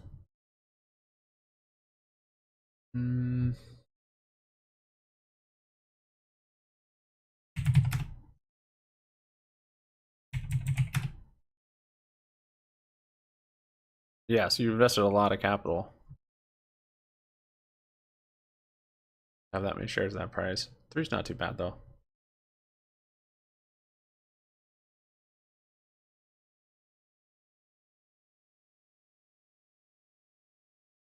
But I'm showing you the Theta Farm, like that 15K a week is that's not realistic, but 2% is actually pretty manageable. Like you can actually do that a week, and that adds up a lot and it compounds. I don't know if you've looked at a compounding calculator before, but it will disgust you why you ever bought anything and then just Theta Farm, or I guess get good dividend stocks and reinvest it. That just takes time.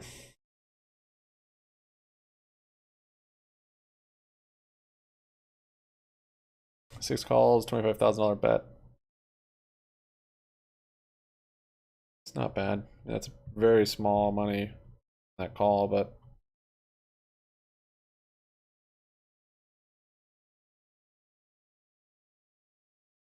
that's all purple rings.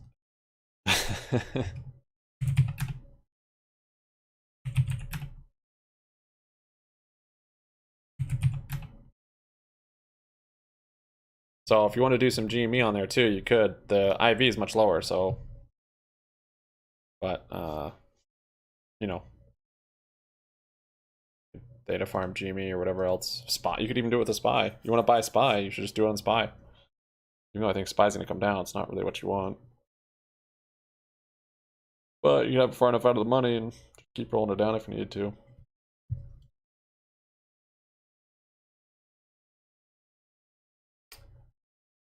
Okay.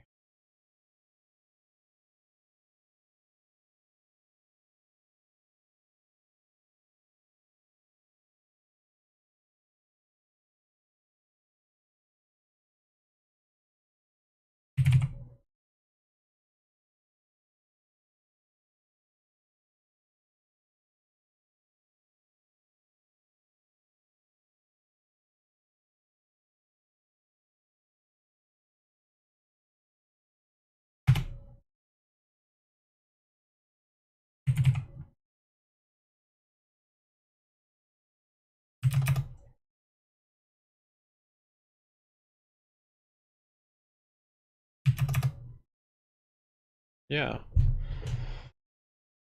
AMC's rallying. Yeah, it's going back up. AMC might pull all of us up. Gotta really get out of control though.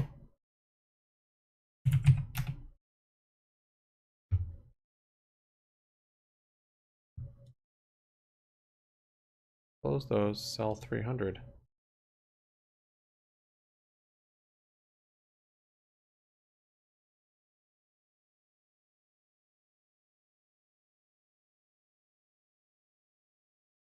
Why does it say that?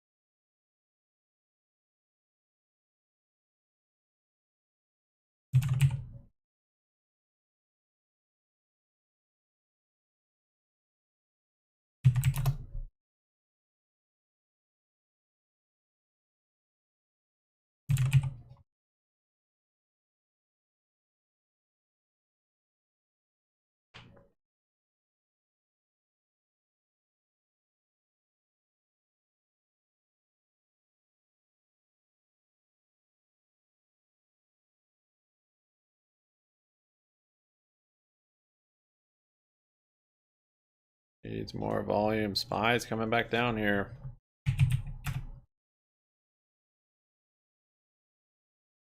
Very weak.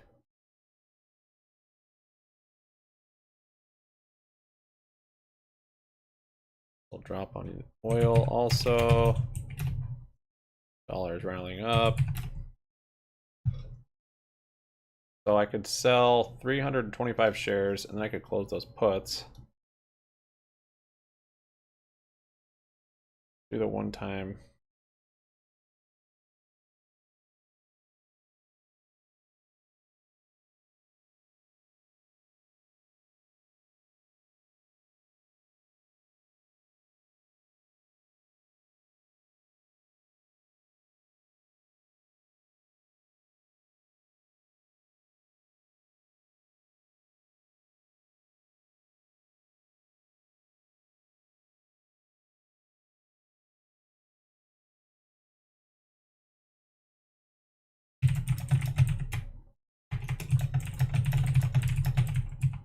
What was that again? I can't remember the guy on the phone. They have a one-time deal where they can reset the account, basically. I'm not restricted.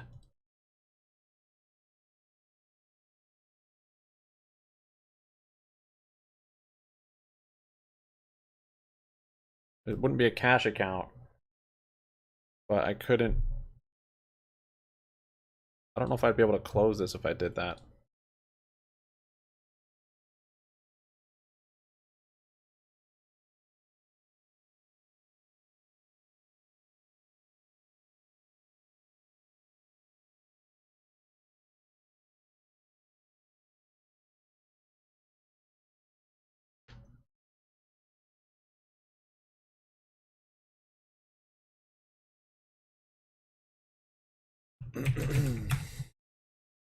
There's the dump on BBY.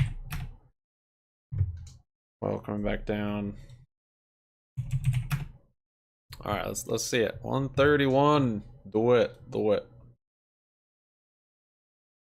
Resistance to be on the lookout for as we head into this earnings announcement here. And another point to look for to the upside, 1650 stood out to me because that's the point where we had this gap right here from one of our previous earnings announcements. So gaps can be filled sometimes. That can often be a source of resistance or support. So keep an eye on that 1650 level if we do start to see a move to the upside. Momentum has been waning downward. We've been trailing off a little bit here as we head into this earnings announcement. Not really unusual. It's kind of common to see as traders assess their positions and maybe don't want to take a big stab at anything right before this uncertain announcement here. But to the downside, look for the 21-day exponential moving average to be supportive near about the 1460 level. We've also got the confluence of our 63 EMA and our volume profile point of control coming in right around 1325. So those two things are lining up right on top of each other. That could be an important source of support if this thing starts to tank here.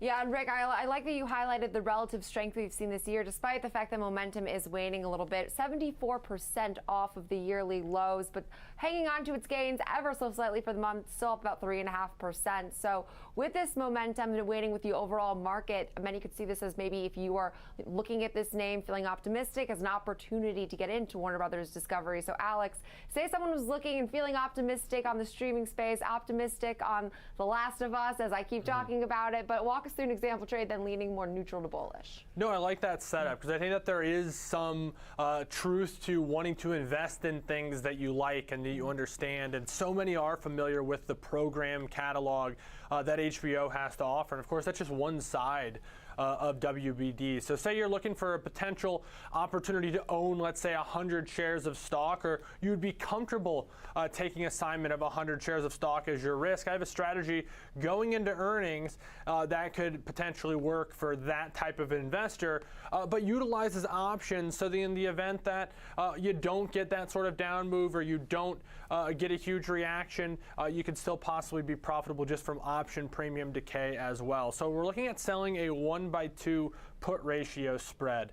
What this really consists of is buying one put debit spread and then selling a second put at that same level, creating a risk profile a lot like the skewed put butterflies that we look at, Jenny, except because it's a lower price stock, I didn't go ahead and buy that out of the money wing in this particular illustration. I wanted to show the kind of naked put version of this, as you could, of course, implement, or for someone who wants to define the risk, still they could look for that out of the money put for this as well. But if you're able to do this for a 50-cent credit, let's say, well, a couple of interesting things happen. First, it moves that break even down to 13.5. So this stock's trading for about 15.5, so that's $2 lower, with about a 10% move being priced in. So that would target around, let's call it, $14. So if it just performed the way the market maker move suggests it may, you're basically going to be down to 14, and we're still potentially profitable here, as the break even is 13.50. The risk on this trade is that you do take assignment of 100 shares of stock,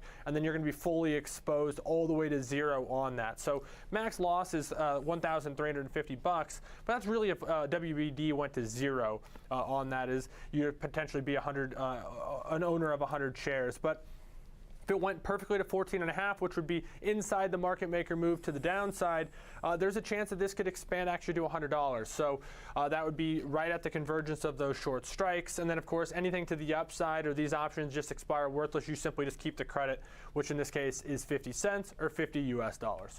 Yeah, I think that's really well put, and I like these lower priced stocks, makes for easy math. But now our next name today, different sentiment around Beyond Meat heading into its quarterly report here, Rick. Although shares have risen almost 40% this year, and we have seen this overwhelming enthusiasm in a lot of these non-profitable, high-growth names deemed the meme stocks. And I have since been advocating that Beyond is not a meme stock. I feel like the last year has proven me very incorrect. So walk us through what you're thinking from a technical front here, because this name does have some irrational exuberance, but we also have to keep in mind it does trade with a volatile nature.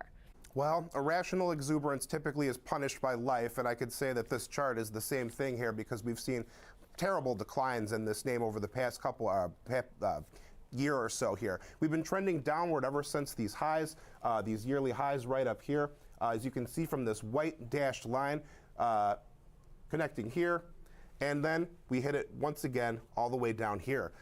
So the more recent price action, though, has been a lot more sideways than downward here. Starting from about this point, after this long and painful decline there, we found a top to this range that we were trading in near about the 16 level. So that could be a point to watch going forward here, because we're not too far above that level right now. We're at 1690 now. So we've got our two shorter term moving averages, our 16-day, 21 EMA and 63-day EMA, fairly close to each other, between about 16 and 17. So there's a couple sources of support to the downside to be on the lookout for. And that 16 level is right about at, as I said, the top of our range, our 63-day EMA, and our volume profile point of control. So the more indicators are lining up at the same price level, the greater weight it has in terms of support and resistance. So 16 could be a key level. To the upside, we've got our trend line here, right around the level of probably about 1870 would be where we'd need to break out above that. The 2140 level to the upside also looked important, given that it was the point where price bottomed out a couple times back here, as well as right here when we got a brief rally before we continued our downward movement here, and this was where price topped out once again here in this level. So 2140 to the upside, 16 to the downside. Not really much of a clear trend either way right now. Looking for earnings to shed some light on things and maybe give it a directional boost one way or the other. Yeah, this chart is ridiculous to me, because when you look at it and zoom out, you see how range bound it's been in nature lately, despite the fact that it is up over 37% this year. But then consider its all-time high around $239. I mean, that is absolutely ridiculous, with now us watching the $16 level. Even the $21 level feels ridiculous when you look at that longer-term chart. But we'll leave it there. Beyond, just a headache to look at. Rick Ducat, as always, appreciate all of your technical insight. But Alex, trading this name, then taking on a more bearish stance for our example trade today, because I do think that all signs, it's hard to be optimistic when looking at Beyond, given some of its recent price action, the technicals, as well as just a lot of the woes that management has warned us of. Yeah, a couple things. So first off, anything before like September of last year on the chart, I hate to say it, but you almost can just take it off the screen. It just seems irrelevant at this point. Stock's essentially been oscillating between about $11 and $20 for the last few months, and that's a reasonable price range. So in spite of the fact that it's got notable, very public struggles and a lack of growth to its product that is somewhat niche and premium, as you've highlighted in the previous segment as well, as it just basically it's kind of obvious that it costs more than the alternative to the product that it's trying to replace. This is a name that has rallied 50% off of its lows. So yeah, it's nowhere near where it's ever been, but it's still had an impressive rally. So there is an argument to be said about, maybe it does make a run to the downside here, even in spite of the fact that it's been so crushed. And again, that first half of the chart just seems irrelevant given the tremendous sell-off that you've seen. But that being said, I don't know how much, some look at things, they maybe want to participate. I know it's only 16, 17 bucks, but even so, it just feels like a speculative position into something like this. So I looked at a strategy that allows us to control the risk greatly, and it really reduces the notional exposure tremendously here. So looking at buying a put calendar just week over week. And so it's very short term. It's solely centered around these earnings, and it's centered around a move down towards 13, which is pretty close in line with what the market maker move is, maybe ever so slightly outside of it, but only a 25-cent debit. And so that means $25 in risk. That's basically a little bit over one share's worth of value here for this particular name. So allowing exposure, highly customizable. There's every strike for every 50 cents, basically on anywhere on both sides of it for quite a while. So if you have a different strike point that you want to target or have a different projection, be it bullish, be it neutral, be it bearish, be it very bearish, very, very bullish, there's likely a strike that sets up, and then depending on the likelihood of that being a strike that it actually would be targeted, that price will adjust a little bit. So this is basically in line with the market maker move, a little bit outside of it, maybe to the downside. So 25-cent debit here, $25 in risk, and you can see the apex of the profitability graph is at that strike. So that's you the cut out of those piece. pretty quick. That's this is one illustration of this strategy, but it can be implemented, and it should be tight implemented stops you got there. to the strike that you believe is most likely to be where the stock opens up. You don't want to target a price that you don't think it's going to go to. That would make no sense. Yeah, and I also saw that the options market's pricing in a near $3 move, which would be a massive swing in a near $17 stock. So will be interesting once we get those results, but also important to keep in mind for both of our So I can roll. today. I'm just going to wait till tomorrow. Tomorrow in the morning, if I don't have fees, short options contracts, future contracts and carrying option positions open, I'll be able to roll. I think I'll be able to roll the puts till exercise the next or day. assignment. Coming up next, though, we'll look at a post-earnings look in NVIDIA. One of the brightest spots in the market today. Shares are up just shy of 13%. We'll dive more into those fourth quarter numbers coming up next.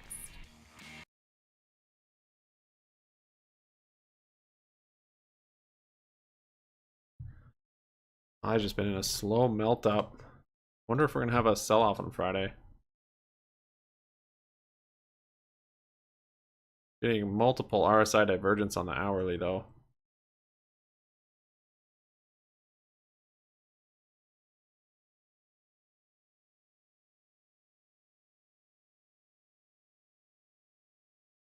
Yeah, that's the ramp back up on AMC. Oh, those are weeklies too. Yeah, makes sense.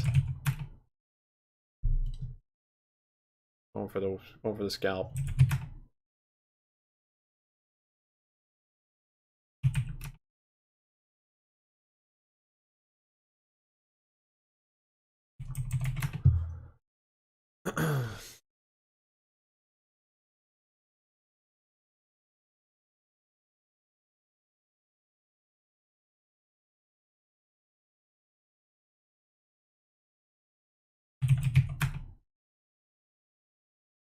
Tesla's been holding out pretty well.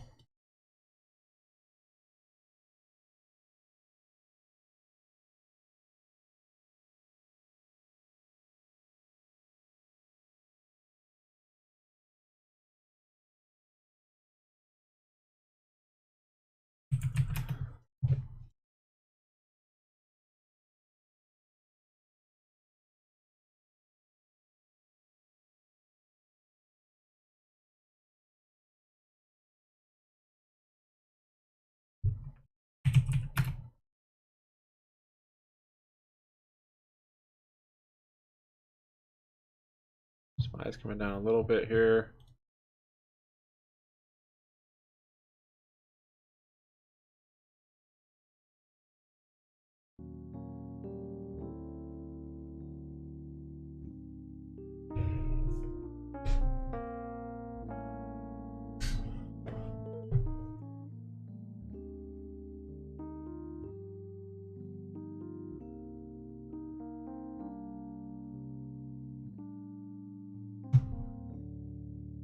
Did any of you guys watch the Gary Gensler interview yesterday with Lauer?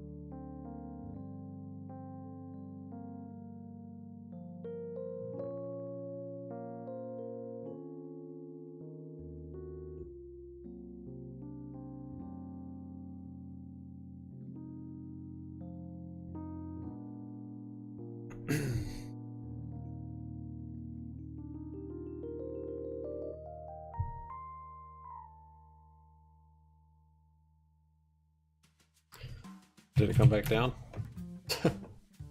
Nah, it's just one little red candle. Price is probably what you bought in for it. You could have seen that resistance though. Kind of broke it, but false break. You tips to start today? What did you start doing today, Christopher?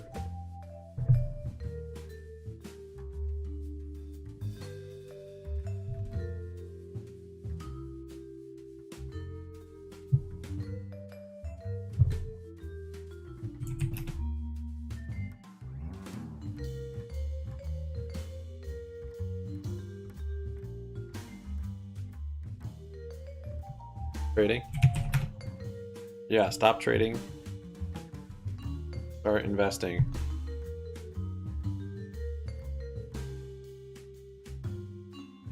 Start your investment by building a watch list. Stocks you know and use. Companies you know and you like. I think will be around for 5 or 10 years. Start with a watch list.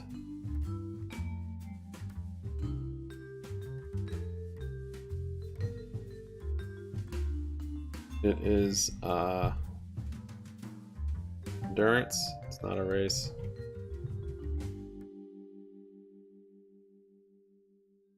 Bet means you got that. Oil. What are you doing? Weird how it's moving with nat gas today. Yeah, Webull has paper trading. Very good on here.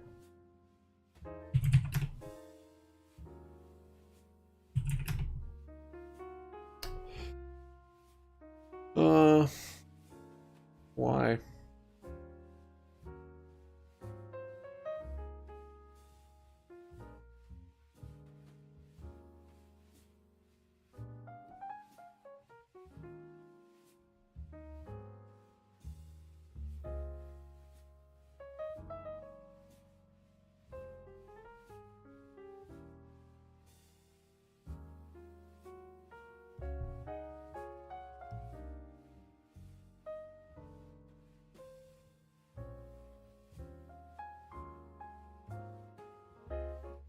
Basis.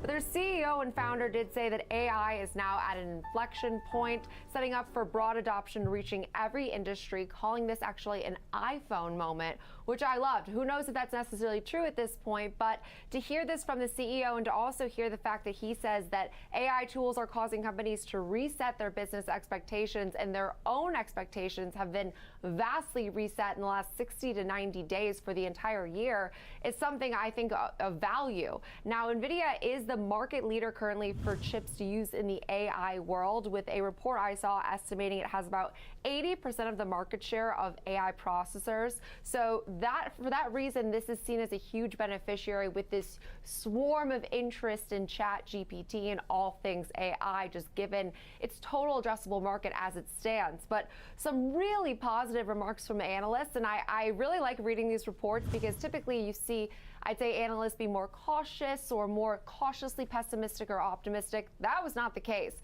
Credit Suisse said NVIDIA is a difficult stock not to own, maintaining it as a top sector pick. Goldman Sachs said their decision actually previously to remain on the sidelines in anticipation of a pullback for NVIDIA's fundamentals was wrong, basically owning their mistakes for the last several months. Rosenblatt also said NVIDIA's AI play is accelerating in a way that will have disruptive implications for not only their competitors, but the world as large. I mean, what remarks from the analyst community? Not like they are necessarily fortune tellers, Alex, but a lot is riding on this investment in AI. A lot is riding on this segment of its business. I just think it's important not to overshadow that NVIDIA did have weak spots outside of AI. Yeah, just quickly on this company.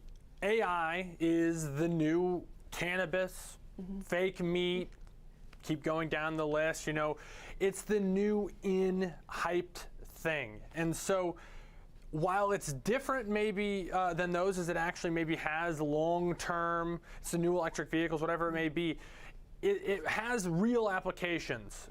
Unlike maybe something like the metaverse right now that seems so in the future, this is like, okay, these things can replace labor. Like this can add to efficiency.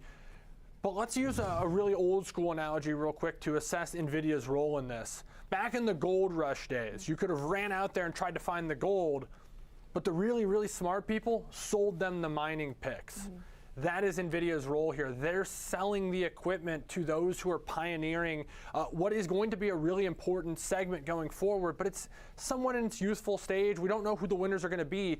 Well, if NVIDIA is selling 80% of the people and companies investing in this space the products they need to do so, that's a really, really good place to be. Okay, that's a really good point, and I think that is where I'm hesitant, because do you remember when every company was tacking on blockchain? Everything was blockchain, everything was NVIDIA lifting. was a part of this too. Right, it was all things blockchain. What happened to blockchain? So I guess I know totally different technologies, but this enthusiasm does give me a bit of pause, just to be cautious on the fact that we are betting on basically the future of AI, even though I know the technology is already here, Alex. No, you got to stay grounded, and I think I use those other examples for a reason. Beyond Meat at one point was a $200 and some stock, and now we're talking about a company that can barely get its legs under it. And so NVIDIA, Microsoft, Alphabet, all these names that are associated with AI, they have something different though working for them. They have really successful core businesses, and now they have this new avenue of potential growth. That's a much different role than a company solely associated with this up and coming technology and trying to figure it out. So I think that's important to note as well. Obviously the street liked the report. report. This was a volatility-inducing event that is now in the rear-view mirror, and actually was a beneficial outcome for investors with that event. And so you start looking ahead, you look at all the excitement, all the hype, maybe the fear of missing out, I think, Jenny, is to the upside here. And so I wanted to look at a bullish strategy using options, make this one a little bit more accessible. It is an expensive stock. It does trade with a lot of volatility. It does move around. But defined risk, buying the 230, 240 call vertical. If you spend $5 on that, yeah, it's $500 in risk to make $500, but the break even is basically in line with where we're currently trading, and you only need like a 2% move to reach max profit. So you don't need much. It is bullish, and the risk profile, I think, is pretty straightforward. Stock goes up above 240, it's max profit. If it falls below 230 and the options expire worthless, that's max loss. So kind of binary. I know $10 wide seems like a lot, but for a name like NVIDIA that is trading, you know, with upwards of, let's call it 55% implied volatility, $10 is not that big. Yeah, and obviously a relatively higher price tag based on the other example trades we looked at today in Warner Brothers Discovery as well as beyond. But really good move today, and just fueling the fact that it's up a whopping 115% from its yearly lows. What a move in NVIDIA today. But coming up next now, we will shift gears. I sat down with Carrie Schwab-Pomerantz to discuss ways to prepare for a potential recession and different investments.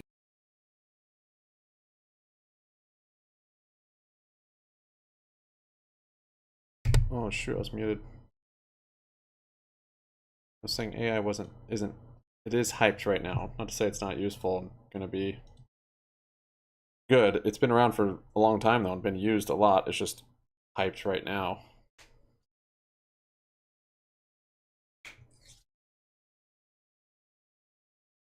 Beyond me. Good one. I don't know what the spy bounced on there.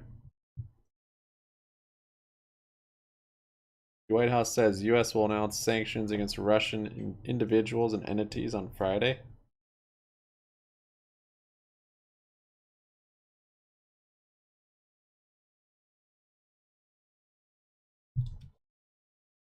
Look at this price action on SPY today.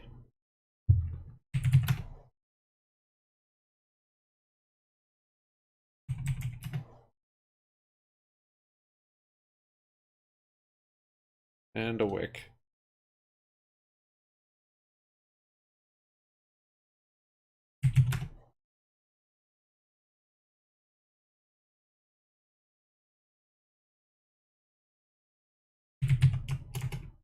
You know what's followed by new lows? More new lows. That's why I got out of HKD. And then the next day it ripped. Just a little bit. It is held up well today, 13% up.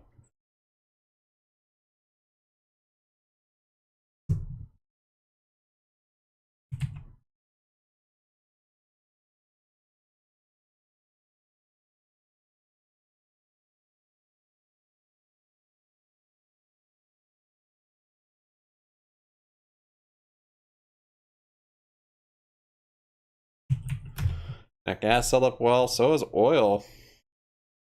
Much better than I wanted it to.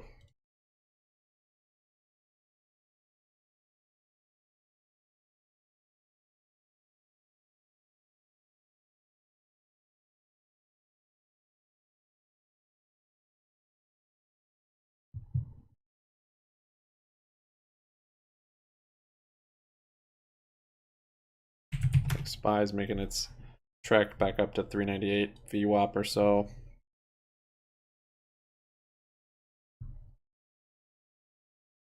Have anything else today?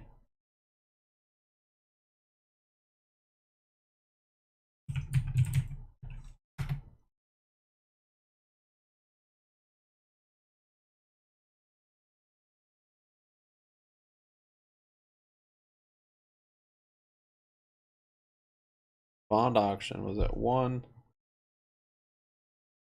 330. Reserve balances with Federal Reserve banks.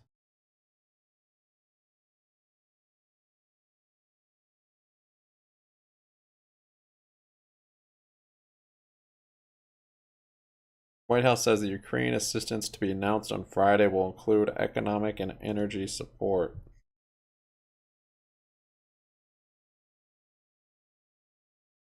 Of debt. Interest rates continue to rise. So if you can get those down, you'll feel a little bit better. Also save. I mean, that's kind of the obvious one. Save for an emergency. Make sure you have cash to cover 3 to 6 months of essential expenditures, and have even an extra cushion if you're worried.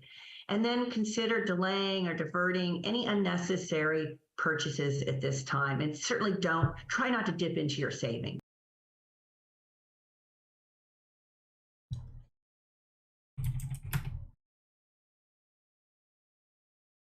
Bed Bath holding around a VWAP today.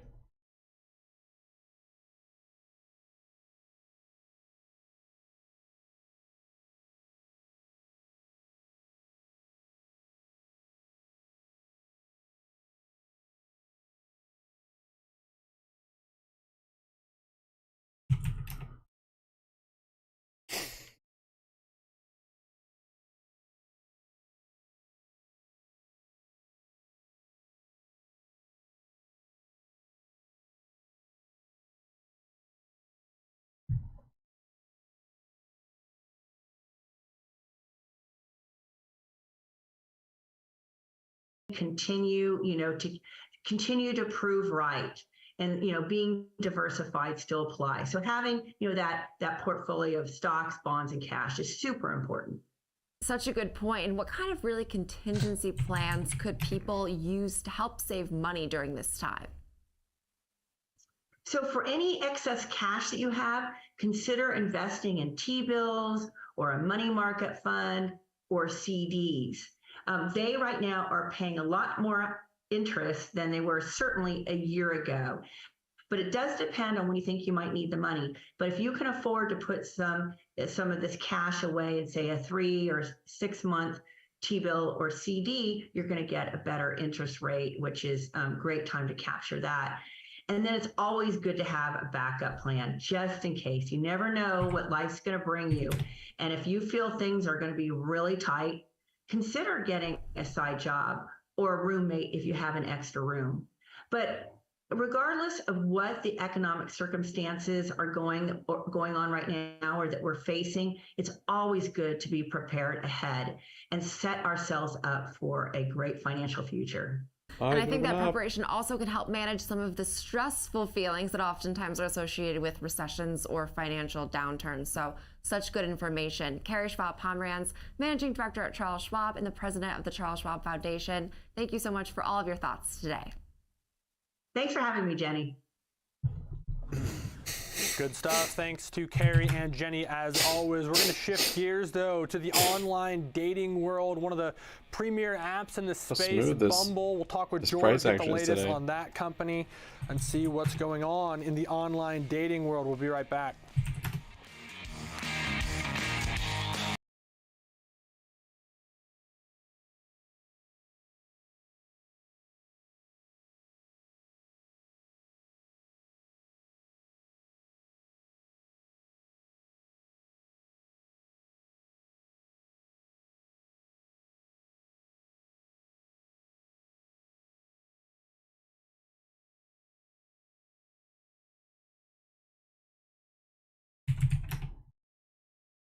GME is getting a little move up here above VWAP.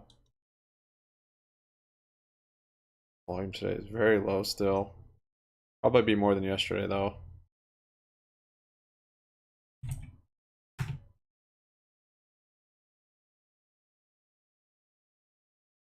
That Bath hanging out around a VWAP.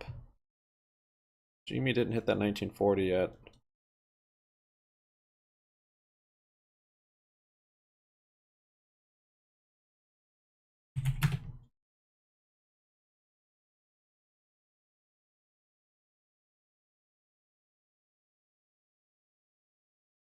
I should probably just stop trading futures and just do cover calls on GME. Still have enough margin. Yeah, I've streamed on Twitch before. Twitch is cool.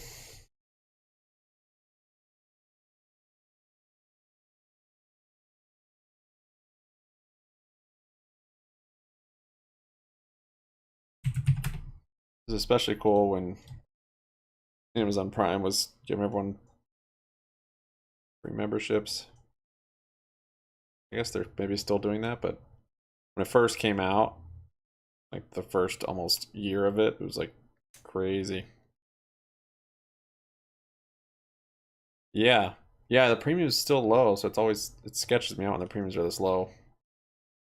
You can get trapped in them so easily, but I would have been doing them, but I was using the shares for margin. Trade futures.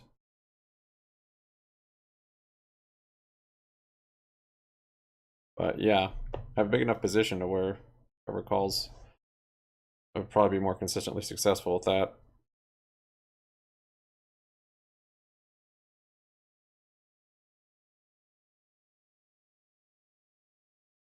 And then once I have enough buying power, then jump back into some futures maybe.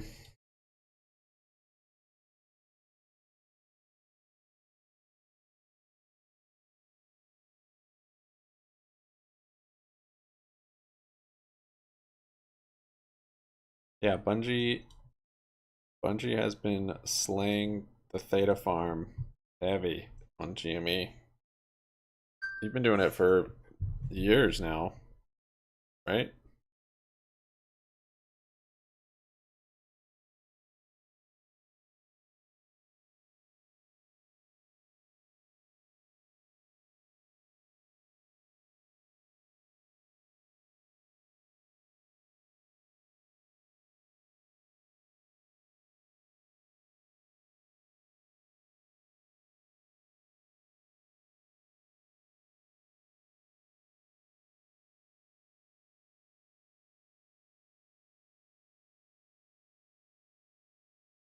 Since last May.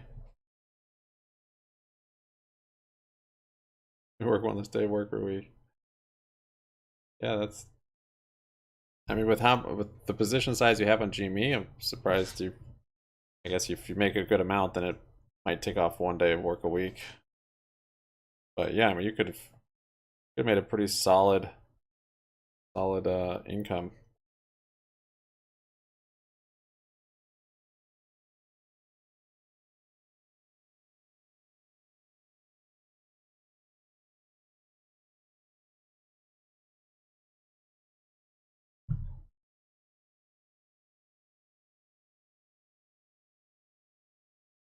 Yeah, I can't remember, but you're one of our largest shareholders on Discord. I think you're top 5, maybe even top 3. You've held on.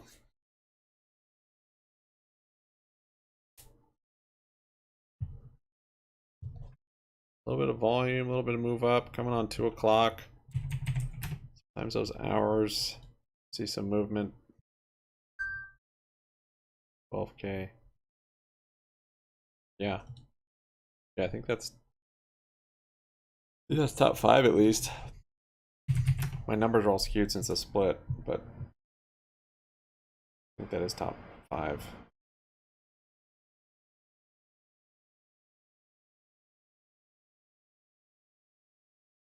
Fidelity's money market fund is offering 4.11% on your cash.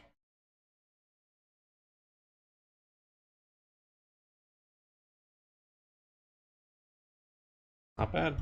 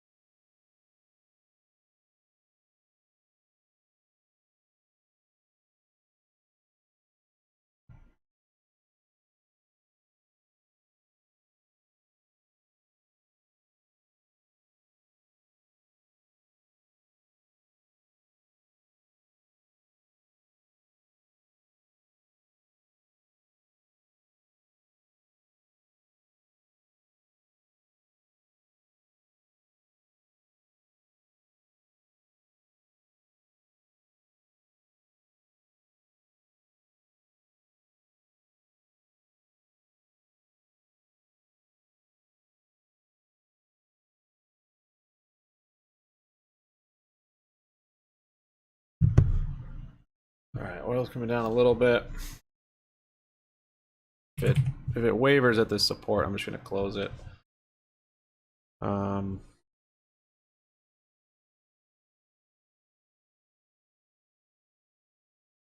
Have you noticed how much lower the premiums have been, Bungie? The last like few weeks. And your covered calls, weren't you stuck in some? Have you been able to get out of any of those yet? Thought you had some longer dated ones you were kind of continually rolling.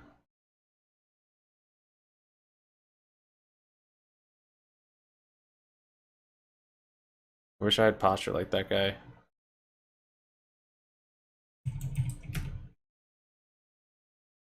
BBBY. Alright, let's do it. On new low.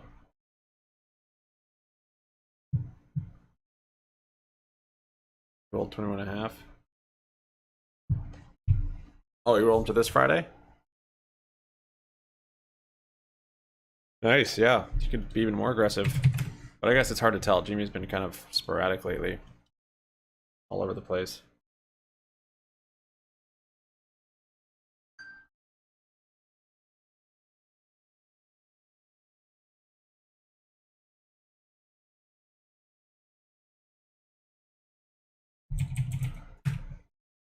So cost average could be just what you bought it for and that's it, or you could consider the premium you've received. Some people just don't count the money as income and just consider it lowering their cost average from all the covered calls, all the money made on covered calls. So potentially you can make the shares free just by selling covered calls on it, or even, you know, negative.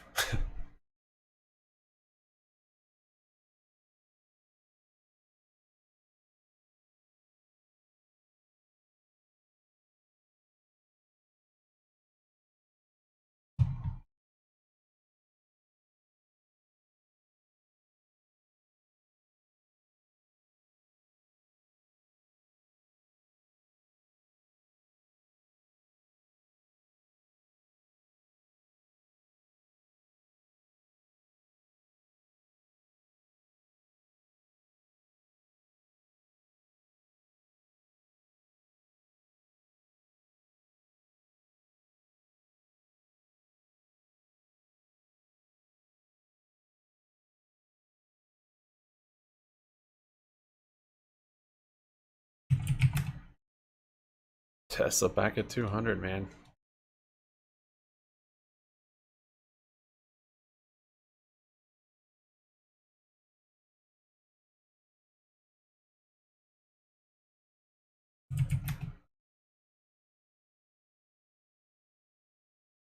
Getting a little ABCD here on the SPY.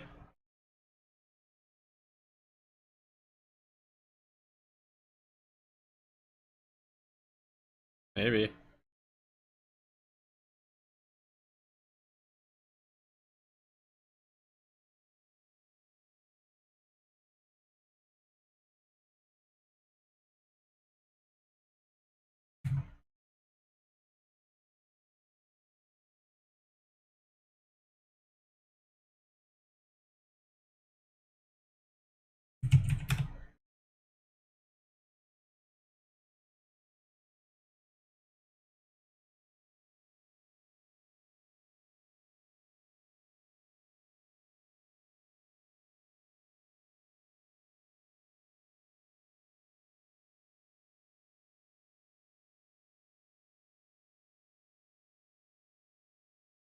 Bunch of 40 pre-split. Yeah. Got a nice healthy cost basis. $60.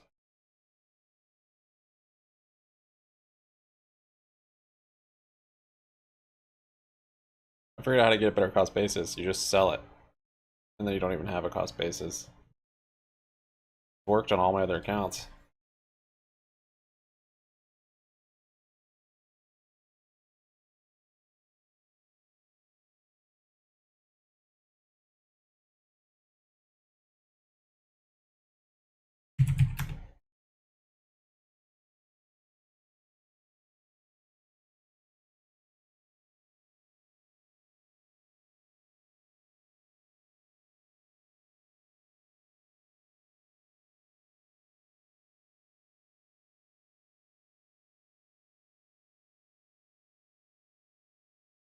6.5 billion, plus or minus 2%.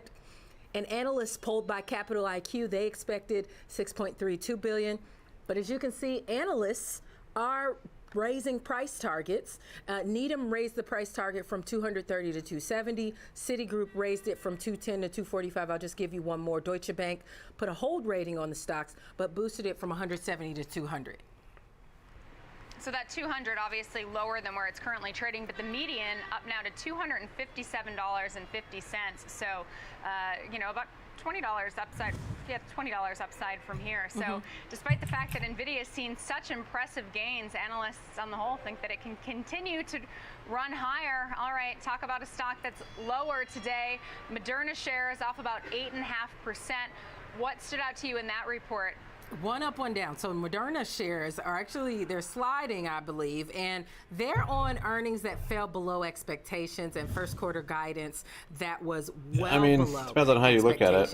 And this is all really on a So steep saying, decline in the if you just count that premium towards lowering your cost basis, then no, it's much lower. Really dramatically dropped. Adjusted earnings per share if you just was consider well below what you estimates paid for at $3.61. Revenue take was away just the below estimates at premium. $5.08 billion. Yeah, you That could was a probably loss figure of out how much nearly he's made and how much 30% in dropped his revenue. cost basis. Both SG&A and probably research like and halved development it. expenses grew for the company. Or And looking maybe ahead, at least maybe Moderna $10 is down. guiding for about a $5 billion in COVID sales Some, alone for some 2023. brokerages That's almost $3 billion actually show it that below way. the fact set It's just a lower cost consensus basis. I think of Fidelity $7.9 does. billion. So it's vital that Moderna boosts its cancer vaccine and the RSV You could probably shot change it too. through the regulatory But yeah, whenever you process, sell like because cash secured puts currently or the covered calls, vaccine for COVID-19 that's is why I was the confused only on product the company BBBY. has. That's one Because I was regulatory rolling approval. cash secured puts, and then I got Yeah, we're waiting assigned. on that flu vaccine where they got a little bit of and negative results. it gave the last me time, a- or mixed results, I should say. All right, have It to leave gave it me there. a Renita, price that always a was pleasure. much Thanks lower so than my much. strike. Thank you. All right, I think now that let's was take just a look at the including bigger the picture with premium. Louise Gowdy Wilmering, partner at Crew Advisors. Louise, thanks so much for joining us today. You know, we're seeing What is it, Bungie? Have you figured out the math? market right now. The Nasdaq Or did your opting for a brokerage tell you? comeback, but we're on pace for a losing streak, or losing week, I should say. After a winning streak for much of 2023 so far, what's behind the weakness that we're seeing this week? Is it just that the market finally got the memo that the Fed's going to continue Freaking hiking had rates, this or short what? this morning too. I think that's a big part of it. I think the we market suck was again. so encouraged about 3 weeks ago when Jay Powell came out and said we've begun the disinflationary process and maybe decided that they were going to slow down. But with those hot prints coming out, I think the market is deciding the Fed is not going to back off and will probably be a little bit higher for longer. So would you be skeptical of the bounce that we've seen so far? Is it just a bear market bounce, or was it justified in maybe the beginning stages of a bull market? How are you looking at it? Well, what I would say is the market right now is trying to make sense of what's going on and is prone to swinging too far one way or the other. So I think That's the always the amount case. of increase that we saw in the first part of the year was maybe a little bit overdone. But now I think maybe it's Overreaction trying is to an overreaction. normalize and get its bearings. I don't think that we're going to fall off a cliff here. Economics? I think the economic growth will probably slow the Dogecoin of pace, short-term but it stocks? should be I don't able know to anything hold about up it. okay. I don't think we're, right on the precipice of a 2008 kind of event. Dogecoin, if anything, I would take profits. Ultimately, the market goes, and what gets it there? I think we're going to be sideways and choppy, at least until the market can gain a better idea of where the Fed is going to stop. We thought we were done with this Fed and inflation talk when we turned the page on 2022, but here it is again. I think it will continue I don't know to who thought that influence was the done. direction of the market. But I think what will influence things is if companies can come in with stable earnings or earnings as they were telegraphed, I think that will provide confidence to the market as a whole. Well, what's your take so far? I mean, earnings season's winding down. We do still have some retailers left to report, a few other big names on tap. But what's your take from what we've heard from these companies so far in terms of how they're holding up and in terms of their guidance? Well, I think it's all over the map, but I do think earnings have come in relatively positively, maybe not as strong or with enough growth that we've seen in prior years, but certainly there is stability in what's going on. Certainly different sectors are impacted differently. Certainly when you look at the sectors that did the best in 2022, thus So I far might in take a short up here 2023, at they are VWAP. bringing up the rear. And so they're almost mirror images. And then those that did the worst I are actually doing have the enough best. margin to get So it's like just a one matter MES. of whether or not those companies that really took off at the beginning of January are going to hang in there. What you're looking at is just how staples and financials have done relative to the market as a whole. And what we've seen is some of those really safe kind of areas, what the staples, the healthcare, and financials have actually done better than the market as a whole since the beginning of 2022. So I'm not sure that we have to chase after some of the highest multiples in order to have some decent returns here. Okay, and I want to talk about how you're positioning in just a second, but Those have let's always stick with RSI that divergences theme of though, but last year's short term. winners being this year's losers and vice versa. Going forward, where do you expect to see market leadership? Well, I think that what we will see is certainly the NVIDIAs are the outliers, the proprietary, the new hot sizzle, the cloud of the 2023. But where I think things will do the best are the areas that will be able to control their pricing. And whether that is in healthcare or in staples, I think it still remains to be, it's a good idea to remain somewhat cautious as we come into an unsettled time period. So still some defensive 2016 positioning on your end. How are you diversifying? As far as diversification, I think people have forgotten that there are things outside U.S. large cap. We had such a huge run for years in U.S. large cap. I think that with what has gone on with the decline of the dollar, as well as the multiple that we're playing for U.S. large cap, it's important to look outside the United States at international for dividend yield, for some further diversification, and also, you know, you're not paying as much for those earnings. The market's forward-looking, though, so I guess at what point or what do you need to see to be more offensive and less defensive? I think we will need to see that we have reached or we can see where the end of interest rate hikes are going to be. I think the thing that makes everybody a little nervous is one of the factors in the Fed's equation is the job market and how far the Fed is going to have to go to put the clamps down on that wage and job induced inflation. Oh, AMV. So once we see that has calmed down, I think then the market will move ahead very nicely. Do you think that this is a market that needs to price in additional Fed rate hikes? Well, it's coming down, market's going up. I think there will be additional hikes. So one of those is going to flip. I don't think that it has fully priced that in, but Dollar's with that starting to said, bounce. the market should be able to absorb that. We're seeing mortgage rates that most of us have seen before. We just have to get over the mindset that 2.5% on a 30-year mortgage is normal.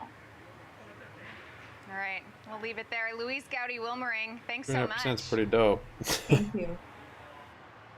Still ahead on the watch list, the CEO of Travel and Leisure joins us to go through their latest earnings and discuss how inflation is actually a tailwind for the company. Plus, we'll look at the latest trends. Oil moving down, SPY should not be moving up. Dollar moving up, SPY should also not be moving up.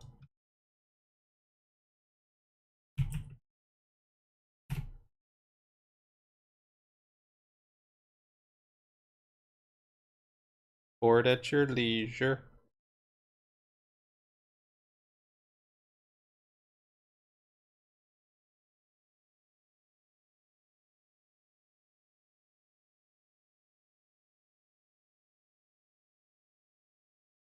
Oh, the VWAP on the futures is much higher. Wait for that one.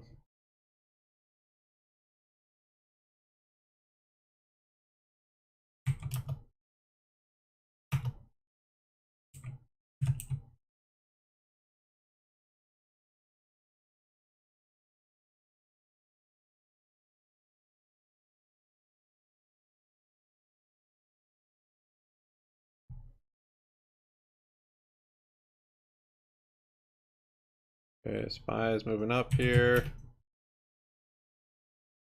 He's showing some life.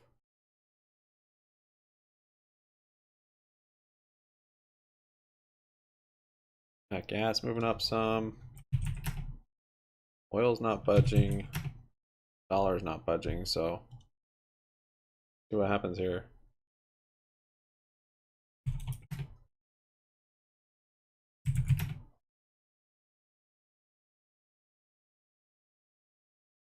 Got data tomorrow.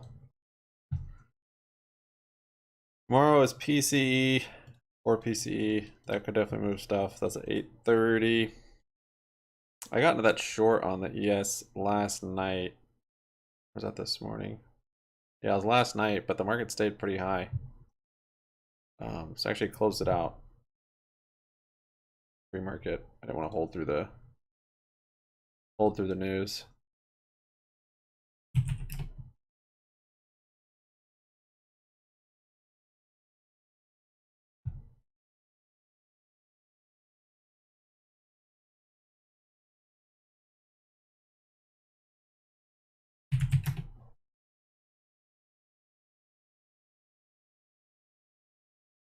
Eyes green. Big red candle for a green day.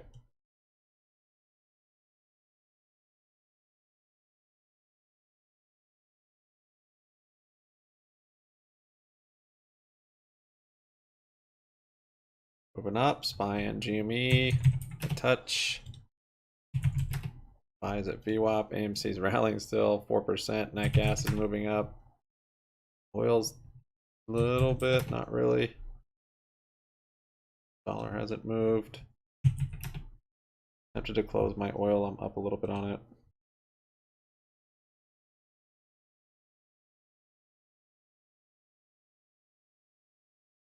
Whoa, what the heck was that? See that pop through VWAP? What? What just happened? Alright, I'm closing my oil. That was crazy.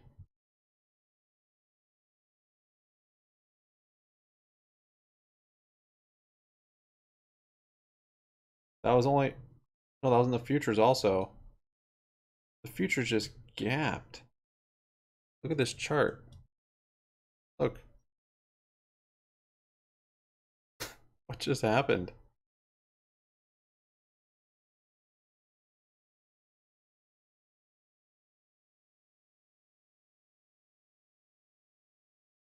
Yeah, even on the 1 minute, just gapped. We will just fill stuff in. Market run inbound. Better close my thing. I don't know. That was scary. The scary spy balls. They're red demon eyes. If we're getting this, GME. Even GME DD is moving. Or GME D. Yeah, we might get some upside. We get these volatility short covering rallies after it's been a bit of a sell-off the last few days. I don't think BBBY will move on that necessarily.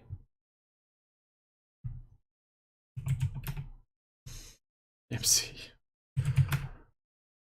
I don't think a run is inbound. If you looked at the chart, it actually just gapped up to the VWAP on the futures. So it's past VWAP on SPY there. But it's a little past it on here too. Just giving me a nice opportunity to short it. Jimmy, no volume, but just getting dragged up with the SPY here. That was such a weird thing.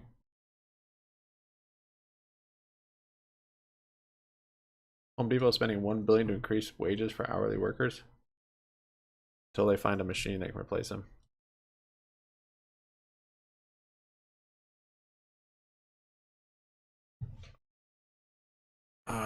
That didn't even look like a news pop.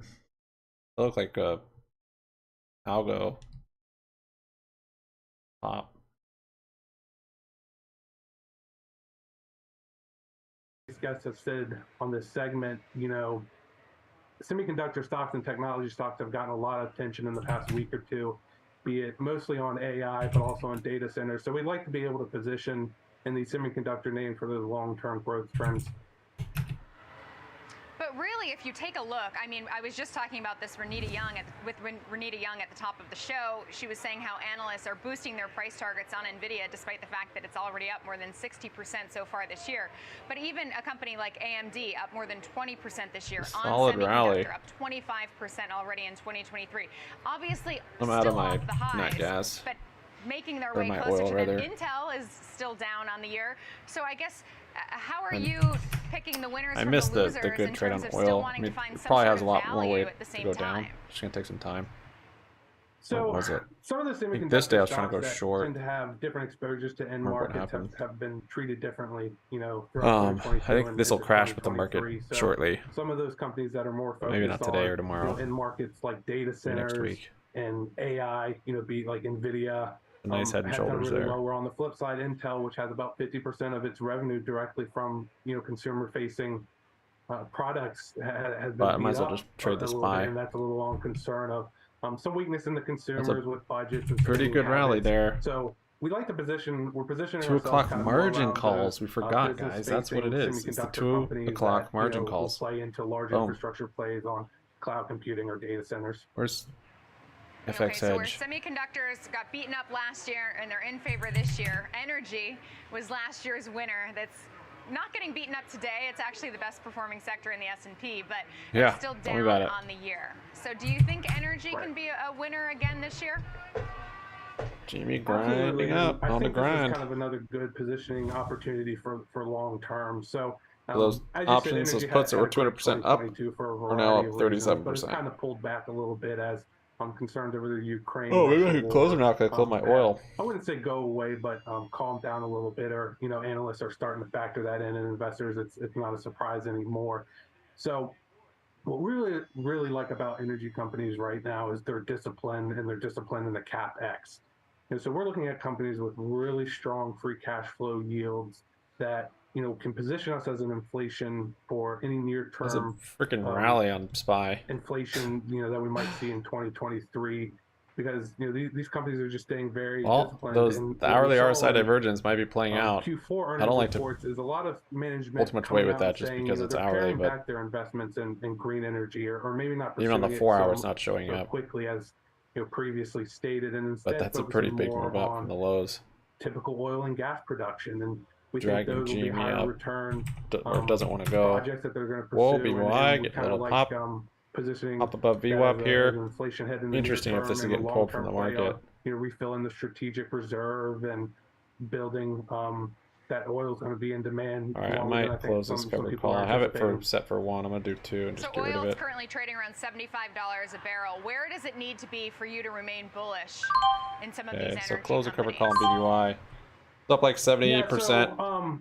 The price range of about $60 Yeah, a I could have. barrel and up. If it stays, I could have gotten we it would stay closer pretty for 1 bullish penny on instead of this. And 2. It was I at 2 think pennies. what It's fine. the oil companies have done really well is they've I positioned themselves to try not be to let them ever expire worthless. profitable for pretty low prices of barrels of oil. So we're not necessarily trying to time the oil commodity it looks like pricing and Bed things Bath like is getting that, moved but from the SPY just here. like the approach that management has said, hey, look, we're being disciplined. We can survive in any price environment. Kind of looking here. Enough volatility on SPY. At oil prices, but of course, the higher the better. All right, we have to leave it there. Thanks so much for joining us, Brian. Really appreciate it. Thanks for having me. Take care. You too. That was Brian Jankowski, Fort Pitt Capital. Up next, we're joined by the CEO of Travel and Leisure. He'll discuss the latest earnings and how inflation is a tailwind for his company. That's next on the watch list. Well, now the We'll be dollar's right coming back. down. Oil's not rallying though.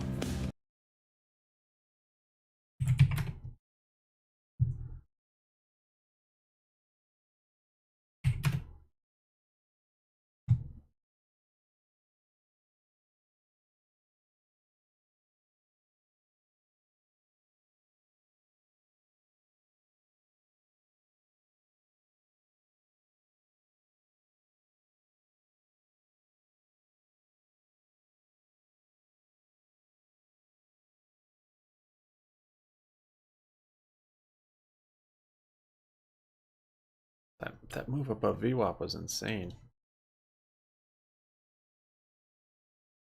Must have been something with options. Bunch of options opened or closed or something.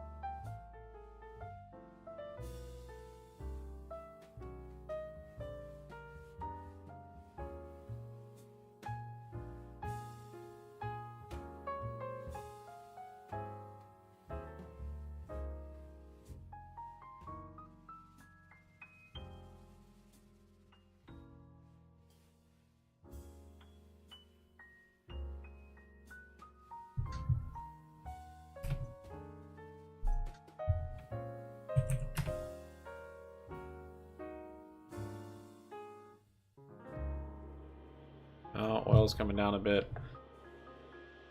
I did close it, but had a small gain, so I'm fine with that. Very small. Would have been better here, but guess I didn't want to keep looking at it. It very well could bounce before it comes down. Got bullish on the hourly.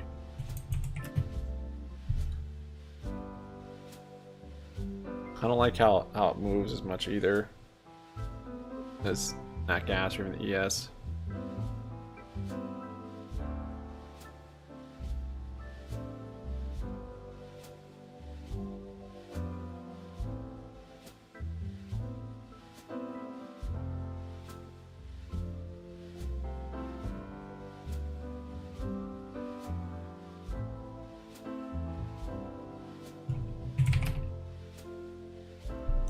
Highs continuing here.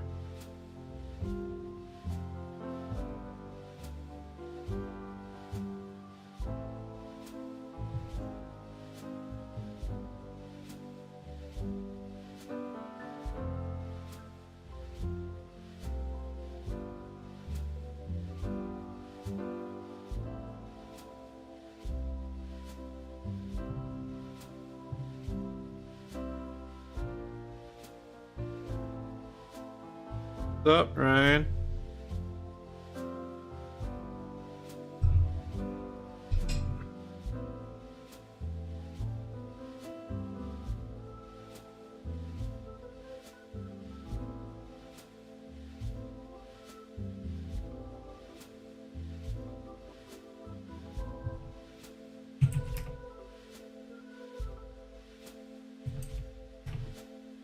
That gas kind of back, moving up.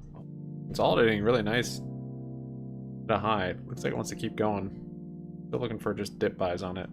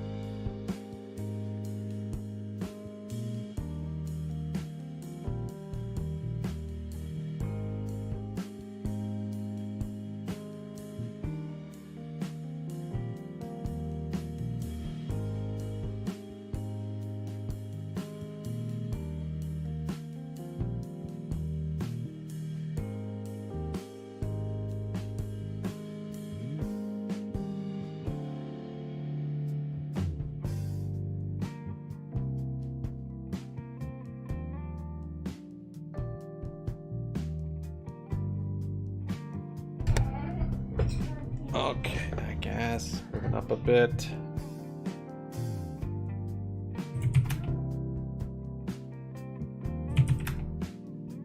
Oil's rallying too. Yeah, energy is moving together today. Bunch of 385 sold off. Is that what that was? Dude, that was crazy. It just gapped. On the futures, it just showed it as a gap.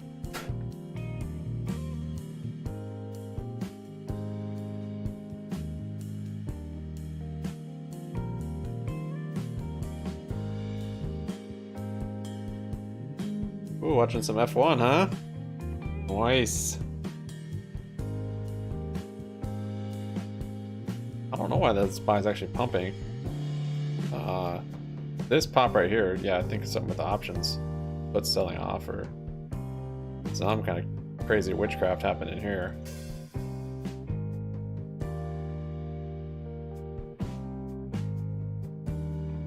Oh, went to that, I guess it's not new anymore, but that, what is that crack called? The Crack of America or something?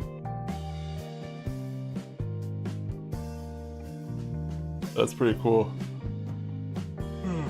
I bet that's fun.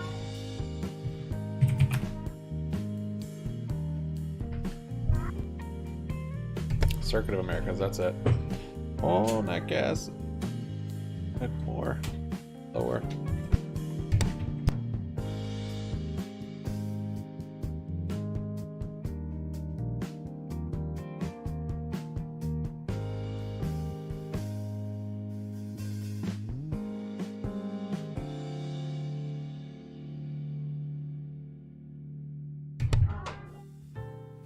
Vegas, Vegas, Vegas, Vegas.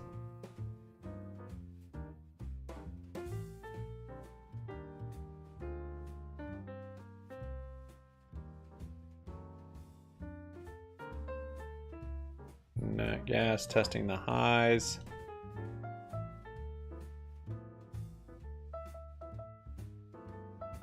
We're gonna have a track on the strip? What? They're closing down part of the strip for a Formula One race?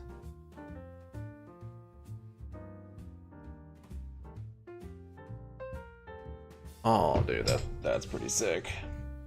I wish it was bigger in the States. I guess Miami had their circuit downtown. That's pretty cool. 3 races this year.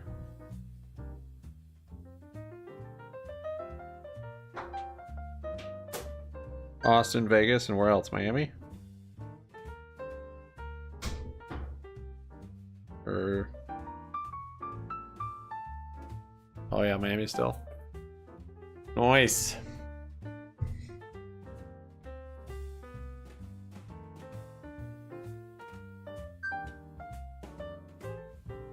SPY is still melting up. Nice.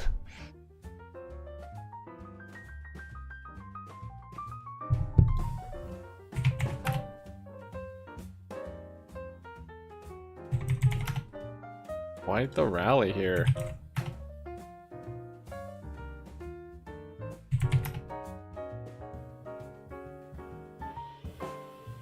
Maybe we get a rally on Friday.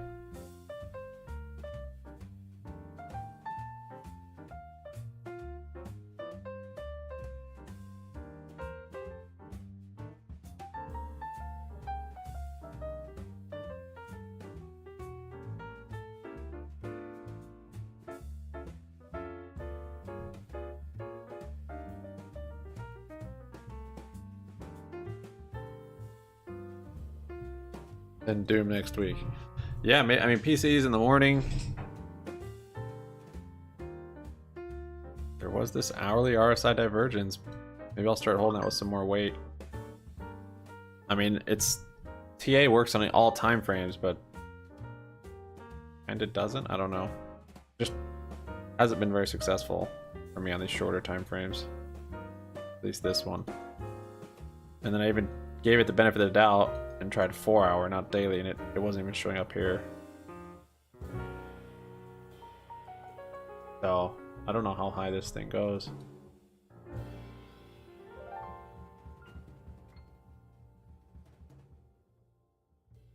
Good bounce for a short opportunity. Maybe 402. Maybe a gap fill? Nah. I suppose tomorrow we could.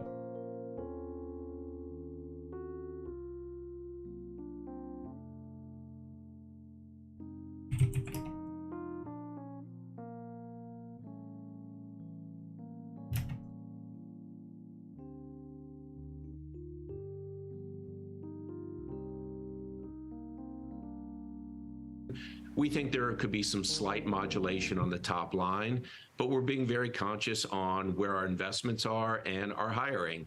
As we came out of COVID, we were very conscious not to overhire and get ahead of a recovery.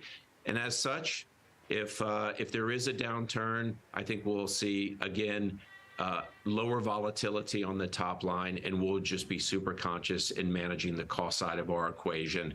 But occupancies remain high, demand remains there. So at this stage, until there's a crack or a chink in the armor, we're going to stay steady the course and plan to fulfill vacations at our 250 resorts around the world.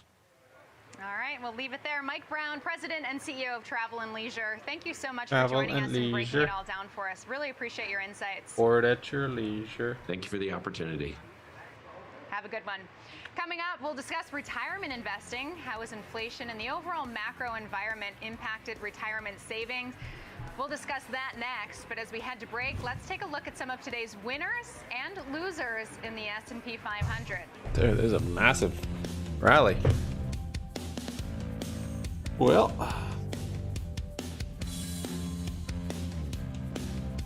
I don't know how I would have traded that to the upside. The downside made sense. There was no good signal for me to go long. So you can't be lucky all the time. You must be smart every day, though. What's that? What's that from?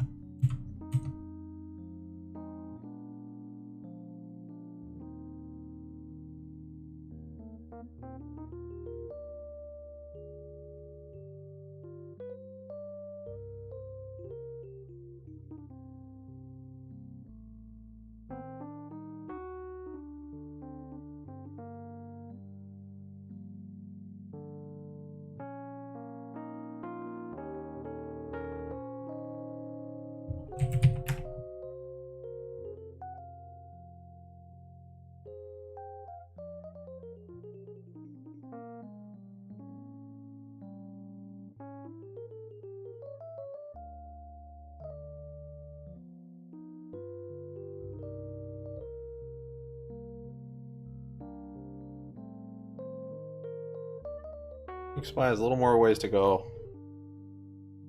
Not really at any resistances yet. We're super overbought though.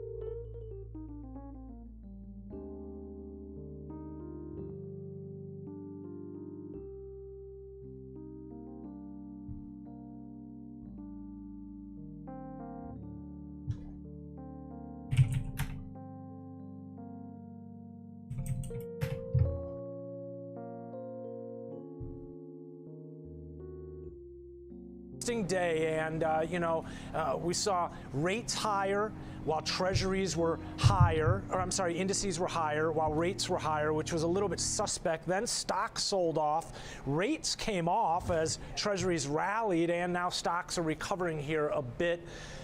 Again, quite the roller coaster ride, to say the least. This after eco data, the Fed minutes yesterday. I think a lot of investors on edge ahead of some of the numbers due out tomorrow. We'll get some inflation data, personal income and spending, the core PCE as well. And yeah, I mean, hold on to your hat. Chin straps required, I think, as we head into the end of the week. We could still see some intraday volatility in between now and the closing bell tomorrow. Ben, we're also seeing crude higher today. Anything specific behind that, or just buying? I haven't really seen anything. It's somewhat range bound. So again, kind of what we were talking about with the S&Ps. We're seeing some big intraday moves, but not a lot of follow through one way or the other, or taking out key levels. And again, somewhat random in terms of some of the price activity. I guess one could argue is, investors sort of try and jockey for position again ahead of some data tomorrow. But, I did see the price activity were up 2% here today. I mean, kind of counterintuitive what you expect to see with the large builds. Yesterday, the API. Today, we saw the EIA reporting a build in inventories. And again, I think it's the 9th consecutive week in a row in terms of builds and inventories. A couple of them have been double digits.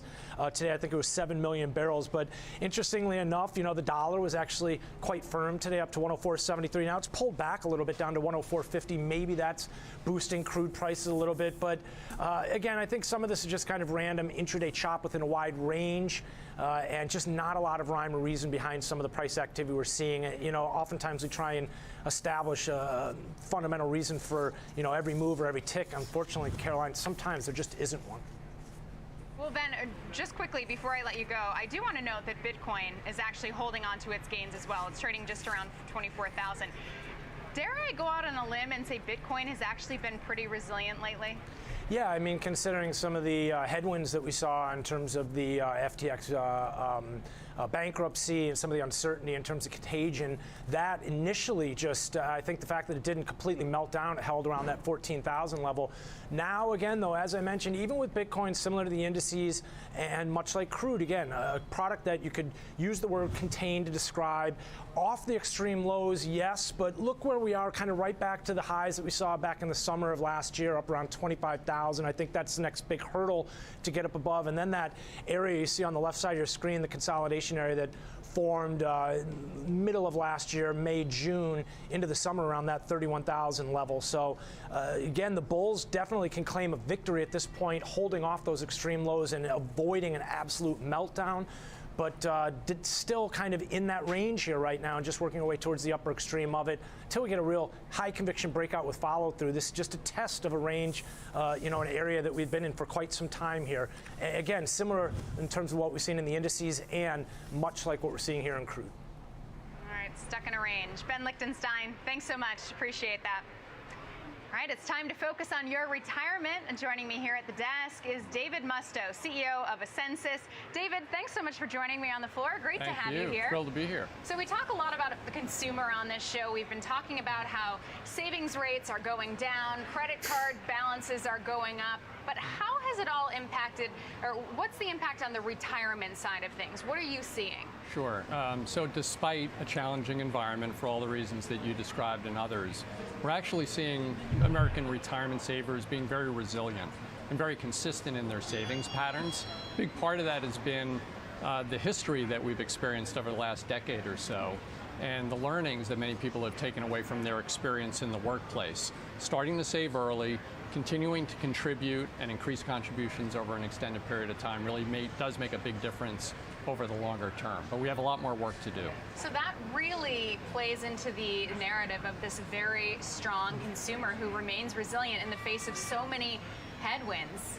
Yeah, we're seeing average contributions to 401k programs, defined contribution programs, to be fairly consistent through this period. Where people are making choices, they're choosing not to spend on other discretionary opportunities, and people are taking to heart the importance of long-term saving. So they're not doing this revenge travel that we're talking so much about, or what? Some of that might be happening, but I think also people are starting to expand their thinking, not beyond just retirement savings, but saving for children's education. saving for long-term healthcare needs. There's a variety of different tax advantage savings opportunities for American workers to be able to focus on long-term needs. So when you talk to your clients, what is their number one concern right now? Number one concern is ensuring that the money won't be needed for other purposes, right? And this is where we see, unfortunately, people that don't get on an early track to saving, finding it difficult because of environments like this to get on the right track. So what are you doing at a census to really address, because even though consumers are resilient, we're seeing that gap of how much people need to retire and how much they actually have. We're continuing to see that widen. How are you addressing that? And ultimately, what do we do if that gap continues to widen? Right. Well, that's a we live longer on top of it. Significant concern for society, our economy, and a whole bunch of other reasons. So we're trying to take technology, digital analytics, and consumer behavior, and really be thoughtful in the way that we engage with savers to get them on the right track. And I'll give you an example of that. You have a 401k program, you go in and you might decide you want to decrease your contribution because you're concerned or nervous about the environment. Well, I can serve up to you an outlook that shows you what you're going to forego in retirement in terms of income by reducing your level of saving today.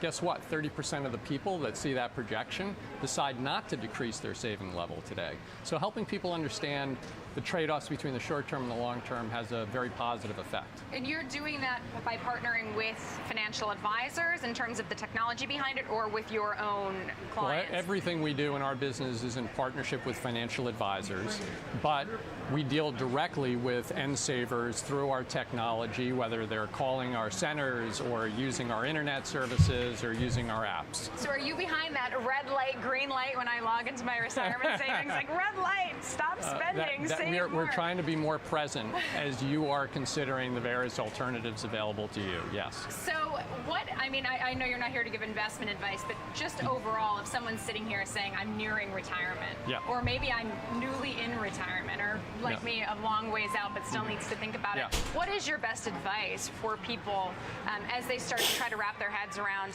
will I have enough money? How do I even know? That type of thing. Yeah, I'd say some very simple general rules. Early stage workers, younger people, save as much as you can, as early as you can. Don't worry as much about even where the money is, because over the long term, you're going to end up in a better place. Mid-career earners, we need to start to really focus on how we're investing. What does that investment portfolio look like? Is it set up for the proper level of growth over the right period of time?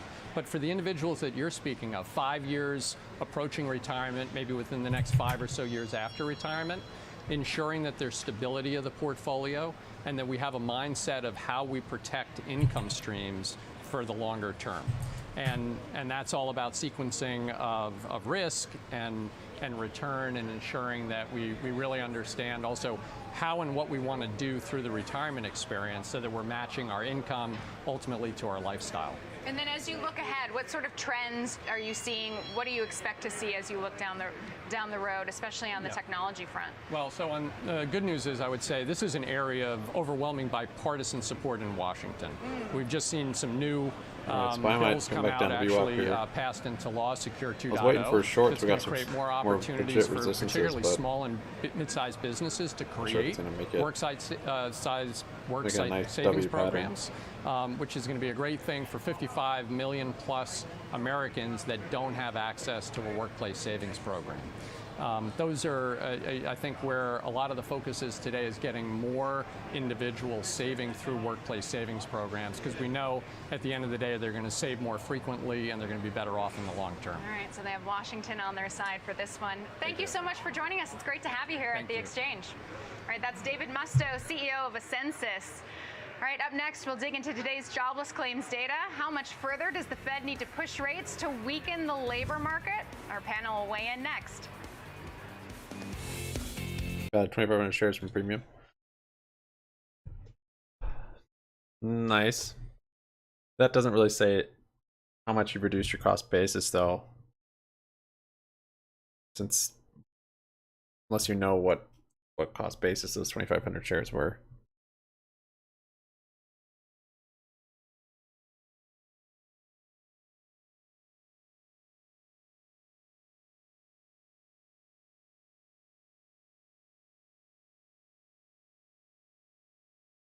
Have you actually added that many shares? Because that's true. You do usually just keep buying shares.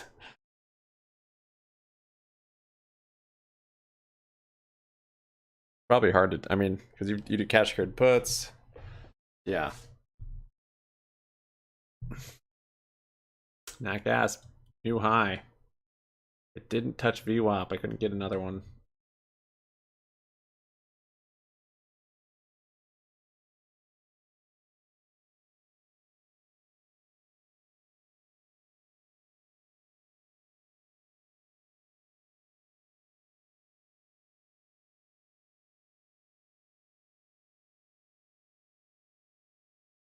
Yeah, I'm waiting tomorrow. I might add some more. Or at least cash secured puts. Or maybe both. Probably do some of both. I'm thinking I'll do $1.50 though. So they'll probably be in the money. Because the dollar puts just don't have any premium yet.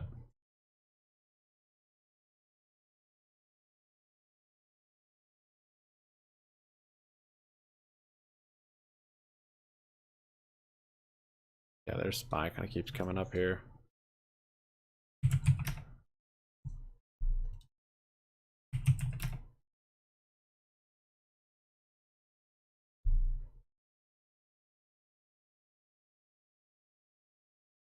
Yeah, you dip by pretty good, just straight up buying shares. Do you ever let your cash secured puts get assigned if they're in the money, or do you just roll them?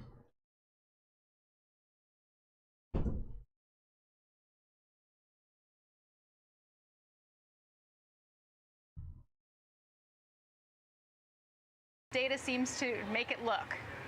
Well, the question is, you know, it looks good right now. Oh, and the covered callers let them go? What's the lag? You know, Yeah, the that's Milton smart. Friedman long and variable lag, and whether, you know, the Fed, you know, interest Oh, rate you let them hikes go are on the going cash to, secured puts. you know, result in Yeah. higher unemployment, and that really there hasn't I know, been I enough could let time. these go.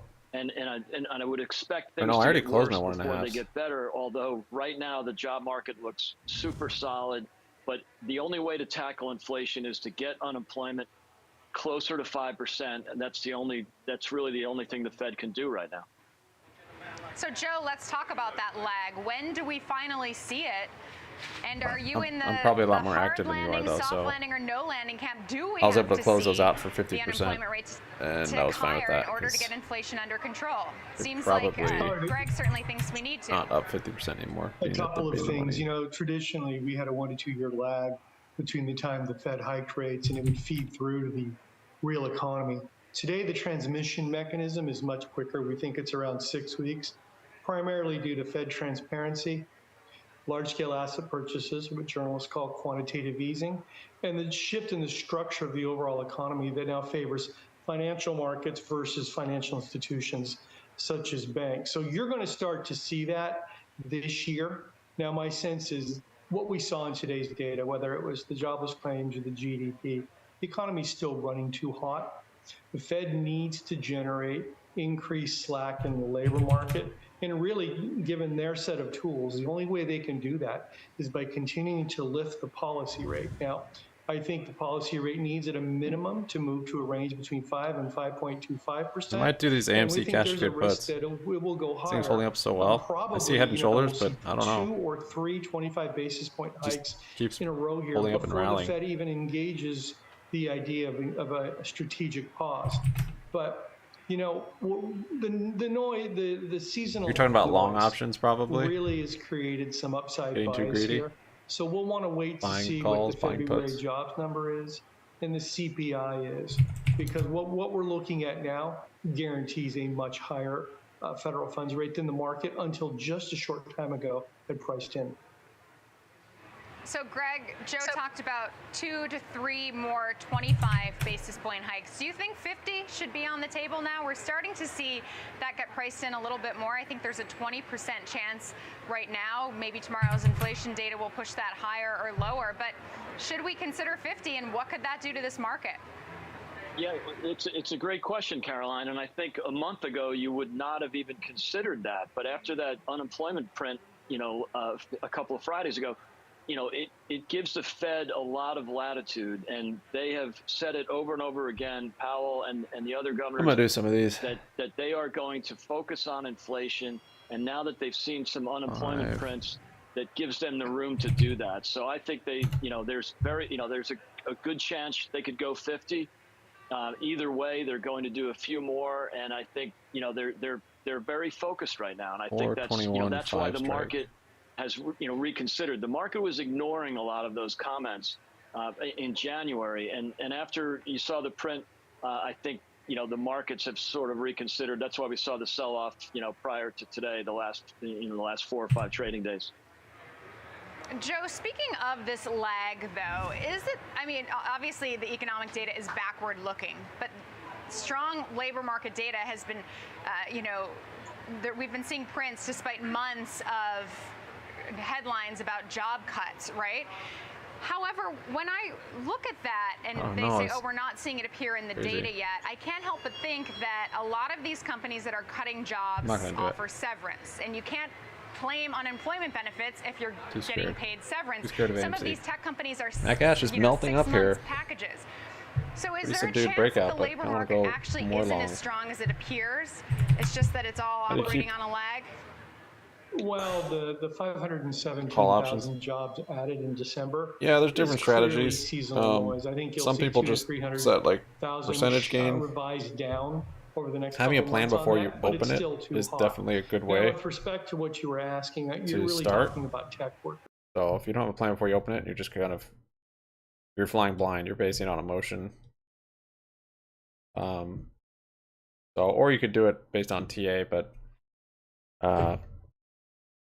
your emotions can still turn your bias on TA, because you could oftentimes if you know a lot of TA, you can see it both ways. So that's where emotions can affect your bias. Then you'll see it bullish or bearish. So some people just set like 20% profit, like take profits at 20%, take them at 50%, take it at 100%, or take this much at this percent. So kind of just figuring it out how you like to do it. Making the play free is a pretty common one that I like to use too. So if I put $100 into a call, if I have more than one, then I'll sell enough to get my $100 back, and then let the rest go longer, and then maybe slowly scale out. Scaling out is good.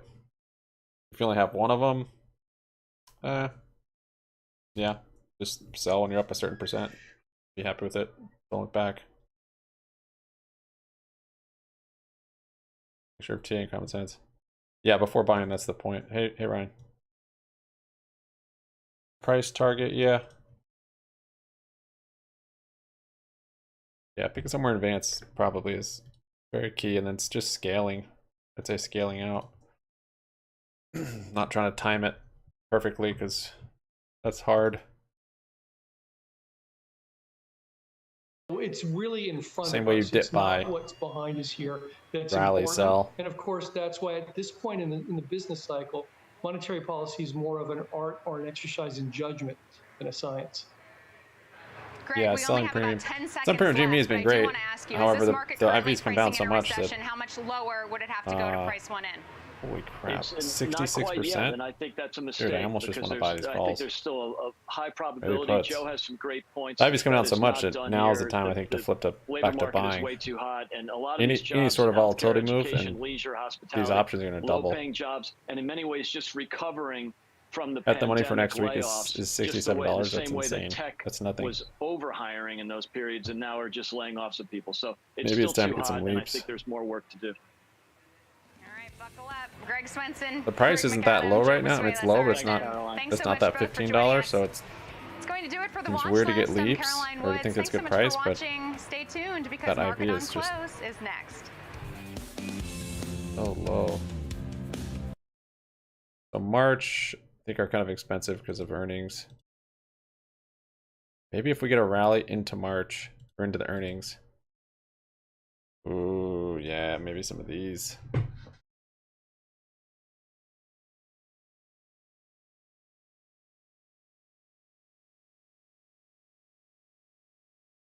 No genius. You have a May MC call? Is that the ticker MC? Oh, AMC.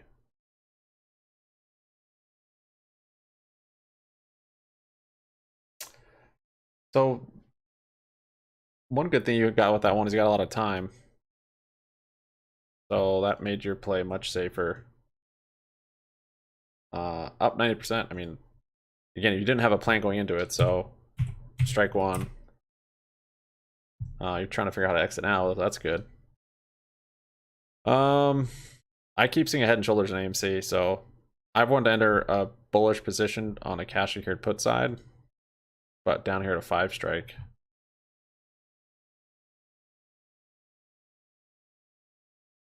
So you've got a good amount of time though. I don't know what the strike is on it. But yeah, I mean, if you think it's going to come down, you could always sell it and rebuy it if it comes down, or buy another one. Close to the money and a lot of time, and you'll be much more successful with long calls, long puts. Gotta pay to play. That gas going up, uppity, uppity, up.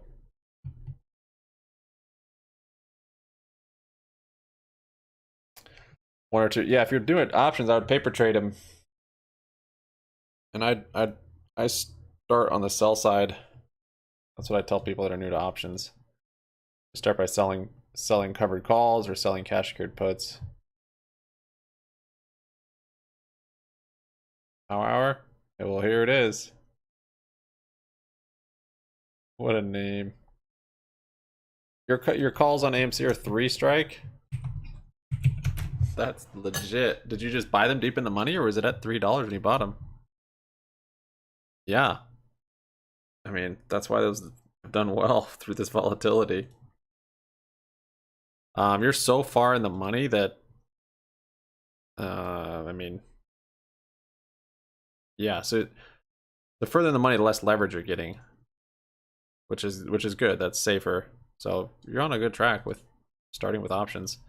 I would probably paper trade, and I would sell them to get kind of used to how they work. Selling them is safer and more consistent, because what, 90% of options or whatever expire worthless. So the person that sells those options, I mean, it's 90% of the time they expire worthless, is they're making the money. Someone's making the money in the trade. It's a zero-sum game. Buy is moving up on CNS closing.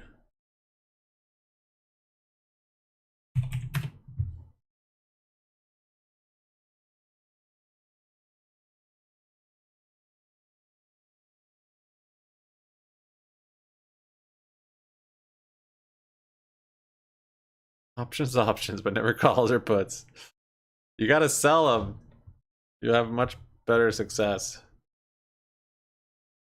But I don't, yeah, on GME right now, you still could farm this data. I mean, it's still relatively high in the whole market, but historical relativity on GME, this is so low. To get some, actually. I don't even think it's going to go up. I think it's going to come down, but I still want to buy some. That makes no sense. I just want to give the market maker some money and show my appreciation for how cheap he's made these.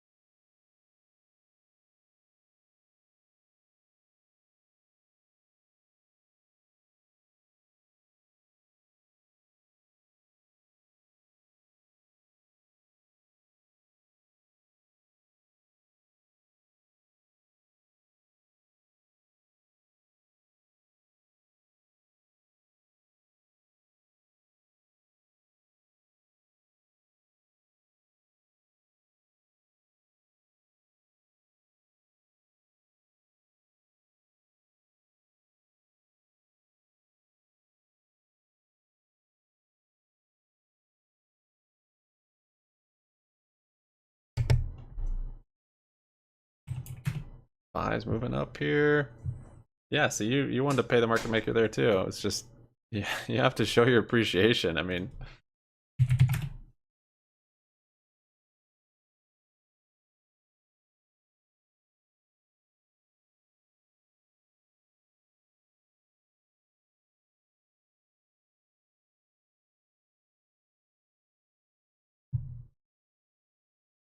I don't think I want short-term ones, but the IV is so low short-term.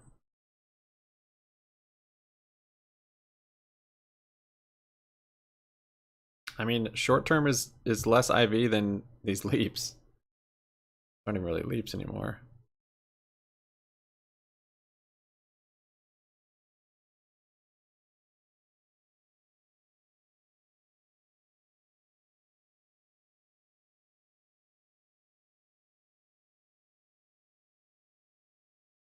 My squeeze? Nah. Nah, dude, just getting up to that resistance.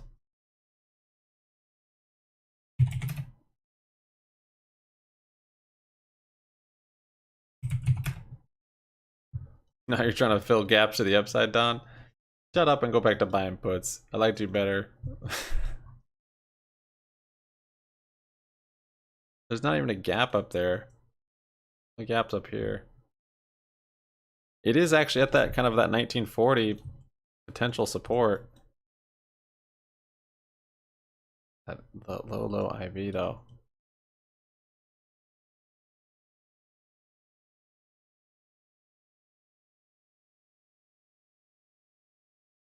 Everything looks awful on the chart, so maybe it's time to buy calls.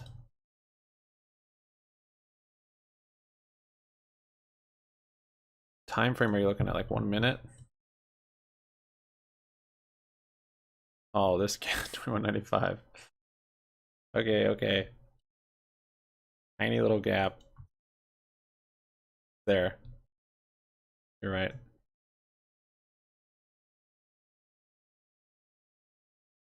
Yeah, yeah, my puts, I just do super well on them. Great.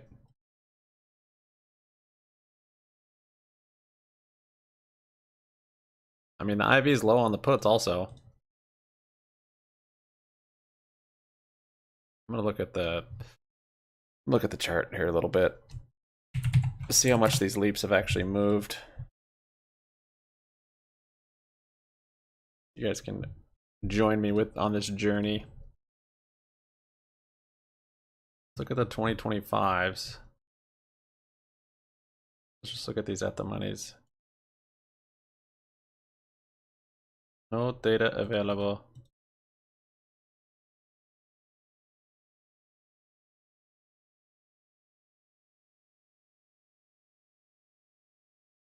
They were cheaper.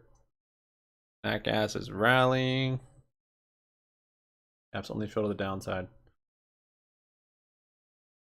January 5th, 6th, 7th. They've stayed kind of flat.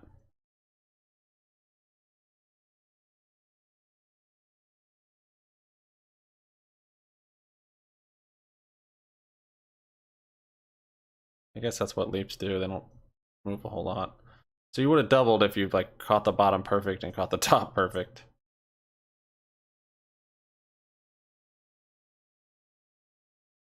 January 5th, 6th, 9th. What was it doing?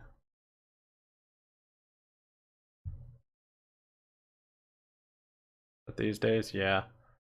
Those are a nice time to buy them. Even though the IV's low, the leaps, the prices are higher just because the stock is higher. Which makes sense. The leaps are going to move more just with the stock itself. Tesla's friggin' rallying, I think. Not really.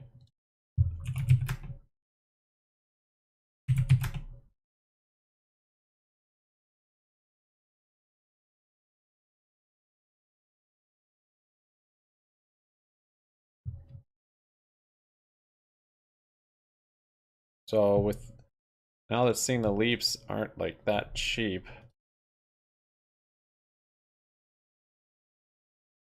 Well, they're Okay, let's look at these closer dated ones. See how cheap these have gotten. So 15 days.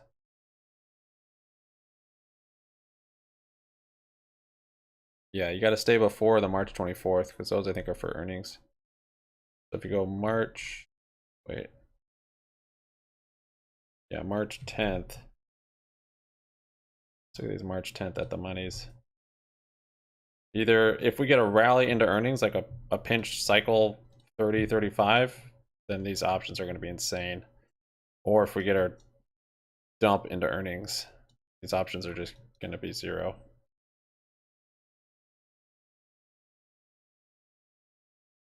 So here is the at the money, basically, what, 20.5? March 10.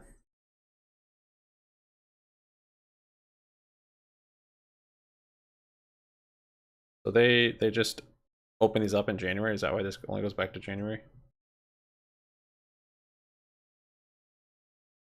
372 when they opened them. So the IV's just, it stayed low.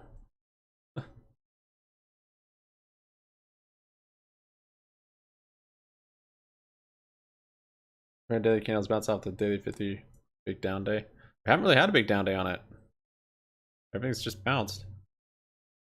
So since they've written these contracts, the IV has been pretty low. Like betting on binary.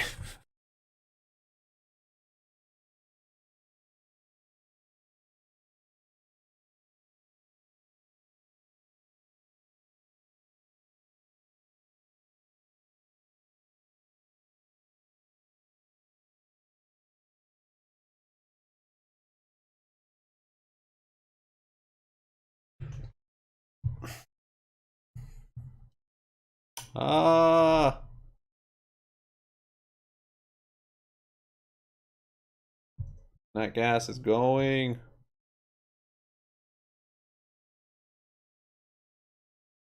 Wait for a dip to buy more, I suppose.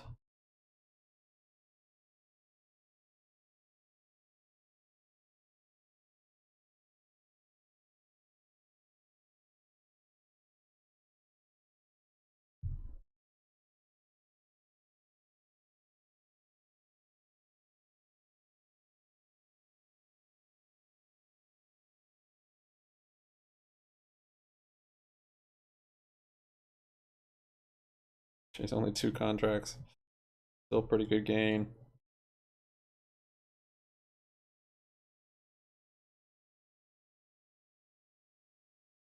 $2,729.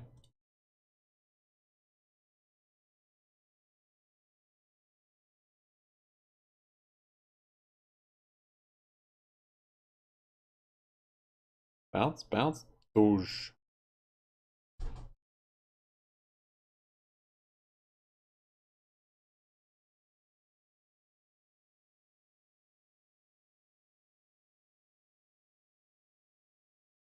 Yeah. More puts. That low IV though is. Whew.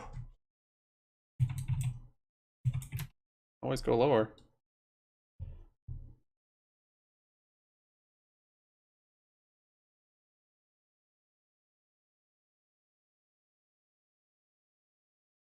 Back. So with inflation tomorrow, there, Kevin, as we're watching the dollar, that is perfectly unchanged today. To me, that kind of speaks to the point that maybe the market's prioritizing tomorrow's inflation over what we got for GDP. Well, the dollar's been quiet for a while, Oliver. You and I have been mentioning it day after day after day, because I think the dollar market is trying to figure out who's going to be the more hawkish. Now, dollar's ripping. Europe, not really. Christine Lagarde, they're talking a more hawkish game, but the dollar must think that the U.S. may have to be hawkish down the road, because it's been very quiet the last couple trading days, and really for a couple of weeks here. It's gotten to this level, and it's looking for another bit of inertia to get it going in one direction or the other. Yeah, the dollar rates are moving quickly. The dollar very quiet. All right, great stuff, guys. Love it. The micro look at the stock moves and the macro here on a day where that's not so much driving the action. As we talked about earlier, Kev, the micro versus the macro, I guess NVIDIA is the winner and the main force in today's action so far. Oh, okay, we got T down. Let's bring in Colin Roche. I'm excited to talk about it with him. He's our macro guy to kick us off this afternoon. He's a CIO at Discipline Funds. Okay, Colin, since we last spoke, we've had some talk about 50 murmuring through some of the Fed chatter. We've got some pretty good data. What's top of your mind right now, and what's the adaptation to your view based on what's happened? I'm still laughing at watching your tea fall down. Yeah, trying to breeze over it, real smooth. It's a super interesting environment because what we're seeing play out is really a sort of a classic credit cycle. And this is sort of counterintuitive because I think that the thing that surprises some people is that when the Fed typically starts raising rates, you actually tend to see borrowing remain fairly strong. And so this is kind of counterintuitive because what typically happens is inflation's rising. Consumers are trying to maintain their living standards. And when the Fed starts to raise rates, they start to reduce income growth in other sectors of the economy. And when that transpires, the way that consumers respond is they typically start borrowing more. And so you're in this sort of weird part of the credit cycle where the Fed's raising rates being very aggressive and the consumers are trying to actually borrow more to offset some of the weakness that we're seeing in other sectors. And so the main sector that we're seeing weak, obviously, is housing. And, the housing cycle is so slow moving that I think the thing that makes this environment really difficult for people to interpret and navigate is that it's an inherently slow moving cycle or part of the cycle where housing is just such a slow moving beast that it takes years for this to play out. I have a feeling, I wrote about this yesterday. I think we're going to be talking about housing and this slowdown well into 2024. The direction and the movement, though, is that at least clear to you at this point? Because these home builders, if I'm looking at it from a technical chart perspective, I could very well argue they're uptrending again based on the last 6 months. Stock market, not exactly the economy, of course, but should we heed that message? Does it tell us there's potential for reversal of that direction? Well, I think what it says is that when you look at the housing sector, especially, the likelihood that this is all going to remain couple of you guys have pretty mentioned weak tickers that were looks SPACs. really high to me. I mean, mortgage rates surging back to 7%.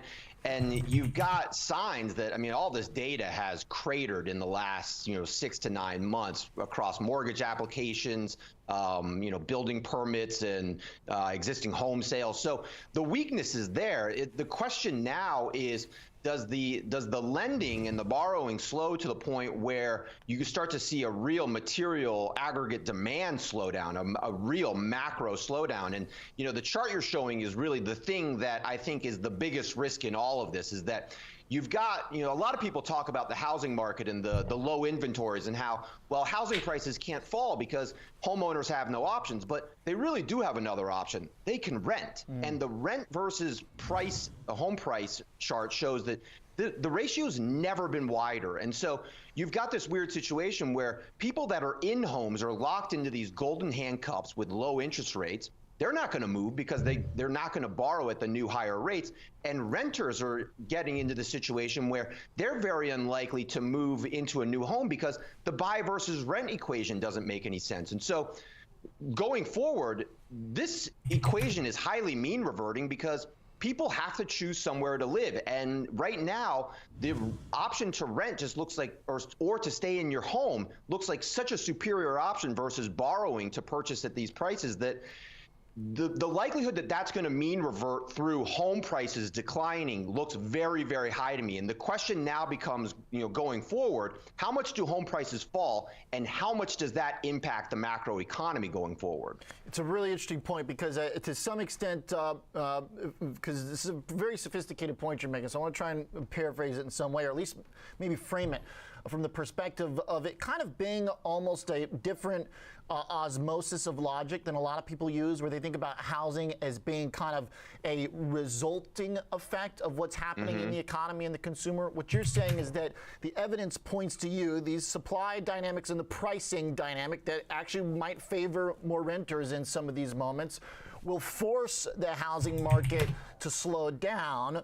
Yeah. And from that, then we draw E-Tow? the impact that it has on the economy, because a lot of people own homes after the last couple of years. Watching the price go down tightens up the This economy. was a SPAC also. Is that right? Right. Yeah, and What do you mean another run? This has never had a really run. Weird aspect about this is that This so is if this data gotten set mean back reverts, it first. can mean revert, in a lot of different ways. Home prices could fall a lot, rents could go up a lot, or you could get some, some reversion of both, which is the most likely scenario. But the really interesting thing is that the more people sit out on housing and buying the new house, the more pressure that puts on rents. Rents are such a big part of CPI that the more pressure this puts on rents, the more likely the Fed is to stay tighter for The guy longer, who which called OSHA? in a weird sort of way puts more pressure on the existing home market and the likelihood this was that prices are speculative, going to fall. unless he knew some inside information. All roads to me lead to home prices Because have you to didn't know if that fall was at gonna some get point. approved or whatever happened with it. Homeowners are going to get to a point where, yeah, they've been, I think, patient so far. You can roll but your they're dice gonna on get to different, a point here in the next different few years pharmaceutical where ones I think when people their that really data or need whatever to comes move, out. they're going to become forced sellers to some point. I think Don's done that Maybe quite a not bit. I've done a sort little of bit, but waterfall decline like we saw in not- 2008, I don't like but I think that it's perfectly reasonable to expect a 10 to 15% national home price on here. decline in the next few years. And the question is, how does that play out in Yeah, I know the people that- commercial real estate market? How does that play that out in the just consumer do that, balance that just sheet? play those And all of it for the just release to dates, me, whatever. I said at the beginning of the year that this was likely to be a year of sort of muddle through, just really slow, choppy growth. And I don't think that any of the recent data changes that. If anything, the rising mortgage rates reaffirms that view. Wow, okay. Like the connection back also into such a key component of the inflation metrics with the rent prices as well. Nice job fitting the pieces of the puzzle together for us. A thoughtful start for our show here. Appreciate it, Colin Rush. Thanks a lot. Yep. CIO Thank you, Oliver. Discipline Funds. I need a cleanup crew in here. Okay. Coming up, let's talk some biotech. I did my recap video. It's been like 2 weeks.